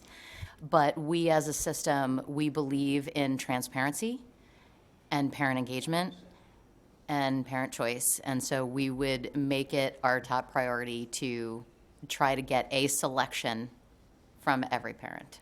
And it would be good to track those numbers to see, who's choosing, which option. In addition, I mean, we would continue to have the parent permission form go home. We would continue to have parent information nights that we hold at all schools where the health teacher at that particular school sends out information and invites parents in to review the curriculum, the materials, see the lessons, and see what's taught. So, we will continue to actively promote those activities or opportunities for parents and guardians to attend. Ms. Guest, you want to? So Ms. Guest is the co-chair of the she's committee? vice chair. Vice chair? When it depends on how much I need her. When I really need her, she's a co-chair. Not doing too She's well the vice with my chair. terms. No, she's So a- my question is, if a parent chooses to opt out of option one that's required by the state, who becomes their teacher for the curriculum now for that section? Does that mean you need to get another health teacher to teach the kids that are opting out? No, so typically what happens, kids who opt out get alternative assignments, and in some cases there are other staff who oversee that. But we would have to look at the number of folks who are opting out of receiving the state curriculum, and maybe we get look at scheduling a little bit different so the health teacher at that building could work with both groups of students for that unit. Hey, before, she had one more. I just wanted to comment on that statement since I was a health teacher. It's okay. Oh, you can. Go. No, I was just going to say, as a health teacher, Wow, yeah. we always, we work that out scheduling starting with the principal, vice principal, counselors, and then also the supervisors. They did work that out. And when I graduated from college, I had a major in health and phys ed. And most of those departments work together. And I know health is a whole different entity now, but everybody tries to work together to make things work on that situation. That's a great point, Mrs. Herbert. It really is a collaborative effort to make sure we're doing what's right for the students. And that was the right phrase, because it's not going to be easy, but it's what's right. Now, Ms. Pataglia, finish your questions, and then Dr. Dorsey. So I had another question too. From what I understand, when the Family Life Committee met on Thursday, there was some people who had a document that were in the audience that the board members did not have any access to. So I think, because I was receiving questions like, well, what's this? Why is this crossed out? And I'm like, I don't know what you're talking about. Like, no idea. So I just want to make sure that when we do move forward with our committees, that any documentation is not released to the public until, A, what's on the agenda, or, it is supposed to go to the public at that point. Because it does create, it makes us look stupid. Like, why is this crossed out? I don't know. I'm not there. I don't know what this document is. So, I'm glad I'm seeing it now, because, it does help me to understand, what happened last month. People were saying, well, what's this, what's that? And I was like, so I'm glad to see this. But I'm glad that we are adding things that the state didn't put. The birthing process. We have a pretty low teen pregnancy rate in Carroll County, and I think we need to keep it that way. Postpartum. It's kind of like a hush-hush thing. It's, it's like almost a miscarriage. We don't talk about it because it's supposed to be, quiet. It's personal. But it's something that, again, it's regarding mental health. It's something going forward. As a mom, I had no idea when I gave birth regarding postpartum. And of course, now I sit there and go, if I would have probably known about that, I might not have had a kid. It's quite possible. So, just a little gross. I'm sorry. And then avoiding sexual risk. It's interesting. Right now, a class I'm taking is criminal law, and they're touching base on a lot of the, sexual assault, domestic violence, sodomy, oral, spousal rape. So, there's things that we need to make sure that our students are well aware of. We have our rape crisis center across the street. And those things are extremely, they need to know that when they say no, no is no. And no matter what, the the slightest amount of penetration is considered rape. So I think it is extremely important that no matter what relationship component our kids are in, that they know that it could affect them in either way. So I'm glad to see all that as part of this. Dr. Dorsey? Okay. Thank you. First, I'd like to say, glad we have this document tonight. I think if we would have had it last week, we wouldn't be where we are right now. This has all been settled. I really do. I think this is a great compromise that we have the original from the state. And then if you want to opt out, you have this right here that was made up by a committee of our community members. That's really great. Again, if we would have had this last week, it's probably over with by now. I'd also like to say that what's been mentioned several times, that the control is being taken away from the local communities here, and the state's forcing it down. There is an advisory committee for health and physical education that's a state committee. I know about it because I'm on it. I'm the only one from Carroll County on it. All the other counties have their health teacher or supervisor of this or supervisor of that is on this committee. When we are on a Zoom call, conference call, whatever you call it, I'm the lone representative from Carroll County. I don't teach health. I did a long time ago, but I don't teach health. I'm the only one there. I speak up for what I think is what we would like to hear from this community, but there should be someone from the school, because all the other counties have members of their staff on the committee. Don't ask me how to get on it. I was asked to get on it, and that's how I became part of it. But I think it's something that if you're looking for a local control for what's happening in the state, let's put somebody else along with me else on the advisory committee for health and physical education. Can I comment on that? I think that's a good point. I'm not familiar with that. The one thing that concerns me about this, to be quite blunt, is that we did have a local staff member on the state committee that put together the state framework. And that to me is a struggle, knowing that we have local staff creating a document that conflicts not only with the state's document that should be taking precedent, but with our own standards. Does that make sense? It does. So I just we'll get feedback. We didn't get the advocacy. Because we for talked our- about this Okay. We talked about this at our last meeting. We will be getting feedback from the committees and so forth, and then I believe, I'm not positive, revisions may be made, not this year, but maybe the following year, may be made according to the feedback and according to what the committee decides. So if you want some control over that, get some people on a committee. So, and MSDE does, for all content areas, reach out to educators across the state to be part of frameworks and those kinds of things. But when you work on those committees, you're assigned to one small part of the framework. So you might be on, in this particular case, you might be on mental and emotional health, but have no input on the other parts of the framework. So that's typically how MSDE collaborates with local systems with frameworks. And I did just want to make an additional comment about last month when we just had the clean document. We were actually asked by staff to provide the clean document because the side-by-side was confusing and things like that. So we had actually provided what we were asked to provide.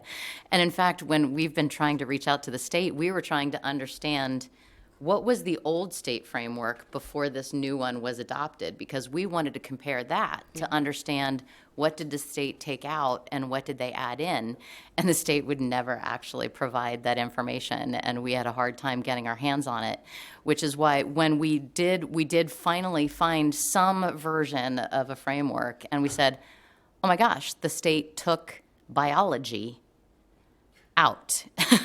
So we're going, so they took out the biology and they added in several sections of social justice activism, right? So that's what we're basically saying is locally we're trying to reduce the social justice activism and add back in the biology, because that's what this is really supposed to be all about. So I just a couple of points how we couldn't actually get the state to provide that comparison. It'll be tricky because now we're going to have to provide curriculum for things that violate local policies. So that'll be interesting to figure out. I just want to add one thing. While I am on the advisory committee for health and physical ed, I did not come up with this document. I had nothing to do with that. That happened before, I believe, I got on. Yes, we know that wasn't you. Okay.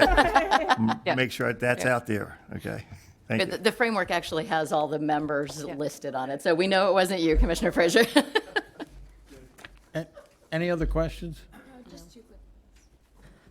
I just have 2 quick points I ask of you as you move forward with writing curriculum if it passes.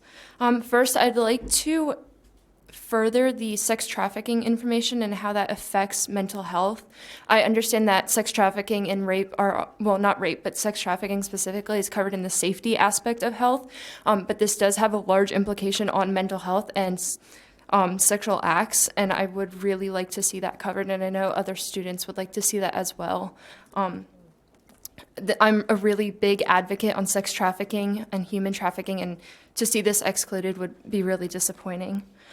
Secondly, I would just like to state that for many years, even when I first ran for this position back in my freshman year, I heard students begging for the representation of every sexual orientation within their school system. To that, in the health curriculum, I ask you please make sure to cover that all of these risks, all of these aspects of sex and how it affects healthy relationships, mental health, that it is applied equally to all groups. Because and I know that seems like a given, but I think sometimes students feel that they are ignored, and in the respect that even if it isn't specifically covered, because based on how these edits are made, that topic might not be directly discussed, but I think it's imperative we note that no matter what sexual acts are enacted in, and I understand that abstinence is what we are preaching and teaching, and that's the standpoint that the state and the county is taking on. But it's critical that we as educators make this movement of educating students for their future, because beyond a school, they have a college, a career life ahead of them, and they need to understand how to navigate all those different sexual, healthy relationship situations beyond the school. So even if, while we are teaching here certain principles that we wish the students to carry on, we also need to be mindful of how they will explore those later on in life. Thank you. And, that's probably going to be some of the reasoning that some folks will choose to go with the state curriculum as it's presented here. Because, again, some of the strike-throughs, I agree. I mean, we really should be instructing our students on these things and, talk about systemic oppression. And I know, I'm not talking about social justice, but again, I'm looking at, there is a reality that, through systemic oppression and intersectionality, it is going to be impacting the communities of color and other communities differently. So again, and then, we look at some groups that have just been struck through all together, and that's not what we need to be putting before our students as well. So again, that's a personal opinion, and again, I'm sure that parents will be using their own personal opinions as they take a look at the options that they want for their children. But it's going to be good, even no matter which option they choose, if there's going to be some family follow-up and discussions concerning these. Ms. Savigny, I think you were first. Oh, it's just, and Emily, I would say that was well said and understood, and the changes weren't meant to be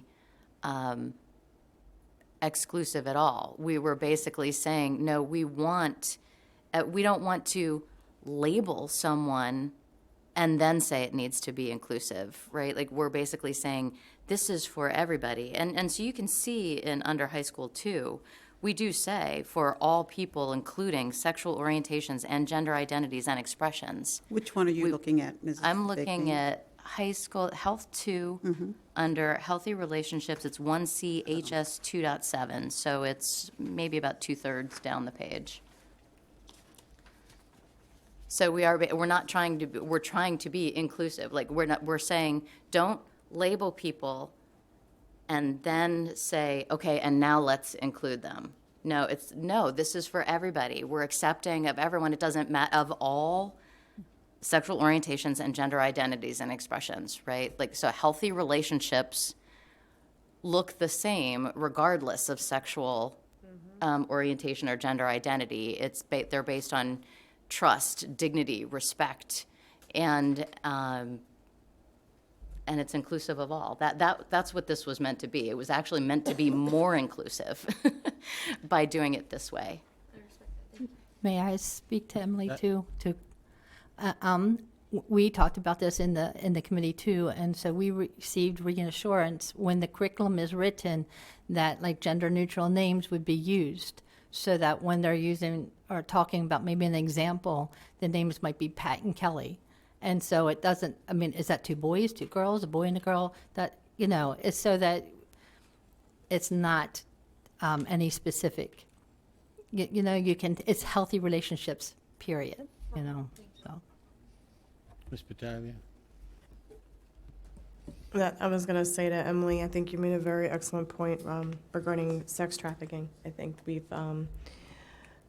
we're seeing we're hearing more and more about it. And I think it's very good it would help even other students to identify if they have a student in their classroom that potentially could be part of sex trafficking and how to get them help, and I think that's very, very, yes, absolutely.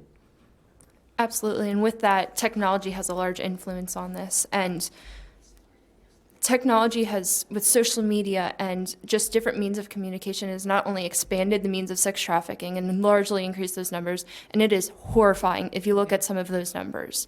Child labor is awful, and sex trafficking is growing and growing, especially with social media. And I think it occurs more often than people imagine because they don't even understand it's sex trafficking when you're involved with social media. Oh, it's just a picture. Oh, it's just a message.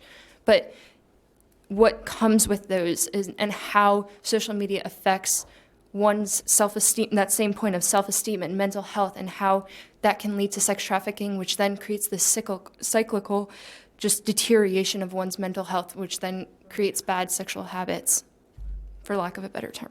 Right. Can you address what I just asked you about? Okay. There are some areas that are included in some of the other, let's see if I can get this right, standards/indicators. Like, for example, under safety and violence prevention, it may fall within that area. I don't have the total framework, the complete framework in front of me, but I do know that there are other areas. Those topics fall within other areas, Emily. Family life and human. And another topic, Emily, is pornography. There's no language in any of the state framework to cover that. That's why we added it and came up with an additional resource to cover that, because that is an issue and is tied into sex trafficking. So. Right. That was a big thing. That was another glaring miss Yes. Yeah. from the state framework that we added in. Yeah. And we're not done yet, I'm sure, but I want to thank the committee for getting beat up by people who had no clue. I apologize but you guys did a lot of hard work. And then, Mr. Amelia, I'd like you if you could just comment on where we are with what we're talking about passing right now legally, because when I was young, I called them barracks lawyers in the Army, but we had people talking tonight that didn't have a clue about the law, and I saw a lot of people get in trouble in the Army because they listened to them. So could you tell us where we are legally? Well, let me start off with the conclusion, and then I'll go back and backtrack.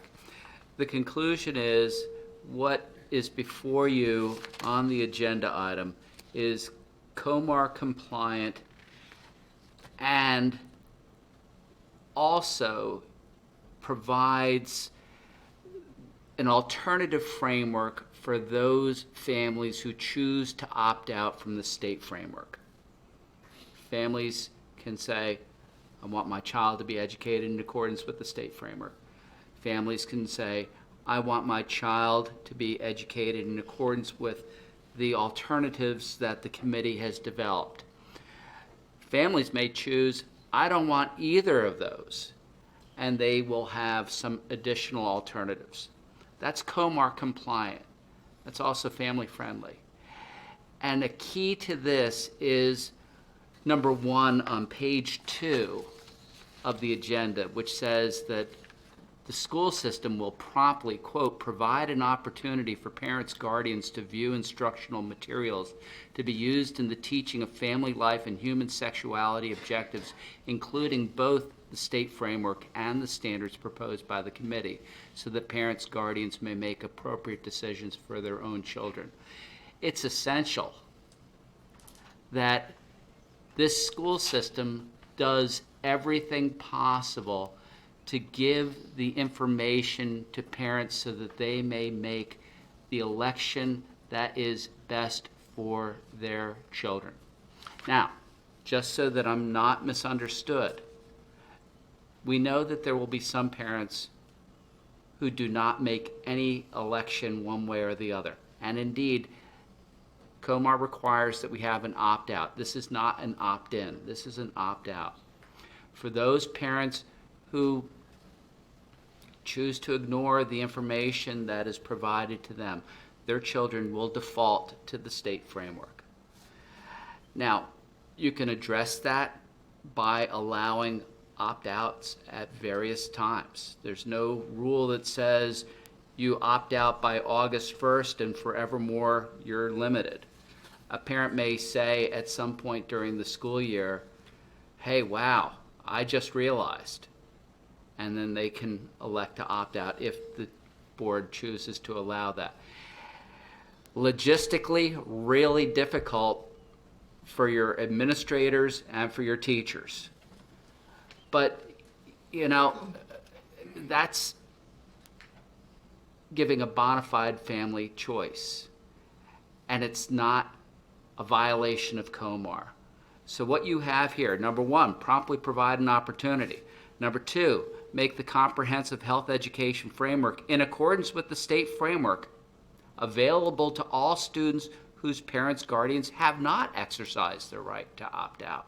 Number 3, offer parents, guardians who have exercised their right to opt out the option to enroll their students in either A, the alternative learning activities and assessments in health education in accordance with the standards proposed by the committee, or B, such other alternative learning activities and assessments meeting the minimum requirements of COMAR. That's what you have before you. It's compliant. It gives families a bona fide choice. And the key is how transparent and how well you communicate the state framework, the alternatives to families. And I've known this board long enough to know that you all take that communication piece very seriously. So. And Mr. Kyler, you made a comment recently that communication is two-way, right? Like you haven't communicated until you get a response, right? So I think that we should kind of live and breathe that with the communication with the community to say, we need a response. You need to choose, right? Like if you don't choose, you'll default to this one, but we gave you every opportunity and we followed up multiple times to try to get that answer. Then if you want to complain, then it's your own fault. But we need to communicate with parents, and the communication doesn't really happen until we get the response. And I think it's very important. You guys have a lot of work to do with curriculum now, but also it's going to be very important how the opt-out is worded and what the format looks like, if it gives a link to this, if it makes it if it makes it very transparent. And I think obviously we'll all be focused on that also. Any more questions? All those in favor? Aye. Opposed? Thank you. I need an emotion for the approval of the award of bids. So moved. Second? Dr. Locker, we got a bunch. Yep, we do. As is typical for this meeting each year. I'm sorry. Committee and Angie, thank you guys very much. Thank you. Thank you. I should have said that sooner. I'm sorry. sir. Yep, it's okay. I'm rude. I'll go ahead. So there are 20 items on the awarded bids. Many of the items on this awarded bids relate to year-end purchases or projects and are therefore connected to the operating budget transfer later on in the agenda.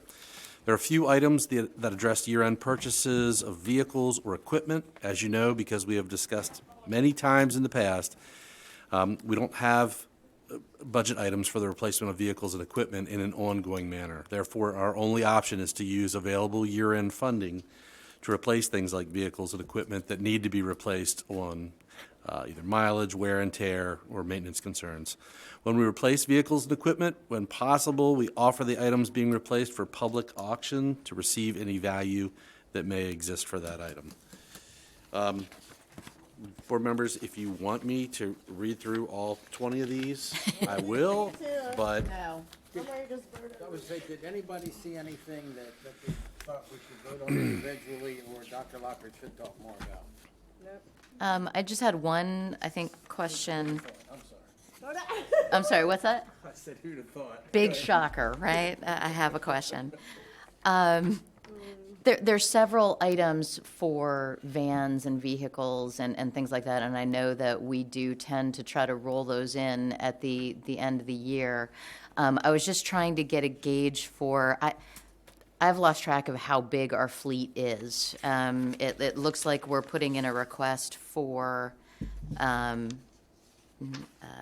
is it 3, 9, 12, 13, 15, 18 vehicles this year. And I know that we replaced several last year as well. So I was just trying to understand, are we on a reasonable cycle? I know if I came here enough, you would ask me a question I could answer. So,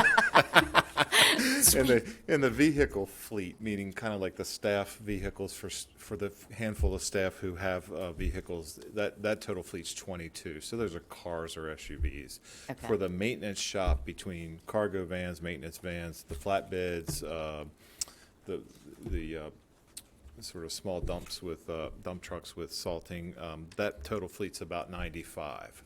So we actually didn't replace too many last year. In fact, when I stood here last year, the board kind of suggested maybe we should have been, maybe it would have been a good year to replace a few more. So in terms of the overall fleet, this isn't out of line.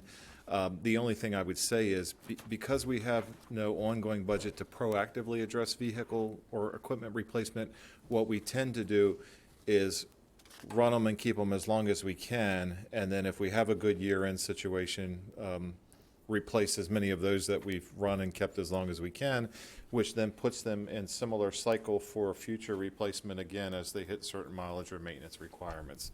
Okay. And I think that's kind of what you're seeing as well. Okay. That's helpful to try to understand. Okay. And I continue, Mr. Burke's new, and I've been asking him questions I asked Mr. Hartloff for years, like, help me figure out a more proactive way to address this. But, so far with all of the priorities we have, that's not been one we're able to address in a more ongoing budgeting way. This is how we deal with it. Kind of like computer refreshment we talked about earlier. Right. Okay. I was just trying to understand, what is the total fleet size and at what pace do we really need to try to keep up with this, right? And knowing, I now have a daughter who can drive. God help us. We're looking into, needing another car for the family, and we know that, now's not necessarily the greatest time to need to buy a car. So I was just wondering are we having any issues with this, and are the prices significantly inflated? I don't think the prices are significantly inflated, but I'll look behind me for support. What we are more concerned with is lead time and delivery and that sort of thing. We had trouble with that with the couple we bought last year. cars that we bought last year. And another way I could sort of answer the first question, which may be what I should have done, this is my 13th year, and just on the fleet, the staff vehicle, the fleet that's 22 total, tonight, with your approval, I will finally accomplish a goal of recycling all 22 vehicles and replacing them. So, some years it's 6, some years it's none. But I've been at it for over a decade trying to figure out a way at year end to replace those vehicles appropriately. And now I know if I stay, if you keep me, I'll be starting to replace the ones we replaced 11 years ago. It'll That's roll kind of over. how this works, yeah. Okay. Any other questions? And I did just have one other question, and it's related to the school lunch program. I was just looking at the quantities on the last page. Just talking about like healthy choices, right? If you look at the chocolate milk option, so the amount of chocolate milk that we order and disperse looks like it's 3 times the amount of everything else. And it would be much more healthy for our kids to drink water than it is to drink chocolate milk or strawberry milk. I'm just wondering. So it's not going to impact my vote on this, but I just want to bring it up in the context of healthy choices. Is there a way that we can direct things in a better way? Sure, I'm sure there's always more ways we could do better and try harder. I will tell you that as part of her program, although it's one we rarely talk about in a business meeting setting, Ms. Sarno and her folks do try to work on informational things to kind of encourage healthy choices. And I'm Karen would be the person to answer this, but I know in past discussions with her that some of the things we see on lists like this that we think of in our refrigerators, the content and the quality is a little bit different for what we're buying for a school setting. And I won't make any jokes because I know that really upsets Karen, but it's it's not the same necessarily chocolate milk you would pick up in the, off the rack at a convenience store. It's a different protein or sugar content or that sort of thing. We had a work session once on this where Karen covered some of that and some of those differences. I could We pull did. I mean, I do know that we have to offer different choices of milk and things like that, but I was simply looking at the splits of the quantities going, okay, we should try to like push kids towards healthier choices. And I can, if it's the board's will, we can follow up in a different time with some of those advertising and different things she does, menu selections, menu setting, and see if you want to have that conversation again. I'm just not really equipped to answer it in greater detail than what I just did tonight. That's fine. Okay. Thanks. Are we covered? Then all those in favor? Aye. Aye. Opposed? And Mrs. Herbert is.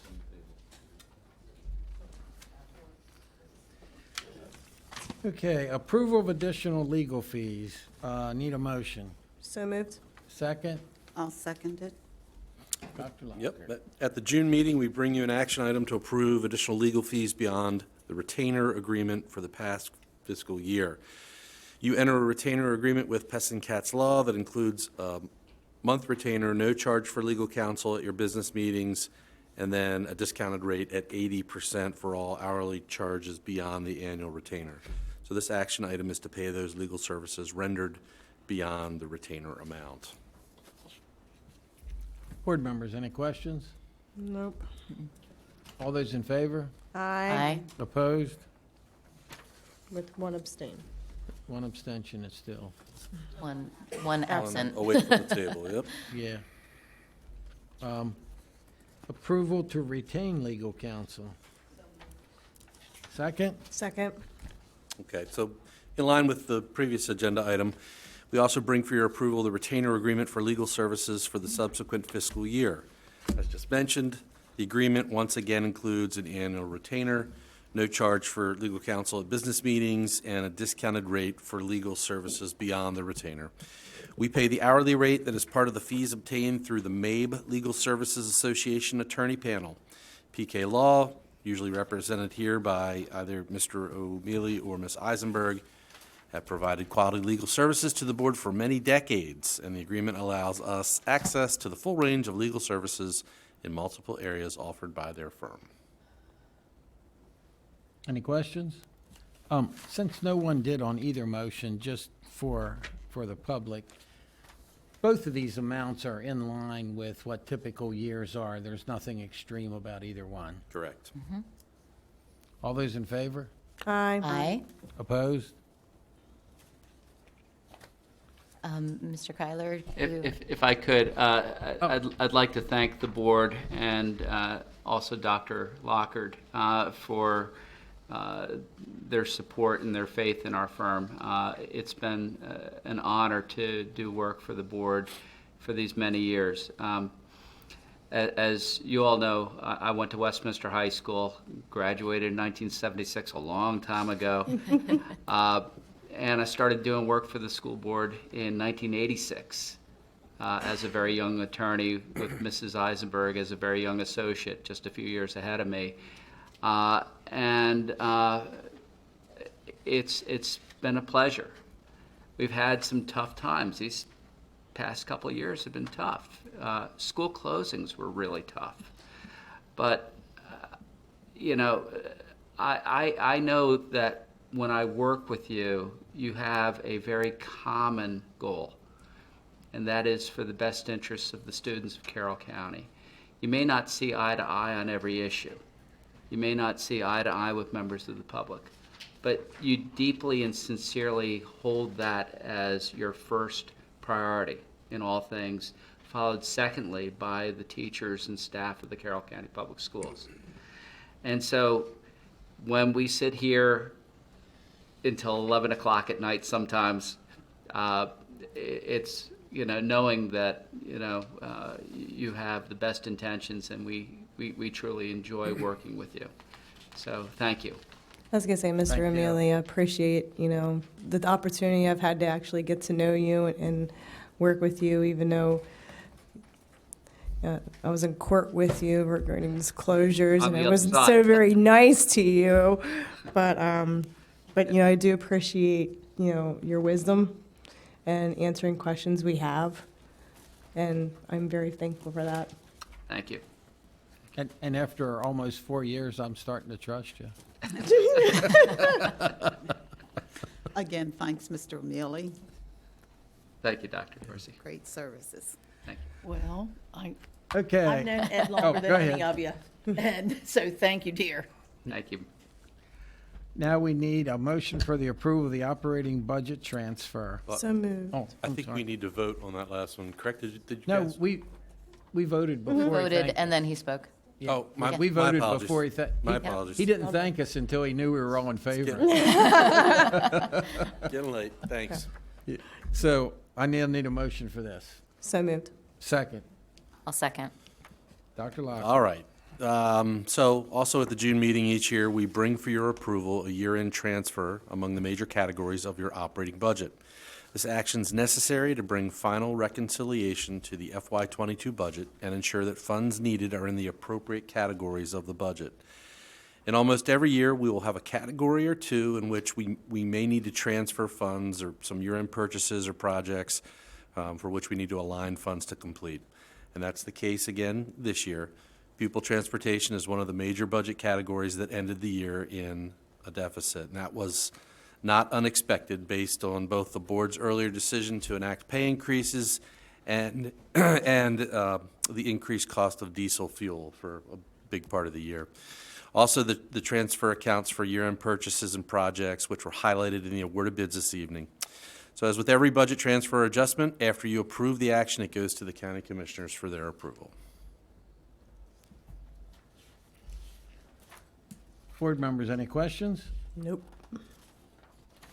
All those in favor? Aye. Opposed?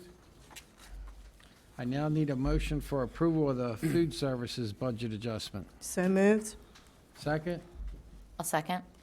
Dr. Locke. All right, so this budget adjustment is to the food services program budget and relates to an item that's been referenced many times by and with the board during the pandemic years.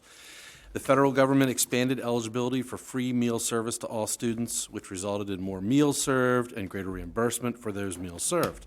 This adjustment reflects that increased reimbursement. We've discussed that even before the relaxation of the federal regulations under the leadership and hard work of Ms. Sarno and her team, the budget has been in a healthy place. This additional adjustment assures that there is no increase to meal prices, that we can work on some improvements with the food service employees group, and Ms. Sarno can continue her plans to maintain and upgrade the capital assets of the program. Board members, any questions? Ms. Savigny? So, Dr. Lager, can you help me understand? So I'm looking at the current budget column versus the requested budget column. Like that's what we're transferring, the difference between those two numbers. But why is there a difference between the current budget and the requested budget? It's because of the increase in the meals and things like that? Correct. So, okay. So it was kind of to ratchet it up to actuals versus what was requested. Okay. Okay. And can you help me understand the difference between the fixed charges piece of it and the food services piece of it? Fixed charges would be the line item associated with the benefits or other employee costs beyond wages for the employees in the program. Okay. Okay. Thank you. Sure. Any other questions? All those in favor? Aye. Opposed? I need a motion for the approval of amendment to deed of easement agreement between the Board of Education and Track Z1 property. So moved. Second? I'll second. Okay, board members, in 2016, the board entered into a deed of easement for stormwater with the owner of a parcel adjacent to Oklahoma Road Middle School. In return for the deed of easement, the owner agreed to donate $20,000 to the school if the deed was exercised. The owner now wishes to clarify the terms of the deed of easement to align it with acceptable uses under county zoning. In return for the amendment, the owner is increasing the donation to the schools to $30,000 when the deed of easement is exercised. The amended deed has been reviewed by staff and legal counsel and is presented to the board for approval. Any questions? All those in favor? Wait, Oh, hold on a second. No, I just want, let the public know, I had a lot of concerns regarding this, and I was back and forth regarding that, because, this day and age, zoning changes on properties faster than you can change a broken flip-flop. I don't know, but, so I just want to make sure that something's not going to go there that should not be in the backyard of a school. So that was my only concern regarding it. Mr. O'Malley, nothing can, if there were a zoning change, if something went there that cannot go there now, we'd get notified. Otherwise, Absolutely. it won't change. Absolutely. Zoning changes are done in public session after a period of notice and comment. And so, under the existing zoning for the area, you would not be allowed to have something like, a sludge pit or some other obnoxious use. It would be contrary to existing zoning. And so you have to take a little bit of optimism that zoning laws will not change in a way that would be contrary to the surrounding community. And certainly there's the ability to have changes, but it is adjacent to a school. It is in an area with mixed use, business and residential. Right. And, but it would have to go through a process, and a process where the board would have a voice. And so ultimately, at the end of the day, this is contrary to, consistent with economic development, the ability of the property owner to use the site in a manner for business purposes that we understand from what they plan to do is not obnoxious to being adjacent to a school. So it facilitates that. Good. Any other questions or comments? All those in favor? Aye. Opposed? I now need a motion for the approval of the 2022 to 2031 Educational Facilities Master Plan. So moved. Who was first? I think it was Dr. Dorsey. She moved? or I'll you- second. Okay. Okay. Discussion, Dr. Locker. Board members, at the May meeting, the revised Educational Facilities Master Plan was presented for discussion. Mr. Kane, our facilities planner, highlighted the updates and revisions. It was then released for public feedback. I believe we only received one item of feedback in support of turf fields, which is not in the plan. The EFMP now returns to you for approval. Once approved, it will be submitted to the state within the required timeline. Board members, any questions? Ms. Savigny? I do have one. I see Mr. Kane is here, so. Hi, Mr. Kane. Just a quick question. I note under Section 6 that we added the updated physical assessment scores based on the 2022 FCI. We'd also had a bit of a discussion about updating the functional assessment scores and adding additional schools to the list. Correct. Is that something that needs to be proposed as part of this EFMP, or? That, the discussion about looking at doing a functional assessment for additional schools would be something that we're going to be working on during the coming year, so that next year's facility master plan would have the proposed, the new scores as part of it. Okay. So actually recommending that we do the functional assessment score doesn't need to be part of this document. You just know that that's something that we want to see as part of next year's EFMP. Correct. Okay. Correct. Okay. I just wanted to understand if it needed to be in here as part of the recommendations. Right, and it was just more to make the board aware and the public aware that, you know, there's been discussion about Liberty High's FCI being so high that Right. we recognize that it's an issue and that, you know, we need to assess more schools with the functional assessment. So it's really just letting everyone know that we're aware there's an issue. We're going to be working to resolve it. Okay. So. And that's not a budget issue at all. That's something that. No, the assessment is just to help, you know, the combined functional and physical scores that were done previously were just to help prioritize the projects that are going to be done, the modernizations that are going to be done. East Middle was the #1 school in the priority when it was done in 2008. You know, now we finally have a project we're working to replace the school. You know, that this would kind of create a new list next year, but most likely we're still going to be on #2, which, you know, #2 may or may not change, but the way we're going, the list is going to be longer than we're going to address in the facility master plan. Right. So. Yeah, I was just trying to understand if that was like a big project that you needed a budget and resource to complete the expanded functional assessment. No, it's not a major. It's not like a major project like you would see in the capital plan. Okay. So no. Great. Any other questions? All those in favor? Aye. Opposed? I need a motion for approval of personnel actions. So moved. Second? Second. Dr. Locker.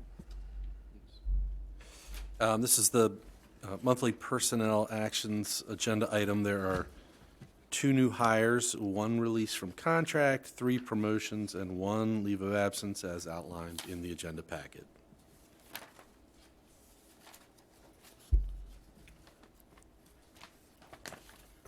Board members, any questions?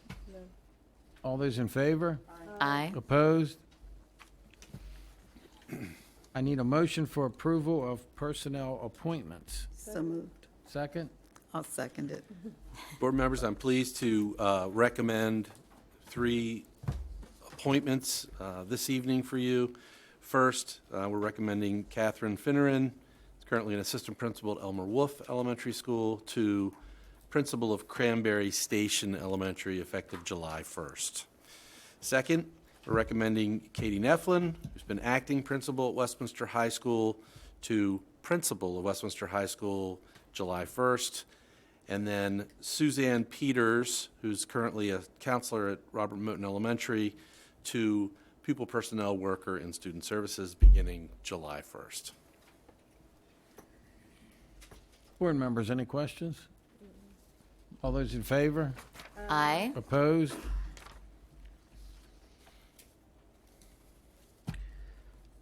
I need a motion for the approval of the 2022-2023 unaffiliated pay rates for contingent employees. So moved.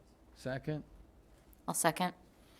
Dr. Locker. Again, in June, we bring for your approval the pay rates for contingent employees, sometimes we refer to as substitute rates, for the next fiscal year. In the recommended rates, we continue with our original plan to implement in advance of the graduated increase to Maryland's minimum wage law. Board members, any questions? All those in favor? Aye. Opposed?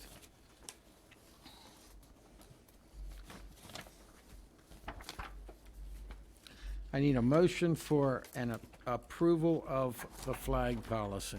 So moved. Second? I'll second. Dr. Locker. Yep, board members, a proposed flag policy was presented from legal counsel for consideration at the May 11th board meeting. The board asked that the proposed policy be published for community feedback and returned to the June meeting. It is here before you for your conversation and action. Ms. Battaglia. I want to make a comment on something that Ms. Jordan had said. I think that's something we need to take into account, making sure we have some type of check and balances if something has to be part of curriculum or historical significance. I mean, the 9/11 flag was exactly right, and we've heard about some of the country flags and the military flags. So I think those are things we need to make sure that we have implemented,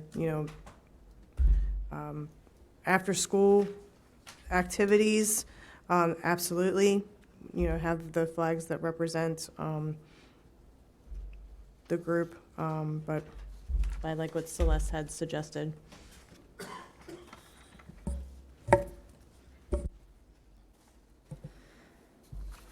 As many others have stated in their public comment, there is a mental health crisis and we can't ignore this. And we need to further look into the actual reasoning behind why people are so desperate to have flags within the classroom, in the sense of it is a symbol for acceptance. Why are our students pleading for our help so desperately that they need a flag in order to symbolize that they are accepted within their own school system? And to that I ask, what tangible, concrete solution are we going to put in place if this flag policy passes in order to ensure that student voices are heard, recognized, and this issue does not continue of political polarization, bullying, harassment, take whatever form of it you perceive it as. It's a complexity of this. And the issue is beyond just a flag. There's a larger issue as to why this is becoming so predominant and so polarized. And to that I ask, how are we going to help the students who are crying out for help? And I agree with your comment because this issue is beyond the flag, and I think we need to ensure that every student does not get bullied and address it across the board. Ms. Savigny? Yeah, I was going to say, I completely agree. I mean, I agree with several of the speakers tonight where they were saying, this is politically polarizing, we're trying to address it, but we need to solve the root cause of the problem, right, which is the bullying and the harassment. How do we address that? I mean, we have done a lot of things. I think that we've got the Sources of Strength program. We've got, I'm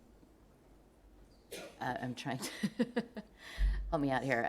We've done, Dr. Lockard, there's been a lot of work done, and I think that we've also been talking about trying to launch on a kindness campaign, a unity campaign, of like, let's stop with the divisiveness. Let's stop with the labels and excluding folks and the bullying and the harassing. And how do we truly address that? We've put bullying and harassment policies in place. We have a zero tolerance policy, but it doesn't seem like the zero tolerance policy is working. There were some comments made about the bullies. There's no recourse for the bullies in a lot of instances. So I think that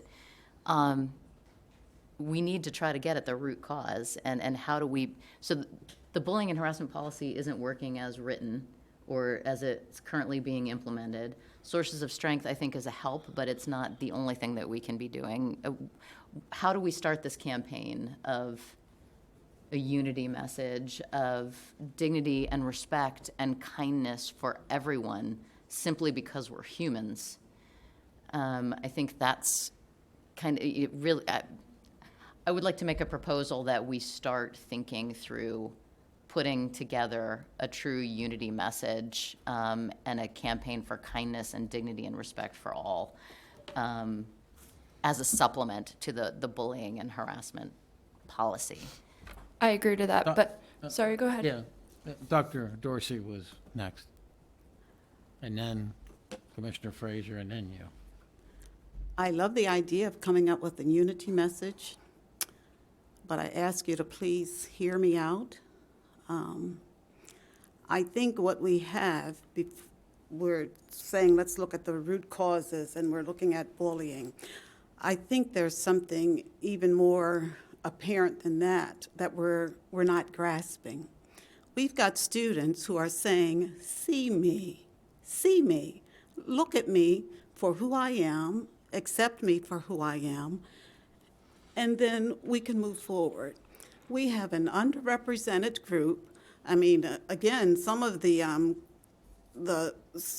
stories, their lived experiences that they're sharing, they're heartbreaking. So yeah, we want to make sure that our students, that this population, this group isn't being harassed, that they're not being bullied, but they're asking us as the adults to please see them. And when we see them for who they are. We hear their voices, we hear what they're asking for. They're just asking, again, if we can just go back to having our safe spaces be acknowledged by our teachers who choose to put a piece of cloth. It's their symbol. They're asking to have that available to designate rooms as safe spaces. And we're not saying that that's all it takes to create a safe space. I know it's certainly, the teacher and how she's going to be reaching out here, the teacher, male or female, or otherwise, just trying to reach out to the students to make them feel, that they are being seen and that they do have a place that they can go to be heard, to share their concerns. So I think that's the big piece, Yeah, we want to get rid of the bullying. We want the bullying to stop. The bullying has to stop. But I think the big piece for now is that we have to see them. We have to acknowledge them. And I think sometimes we think, okay, well, when we're colorblind or when we put our other blinders on and we say, yeah, we accept everybody for who they are, that sounds good, but it's really not acknowledging who the person is. You really do have to see them. People, we're not invisible, You have to see us for who we are. And that's what I feel is their main cry. And, I think that we're doing them a disservice if we do not include, saying that, yes, let's just go ahead and have their safe spaces designated. By the flags in the classroom. And again, we've had it voluntarily made available for teachers and, for people who feel like they really have been forced to put the flags in the room. Well, that needs to be addressed. And we have systems in place where I feel that that could really be addressed. But on the other hand, we have the group of students who are pleading with us. And their allies are pleading with us to please see them, recognize them, and let's work on giving them what they need. So unless I see that we're going to be acknowledging that, yes, we're seeing our LGBTQ plus students, and we're acknowledging that, that they feel a need to have a safe space designated, unless I see that indicated here, I will not be voting for the flag policy. We had one staff member who mentioned her 9/11 flag, and again, that was wonderful to see. And yes, that I can see how that would be an attention grabber in her classroom. So yes, after math class, yes, we're going to be talking about the flag and what it stands for. And, even when you were, a young child or whatever, this is what happened to our country back on 9/11. So it does start a conversation. So if we can acknowledge that one teacher certainly is asking for this 9/11 flag to be displayed, and we want to come up now with a way to make sure that we can address a situation like that. We've heard a lot of voices from the students that we really do have to acknowledge. Let's just see them, let's hear them, and let's validate them for who they are. Commissioner Frazier? I have to agree with Dr. Dorsey. I said this, I guess it was last month when we met. I don't think we need the flag policy. I really don't. I think it's a big step backward for Carroll County Public Schools. I'm against bullying and harassment like anyone else is, but I think the reason it's being brought up tonight is to sidestep the issue of the flag policy. I really do. If we could stop it, and I have to say, I was in the teacher for 40 years. I know a lot of what goes on in there, and it's just, bullying and harassment has to be addressed. It does. But as Mr. Bigley said, let's start a campaign for everyone to be inclusive. Well, getting rid of this flag policy would be the first step in that campaign. We don't need the flag policy. Let's move forward without it, and then we can look at addressing the bullying and harassment. And I don't have the answer for that. I only taught for 40 years. I don't have the answer for that. But it is something that, and it happens all the time. It has to be looked at. But tonight, let's look at this flag policy. And I'm not a voting member, but please don't vote for it. Who's all the way down? I think you were next. To further the point of finding solutions, this is a matter of finding a solution rather than just band-aiding an issue that we have. We need to not be so quick to react. We need to slow down, take a minute, and look at the serious implications that this can have on our students and on our society. I do respect the fact that this opens a doorway of political tension. I do.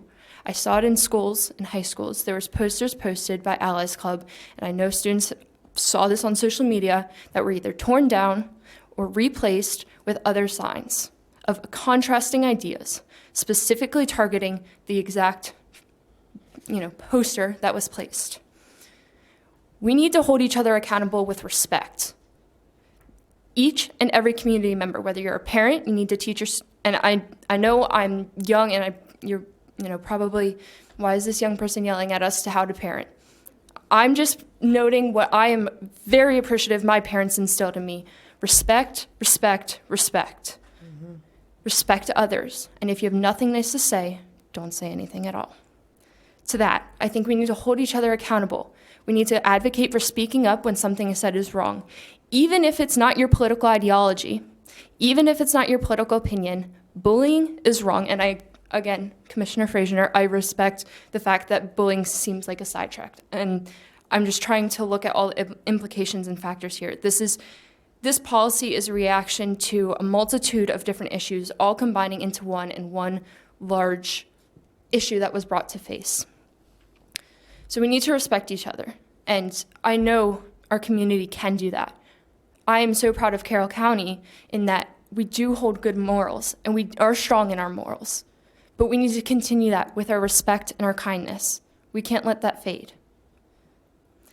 Second of all, as for the idea of safe spaces, that is what is mentioned numerous times. We need the flags to symbolize safe spaces.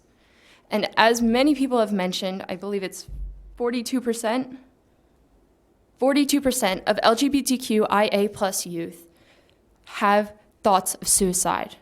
They have depression. They have mental illnesses because of the belittlement they constantly face within our schools. And again, no matter the cause of the bullying or harassment, it is unacceptable. And to that, safe spaces need to be established within our schools.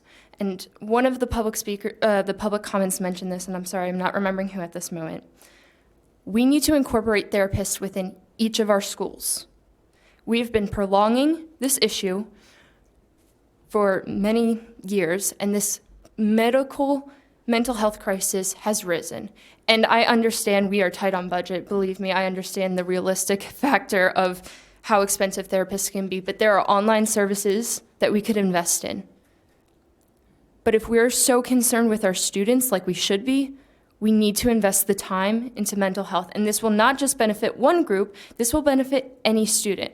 I can't tell you the number of students who have come to me, or I've heard just say, I don't have a safe place at home, whether it is LGBTQIA plus related or not. Every student needs to feel that there's somewhere they can go within the school system. And yes, every teacher should be a safe spot, but there needs to be actual mental health support for those students who are facing that bullying and harassment, who are facing that political polarization, who can express their political opinion to somebody who's not going to grade their essay differently based on such. Whatever the reason might be, we need therapists within our schools, or some sort of indication of hearing student voice, no matter who they are, what group they're a part of, their political ideology. This needs to be established. And I know this kind of seems like a sidetrack again from the actual policy itself, but if this is to pass, we can't just let it pass and wash our hands clean of this issue. There's a reason it has been such a large, heated issue. There's a reason that we're discussing this today at 10 o'clock. There's a reason that we discussed it until midnight the last meeting. There's a reason that this is here, and there's a reason that we've had student protests and, T-shirts and pins and advocacy and petitions signed. There's a pressing issue that we need to solve here beyond just the flags. And again, we just need to hear the student voices. The students are begging for help and support, whether it is mental health in general, whether it's for their specific identity, or whether it's because they have issues at home. We need to be able to support the students in their mental health capacity, so we are able to then focus on the education piece, that the reason we are here, the writing, the reading, the science, the math. We need to be able to support students outside in all their other aspects in order for them to be successful within the classroom. Thank you. I do have a couple of comments on the actual policy as it's written. I know that we call it the flag policy. I think it's important to adjust the name to the flag and classroom or school displays policy, because to me this is a natural extension of the political neutrality policy. If you reference the administrative guidelines from that policy, it's my opinion that the distribution of some of these flags violated that policy, or at a minimum violated the intent of the policy. In addition, that this new policy clarifies that display materials are not only prohibited in the classroom, but also on the school grounds. And if you read through the classroom environment part of the political neutrality administrative guidelines, it really lays out that teachers have an obligation to create a welcoming and inviting learning environment for all students and to foster a culture of respect. Classroom displays are a tangible way to create such an environment. Classroom displays, including school-purchased and teacher-purchased items, shall be related to the instructional goals of the course of study, to the school's written vision or mission statement, or to general school information. And then it keeps going on.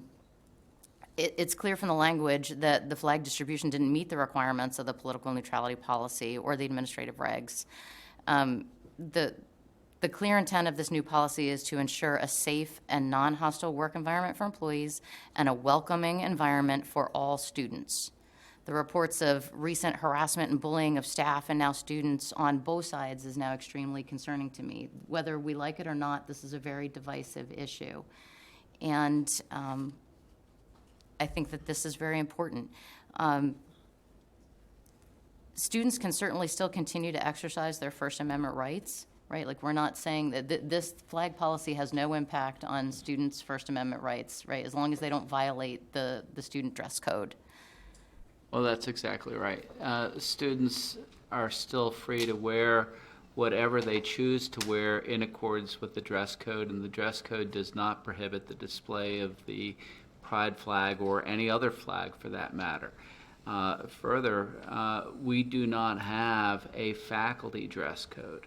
And to the extent that we have generally had an understanding with CCEA over the years within some degree of appropriateness, there have been times in the past where there have been discussions, and I remember Hal Fox, for example, when he was the UNISERV rep, saying, no, that's a working condition, you have to negotiate that. So if a faculty member were, for example, to come in and wear a tie similar to the tie that Dr. Wack wore this evening, that would not be a violation of this policy. And so this policy is really intended to protect our students from any and all outside influences, now or in the future, that could be a distraction from the learning environment. Our schools are not billboards for outside influences to disrupt the learning environment. It's the part about the exception process or the appeal process. It's like, okay, where do you draw the line, right? Like, where do you make a distinction of, like, if people start wanting to bring in MAGA flags or Gadsden flags, or it's like all of these different pieces of where do you draw the line? But I think that we also need to do a far better job with professional development on making this the culture that we want throughout our organization. As a board member, I want to recommend that robust and clear professional development on this topic be developed and pushed down throughout the organization. We're all in this together, and I would like to see professional development on this topic and suggest that it be included in the training delivered to our educators during the week before the start of the school year. My primary commitment has always been on academic achievement and the well-being of our students. We ended, as a board, we ended school lockdowns because too many students were failing. We fought to remove masks when we learned that they were harming the development of our kids. We ended quarantine policies that just weren't effective and caused too many healthy kids to miss school. We passed an updated political neutrality policy that protects our students. We passed an anti-bullying and anti-harassment policy so students have a pathway to keep them safe. We ramped up our Sources of Strength program. And these were all good decisions and policies that moved us forward as an organization for long-term success. I view this as the next step in trying to make that happen and stay focused on academic achievement, stay focused on the academics in the classroom. And this board is committed to ensuring that all students and staff have a safe and welcoming environment, free from discrimination, harassment, and bullying.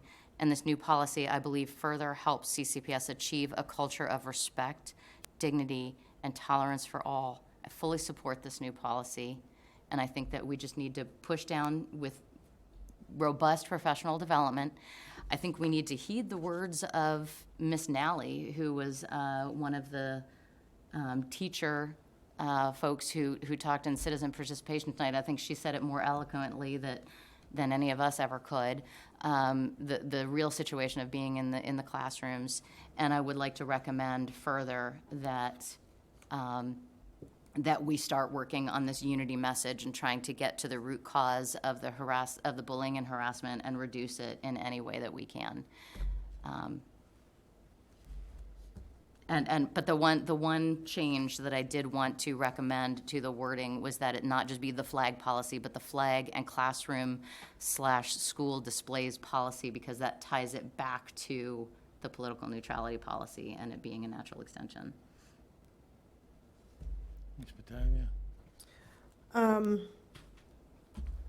We heard a lot of people talk today, we got a crap ton of emails. Yeah, that was a massive amount of emails. You know, the same thing keeps echoing is the bullying policy. Okay, well, we passed bullying policy. We followed MSDE's guidance regarding the bullying that they put in place, and we have that. So everyone keeps saying, well, what's the Board of Ed going to do about it? Well, we did something about it. We passed a policy. But guess what? The Board of Ed members don't go to the actual schools and make sure everything is being followed and done and everybody's doing what they're supposed to do. That's not our job. It is the job of the directors to make sure that the administrators in the schools are doing what they're supposed to do. So when a kid comes to us and says, I'm being bullied, did you tell your teacher or your principal? No. Well, why not? Those are the things you have to do.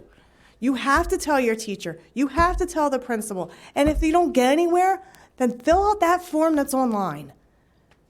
But constantly saying the Board of Ed is not doing anything about the bullying, we did the policy, we passed it. Now it's up to everybody else to do what they're supposed to do regarding it. Okay? It's kind of like saying you planted a tomato plant, but you know it's not my responsibility to pick the tomatoes off of it. Well, sorry, but if you're gonna sit there and do something, everybody else around you has to help out. That's how it has to go. Cell phone policy. There's another example. There was one thing I heard from a teacher, and I was like, holy cow, yeah. Cell phones are causing more and more issues. They're causing more and more problems. Every time, I can tell you right now, probably someone in this room is Facebooking, oh, look at her. Yep, there we go. There's your bullying. So get off the phones. Let's try to make sure our kids don't have their cell phones in the classrooms anymore. Enough. Get off of it. Somebody actually compared heroin use to being on social media. If you can't put your phone down, that's about the equivalent of a heroin addict. You constantly have to have that fix to be on social media and type. Okay, if you're going to be rude, get out. You guys have been told numerous times. You want a solution? Here's one. Mindfulness rooms. We had our mindfulness rooms.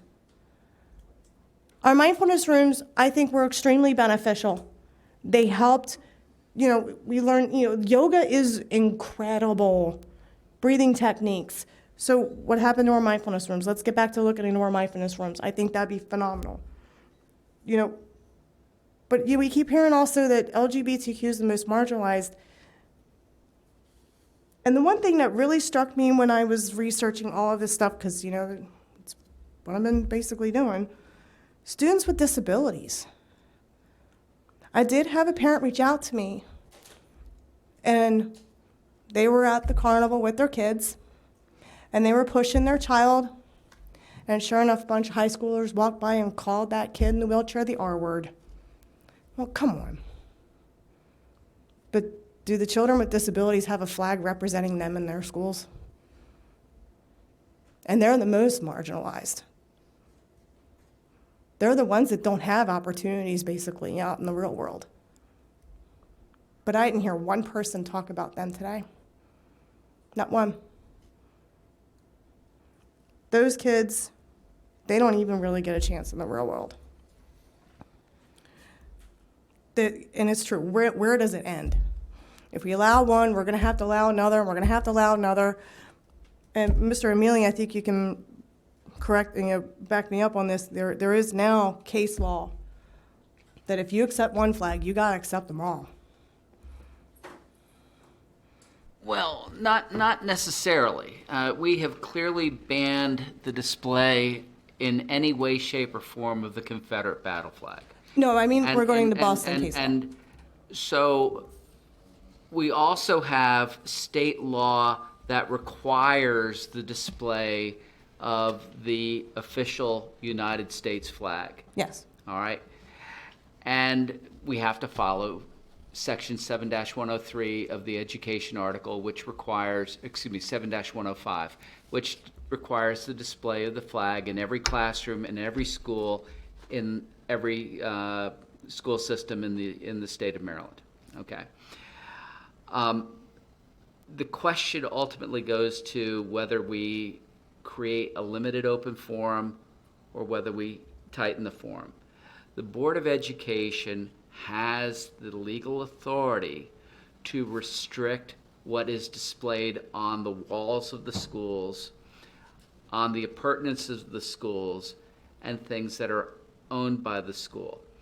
Or conversely, it has the right to say, hey, teachers, post whatever you will in the classroom. In between those two extremes, we can set reasonable time, place, and manner restrictions, and that is essentially what this policy attempts to do. Whether some of the specific items should be cut back, whether other items should be expanded, the point ultimately is these are the items that the Board of Education would allow if the policy was adopted, and no others would be allowed. If you allow the one, then you can't engage in viewpoint discrimination. And so, somebody comes in with the MAGA flag, okay, you would have to allow another one. And that was essentially what the political neutrality policy was designed to restrict. I was referring to the recent court case that happened up in Boston, where they allowed one flag to fly, That's the form analysis. but they wouldn't allow another one to come in. So, that's always been my fear, is that, we allowed this to happen, okay, fine, and then you got worst case scenario. Now, obviously, no Confederate flag and no swastika, because we've already banned them. Right. Those have been banned a while ago, Right. okay? Long time ago. Right. And not only were they banned in the classroom, they were also banned in the parking lots. They were Right. banned on student attire. They were banned on faculty Right. attire, which this does not seek to do. Right. The problem we would come across is, because we have taken one, now we would have to, whatever anybody donated, well, you gotta take it now. Well, that's another problem. And I mentioned this in the last meeting. We do have a regulation that provides for a community table, and it provides very limited restrictions as to what goes on the community table for passive distribution. And when I say passive distribution, it's not handed to a person. It is put on the table for a week, as long as it's in compliant with the language in the regulation. And if you want it, you can have it. If you don't want it, you don't have to take it. No one is handed something. It's on the table. You can pass the table by, or you can stop at the table and say, yes, I'd like to pick up a pride flag. Yes, I'd like to pick up a flyer to join this organization. Yes, I'll pick up this Bible. Right. Or no, I don't want any of it. And no one should be feeling obligated that you have to take it, because that's another thing we've been hearing. Here, wear that, no, that's okay. Oh, so then they start I think that's calling where them names. I think that's where this got started. And it has to stop.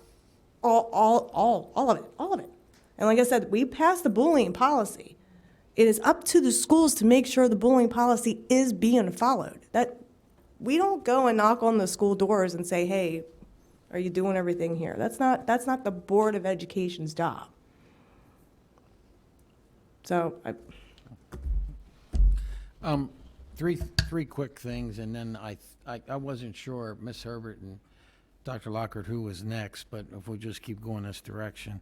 Donna, to your comment, I think this is a flag policy. I think we're talking about the Maryland flag, the Carroll County flag. I think it is a flag policy. I think if we need to tweak our other policies to cover displays, we need to do that. But I think this it's restrictive and it's based on flags. That's my personal opinion. Okay. Number two, and I'll make a point and I'll hear grief for this.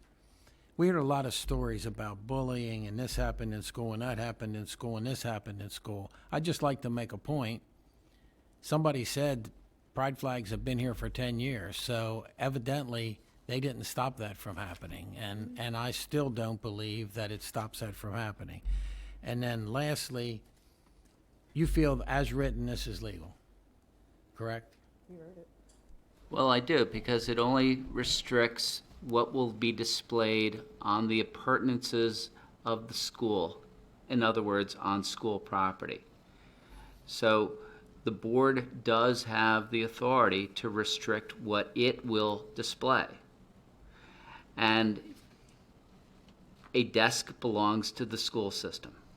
A locker belongs to the school system. The walls of the school belongs to the school system. It's legal. The question for you all is not whether it's legal or not. The question is whether you should do it or shouldn't do it. Understood. And that's not my, Yeah. yeah. Yeah, we heard earlier that it wasn't legal for 2 or 3 different reasons. Well, was I skeptical of heard that. the one gentleman say that it violates the flag code, and that's not correct. Yeah. The provision with respect to the POW MIA flag, for example, that does apply on certain federal installations. It doesn't apply to the public schools. The provision about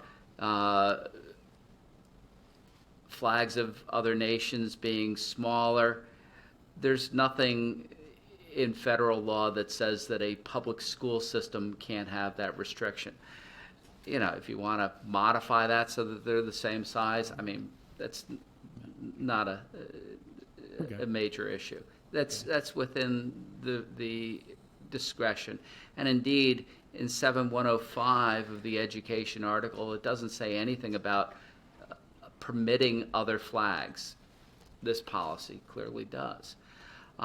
So, you know, there are obviously a lot of policy issues for the board to grapple with. I don't make policy. I may write a policy at the request of the board or at the request of the superintendent for your consideration, but I'm not a policymaker. Is this legally enforceable? It's my opinion that it is, because it only restricts what is displayed on property that you own. It doesn't restrict what is displayed by other people on their own personal attire, on their own personal possessions. Whether this is a good policy or not, that's for you to decide, not me. Okay. Dr. Lockard. Thanks. I'll be brief. I know the last couple of meetings, I expressed my concern about having a flag policy. I continue to don't think that we need to have that. Again, I'm thinking about what I've heard from our students and what they're saying to us, and to Dr. Dorsey's point, not only to be heard, but to be seen as well.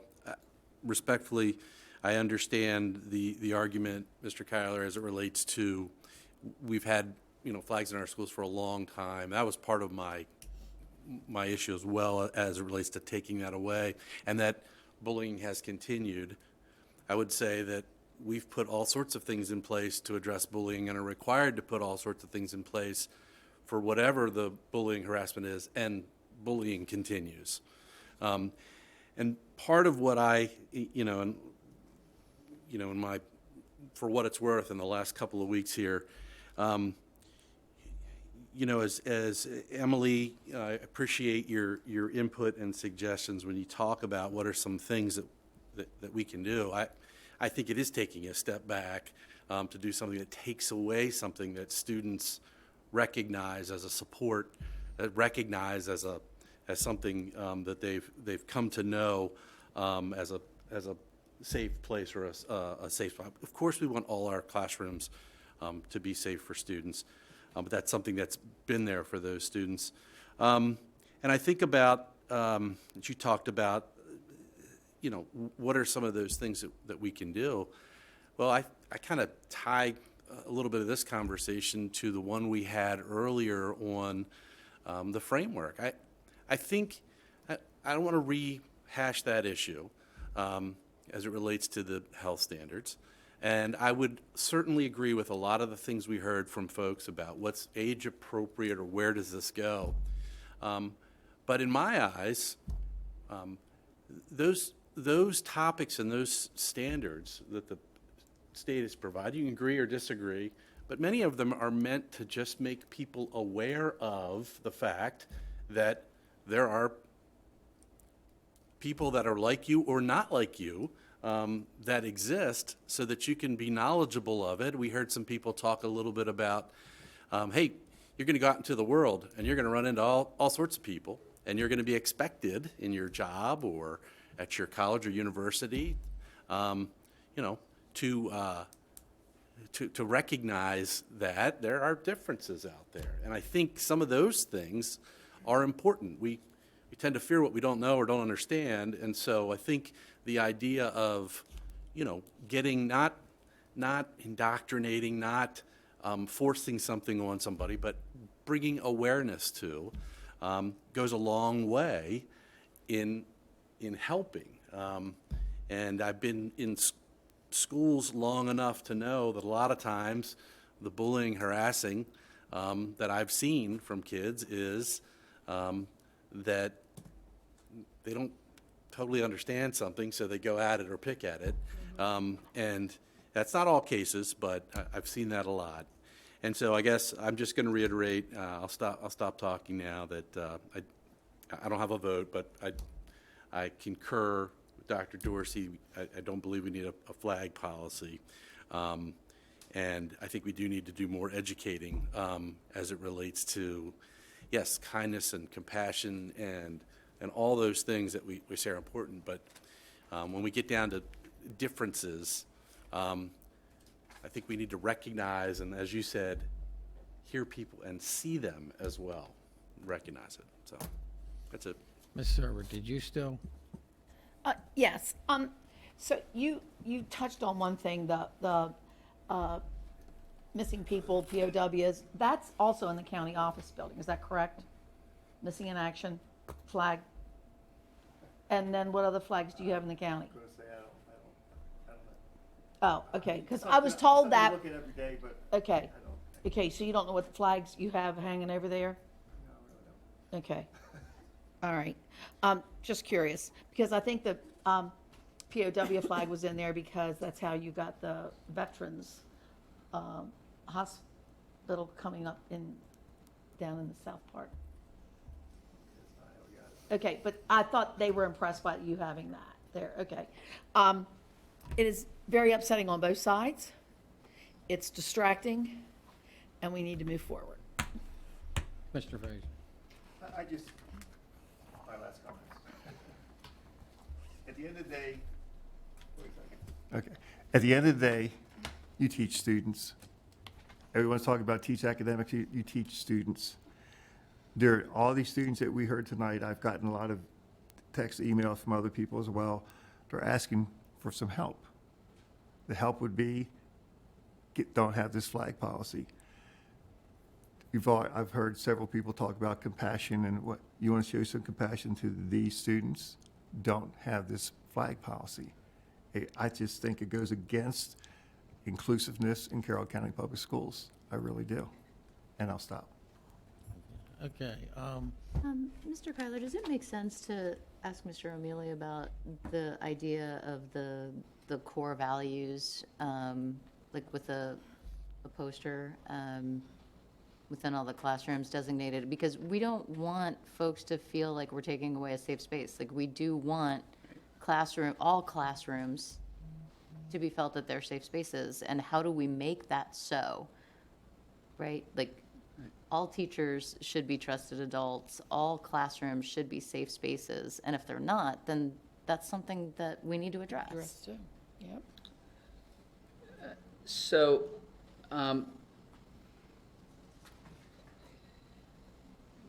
board members, on that, you've long had a statement on values and beliefs. It's in every information calendar that the board distributes each year.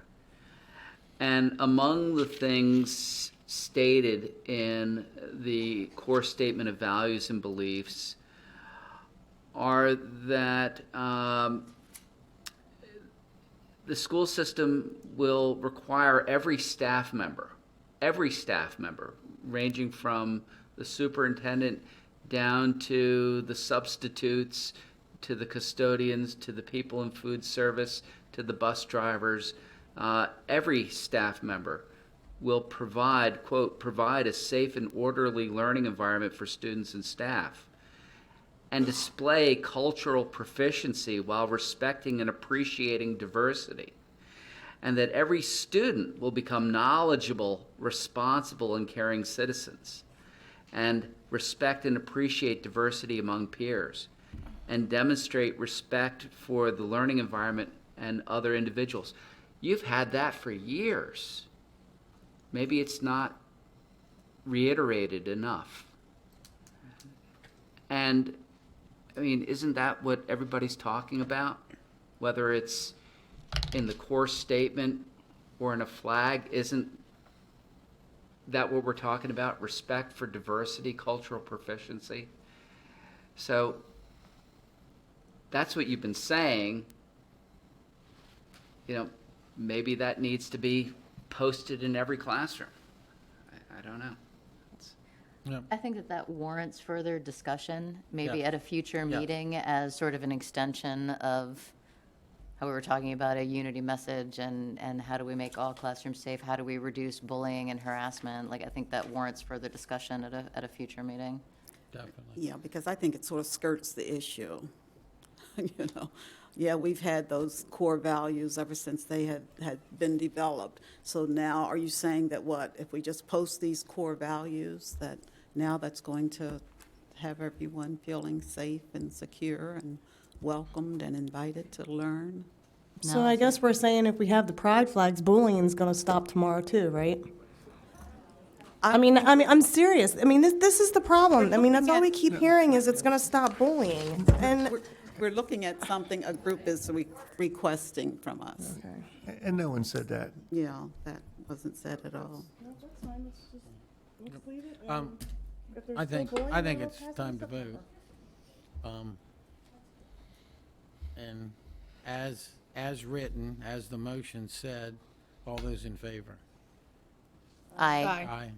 Opposed? Aye. Okay, 4-1, it passed.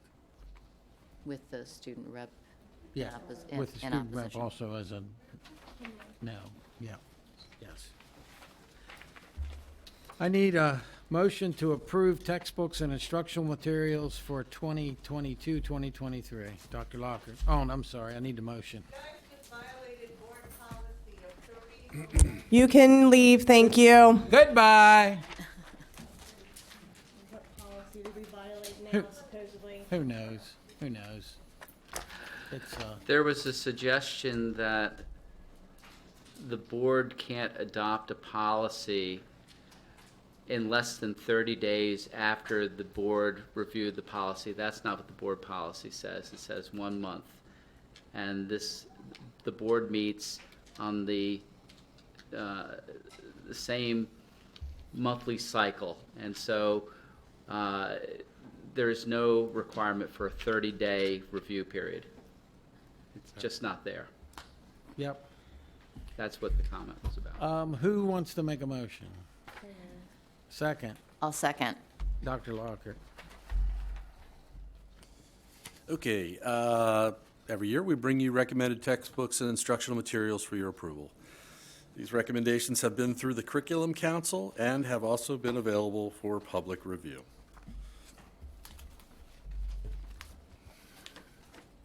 Board members, any questions? Ms. Savigny. Donna's going to say the same thing. Yeah, okay.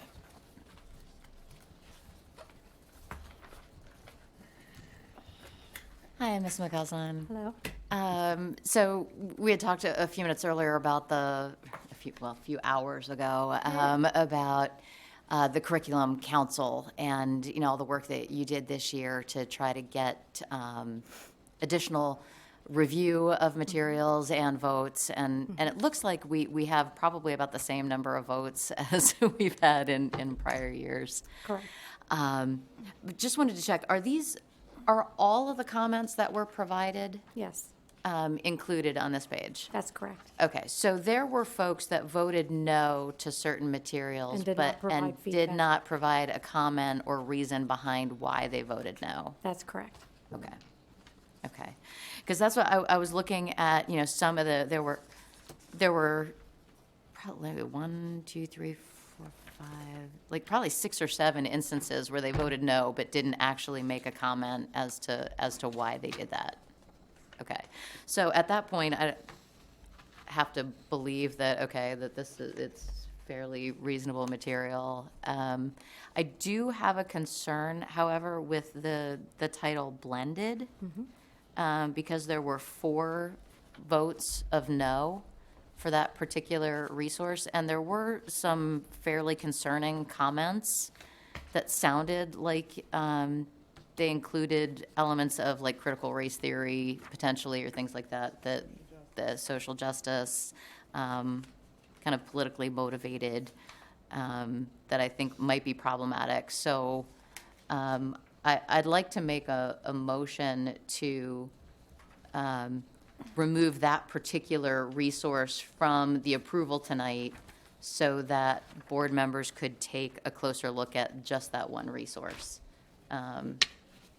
Because there are some comments here that are very concerning to me.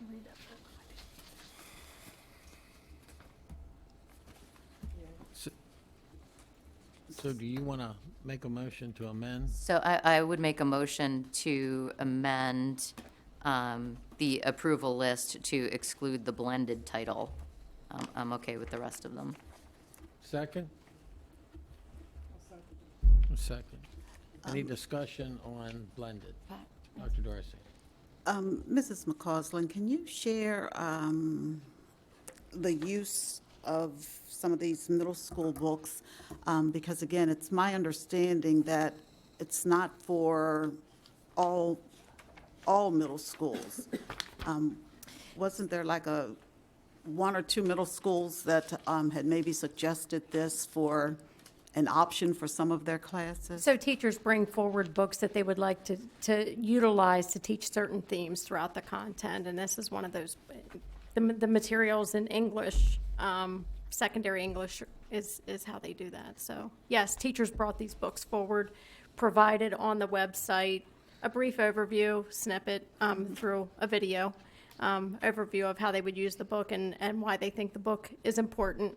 But no, not every teacher would utilize that book. Right, and That's wasn't it correct. one school that was really recommending this? I believe so. I'd have to go back and see what school that is, Dr. Dorsey. Do you have the blended book? I do upstairs, yes. Because, I know I ended up reading Trevor Noah, and I left it on the kitchen table, and my granddaughter got a hold of it, and her first comment was, "Mimi, this has really bad language," and she was really young, but she's a reader, and I would like to read that, I do have it upstairs. but I'm not going to leave it lay around, make that mistake. Yeah, and. I'll come get it from you someday. And my concern is if it is negative about police, and that's one of the comments. Now, is that true or not? So, first Does we. it say that it's negative, or? Yeah, police brutality. There was a hate crime, racial profiling, situation of police brutality when an 11-year-old was shot.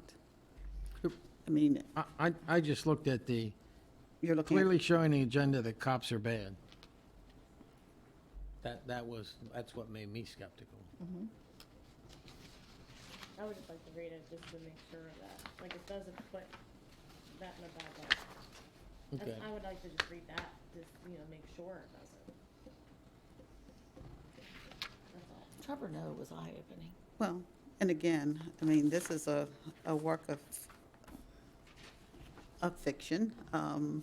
So again, I mean, if that's what you all are recommending, that you want to read it, I guess that would be So- something you could do. but- The idea is, it's not automatically taken off. No, I'm not saying I It's disapprove held it. from I this would just like to approval hold look it from at the approval so that we could look at it more closely. Okay. All those in favor of that amendment to the motion? Aye. Aye. Opposed? Okay, now back to the motion to approve. Any more discussion on any of the other items, or?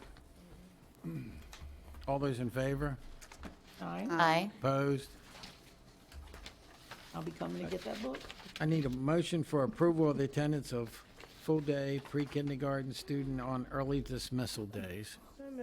Second, I'll second. Dr. Docker. Okay, board members, as you're aware, on an annual basis, we've been expanding our pre-K sites from half-day to full-day. This action would align those full-day programs with the rest of the system so that full-day students would attend school on early dismissal days. Any discussion? All those in favor? Aye. Opposed? Okay, we are now into discussion. Proposed revisions to a policy. Dr. Locker. Yes, this is policy JLI is presented this evening for discussion and will return at a future board meeting for approval. This past legislative session, the General Assembly passed a bill which greatly limits student seclusion and amends the manner in which student restraint can occur and enacts procedural requirements as well. The bill has an effective date of July 1st. So Mr. Streeter and Mr. Shockney's teams have been aware of those changes and have developed these revisions to comply with the new law. Mr. Streeter. Good evening, board members, and I hope I don't have to say good morning before I'm done. But again, as Dr. Locker has described, the changes are really just to bring us in line with the pending, with the House bill and Senate bill that were passed, and pending legislation to prohibit the use of seclusion in a public school. Another thing I want to note is we're changing the title of the policy, and that's not something we usually do. So I want to make sure that I'm drawing attention to that it's students' exclusion, physical restraint, and prohibition of seclusion, just to make it very clear that we are not permitted to seclude students. So that's in the regulation as well as the policy. So other than the various strikeouts that you see, the rest of the language is just to bring everything in line with the other language that's in COMAR. Some of the definitions of seclusion, we want to include the definition of seclusion so that we know what we're not allowed to do. We don't usually define things we can't do, but since this has the attention that it does, and it's just come up in the legislation, and seclusion is permitted in non-public schools, but it's not permitted in public schools. So that's an important distinction. So we wanted to reference making sure people were clear on what seclusion was. And then there's been some changes to the definition of restraint, which is pretty common when they update these. They talk about different ways that that's changing. So everything else is just to bring everything in line. And I would just ask if you have any questions about the regulation and policy that we're bringing for change. Board members, any questions, comments? Ms. Savigny. Hi, Mr. Streeter. Just a quick question. So you said that seclusion is allowed in non-public schools, but it's not allowed in public schools. There was the situation where it was supposed to only be used in situations of like imminent harm. What do we now do in situations of imminent harm with seclusion not being allowed as one of those options? Right? So a couple things that we're looking at is, restraint is still something when students in danger of themselves, restraint can be used. And there's all of our folks involved in restraint are trained. We use CPI as our training platform. We're exploring some other options that we might put in place. I'm going to mispronounce Yukaru, is that right, Mr. Shockney? We're exploring that as an option. We're also looking at our data just collectively to see where seclusions happen, and making sure that we have any change that we might need to have in place there. So we're exploring those options. Yukaru is a different technique, which is, I don't know if you want to describe Yukaru at some level, but I mean, it may be something we're using, but it's basically having the student, instead of restraining them, have the ability to, using blocking and different, in some level, I picture, I don't want to paint this, mischaracterize it, back in the 80s when the umpires had the thing they held so that the ball didn't hit them, something like that, and then the student would actually hit that, so pads and things like that. So that's happening in some counties in Maryland, and it's another technique we're looking at, exploring and getting that up to speed. We may pilot that in a few schools next year, so we're trying to learn more about it. In general, we don't have a tremendous number of students who are regularly secluded. and those students who that's part, we're working through the IEP process and with the teams to make changes that we would need for behavioral intervention for those individual students. So for any student, and it's a very small number of students who's had a history of seclusion, and there's seclusion that's been utilized as an intervention on the IEP, we've already gotten ahead of this.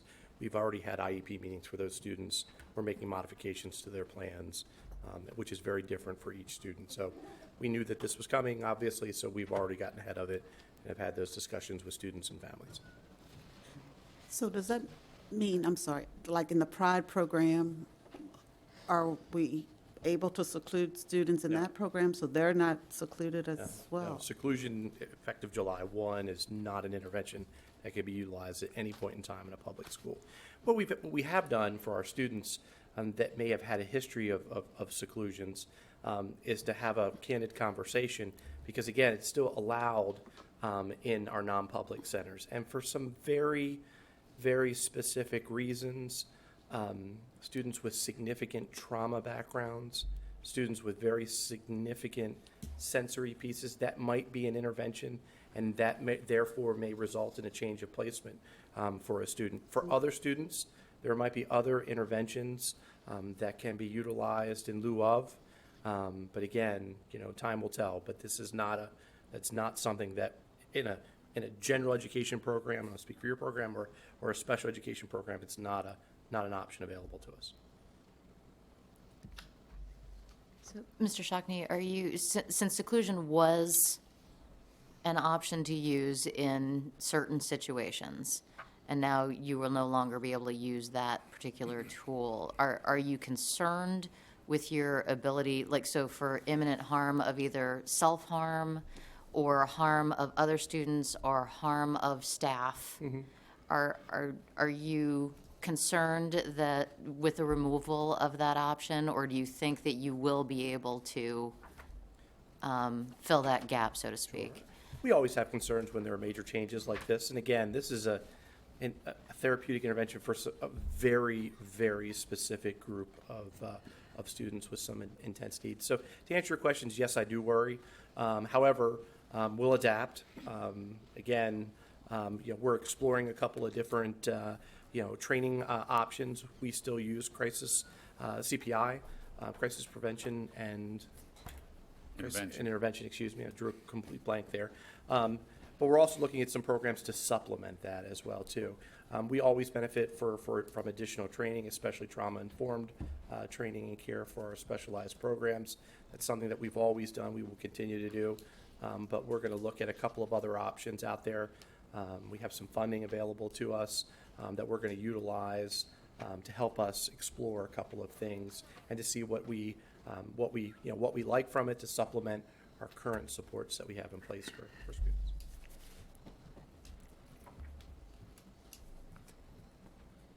Any more questions, comments? Thank you. Thank you. I like how thank Nick you. left before you said thank you. I was a little worried there. Thank you, and still good evening, so thank you. Is there anything to report on the Community Advisory Council? No? Unfinished business, new business. Okay. We received a statement from Maryland Open Meetings Compliance Board just this week, so there wasn't much time to react or see it. I'm not sure all the board members have had a chance to read it, but we're required to make a statement in the next physical meeting, which is tonight, and we all have to sign and acknowledge receipt of it. A majority of the board members The need to majority. sign that We don't it all, was but the received. majority do. The Open Meeting Compliance Board has reviewed a complaint alleging violations of the Open Meeting Act in relation to the Board of Education of Carroll County's closed session meeting on January 12, 2022. The Open Meeting Compliance Board made the following findings. The Board of Education complied with the requirement to indicate in its closed session meeting notice that it would first meet in open session to vote on closing its meeting. The Board of Education did not violate the act when it met in closed session to review appeals as part of the board's quasi-judicial function. The Board of Education violated the Open Meetings Act when it recessed its closed session in order to hold its regularly scheduled open meeting and then reconvened to complete its closed session without issuing a new closing statement and conducting a new vote to return to closed session. The Board of Education failed to include in its closing statement that it would be seeking the advice of legal counsel on 2 matters instead of 1 matter. The Board of Education failed to provide sufficiently detailed descriptions of the topics to be discussed in closed session in the board's closing statement. The Board of Education failed to provide sufficient detail about the place of its closed session and the individuals who attended the meeting in the board's closed session summary. The Board of Education failed to provide a sufficient description of a topic discussed in the closed session as part of its administrative function. A copy of the written decision may be obtained on the Open Meeting Compliance Board's webpage on the Maryland Attorney General's website.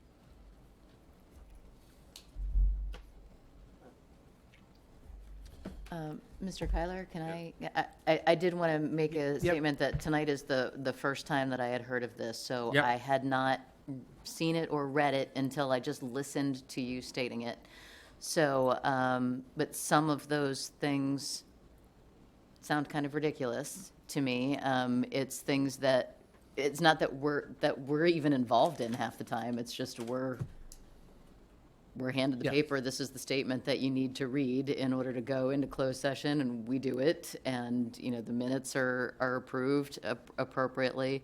And what they stated as a violation is something that I think we've been doing for years and years and years, where, you know, if you don't finish in closed, you announce it, and then you announce it when you go back in. We were unaware that you would ever need an additional statement to read. Well, And so, Mr. Amelia, I wanted to ask you what about, like, the level of scrutiny seems, it seems as though the scrutiny is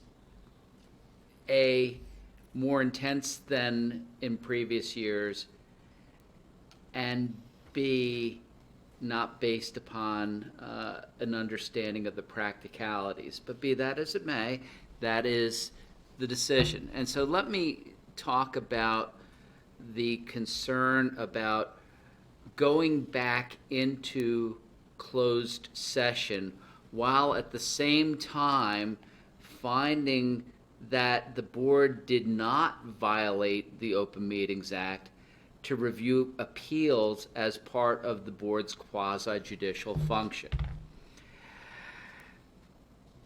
At that board meeting in January, the board met in a properly closed meeting after it went into public session to announce that it was going into closed session, and then went into closed session at 3 o'clock in the afternoon, and then came back here in public at 5 o'clock. And I think that meeting lasted until about 11 o'clock that night. yeah. At the conclusion of the public session meeting, the board returned to decide 2 appeals. That's all the board did when it returned after the close of the open meeting. And the Open Meetings Compliance Board found indeed that the review of appeals is a quasi-judicial function and is not subject to the Open Meetings Act. But nonetheless, because it was characterized as a return to closed session, the act was violated by returning to closed session without conducting a public vote to go back to closed session. Is that perhaps a little more picayune than in prior years? One might argue, but one might take a view that no, we're following the letter of the law. That's for the compliance board to determine, and the compliance board issues these advisory opinions. And so I think probably what the board would be best advised to do is to conduct an administrative function meeting to obtain training from MABE, with the MABE facilitator, to discuss, some of the nuances of the Open Meetings Act. The board members need to Good be... morning. The board members need to be trained in the Open Meetings Act periodically anyway. I believe the last time you had training was from Steve Bounds, who is the former legal services administrator for the Maryland Association of Boards of Education. Steve is now retired. Maybe it's time to do it again. Yep. I think it's when we got on the board is when we went, like the three of us, when we went to training. No, there was a special Open Meetings Act board session academy, or board service academy, and Mrs. Herbert and I attended, and that was, a couple of years ago, or 3 years ago, and then I think I've attended done it another twice. one. Yeah, I attended another one as well. Right. But again, We it was want to my comply. understanding that we were certainly in compliance with what we had. We want to comply. There's no question that we want to comply. At 11 o'clock that night, did we think that we were violating the Open Meetings Act to go in and review the 2 appeals that needed to be reviewed? No, of course not. Was there an attempt to circumvent the law? No. They mentioned also that we needed more detail, for example, when we meet in closed session, properly closed session, to discuss negotiations, and they said, well, you need to say which unions you're discussing negotiations for. And so I guess next time we meet in closed session to go to discuss collective bargaining negotiations, we'll have to say collective bargaining negotiations with the Carroll County Education Association, collective bargaining negotiation with the Carroll Association of School Employees, collective bargaining negotiations with the American Federation of State County Municipal Employees. We'll just have to provide that level of detail. I mean, we can. Yep. Right. But has that ever been a requirement? No. No. No. So I guess that's what I wanted to kind of point out. This is really like an administrative nit. There was no nefarious intent There was no nefarious intent. and no like improper discussions. Sounds like an, Right. intimidation tactic. It's just a matter of properly documenting what we do. Yep. Our agenda and our closing statement and our minutes need to be properly aligned with sufficient detail to provide the public with notice of what goes on in a closed session. And the thought that negotiations update was sufficiently capturing the content of the closed session for purposes of discussing negotiations, I guess not. And now we'll have to say, update on negotiations with the Carroll County Education Association, or something to that effect. And we'll work on tightening that up. You've been reviewing everything, so, Right. yeah, so it's Recently, yeah, Yes. not since January. Oh, okay. Two more things in unfinished business. One, I do think at some point in time, we ought to consider a security work session. We talked about security a little bit tonight, and with what happened in Texas, our sheriff, the commissioners, everybody stepped up, and the SRO, I think, were an example for maybe the country, if not the state. But I think it would be good to have a work session and talk about how we're proactive and how we discipline and et cetera, et cetera. Just a thought. And then lastly, before it's midnight, thank you, sir. Good luck. And thanks for being with us. And elementary schools are locked by now. Anyone else? Just a couple things I wanted to reiterate, go over, if we can reevaluate the cell phone policy, bring your own device. Again, I heard from a couple teachers that the cell phones is creating a lot of the distractions in our classrooms. Cell phones can be a large contributor to some of the bullying we are seeing in our schools as well as online. Bullying policy, again, look at the bullying policy, make sure we're addressing we're addressing those concerns and how the process works on chain of command regarding that. Dress code, I've heard from a couple students regarding dress code, and that's something I would actually like to see the student rep and some of the students do. And I know Delegate Krebs, when she sat on the board of ed, that was something that they did. And we did it a couple years ago too regarding the dress code. So I think it's been a couple years, so I think we need to just kind of take a look at it again. Fashions change, fads change, so I think it's important to kind of keep up with that a little bit to make sure we're kind of making sure everything's good on that area. Would you like a list of proposed ideas, essentially, what student government students in general are seeking? I think that'd be good if you want to start that. I mean, I don't know, maybe look into maybe a committee or dress code committee or something, but I think we can look into that next month. Yeah, I mean, I think it's okay if the answer is, we think it covers it. Okay. We think it's reasonable. That's a fine answer, but if you think that there's anything that needs to be updated. Okay, I can absolutely discuss that with everyone. And then the last thing, we're the only county in Maryland that has like county government representation on their Board of Education. Unfortunately, it hasn't gone the way its intent was supposed to be. It was supposed to be the county commissioner is supposed to take things back to the county government when they have meetings. And unfortunately, it hasn't happened that way. So I think we need to look into starting the process of not having county commissioners sit on the Board of Education. No other county does it, so I think it's something we need to start looking into. Mr. Mealy,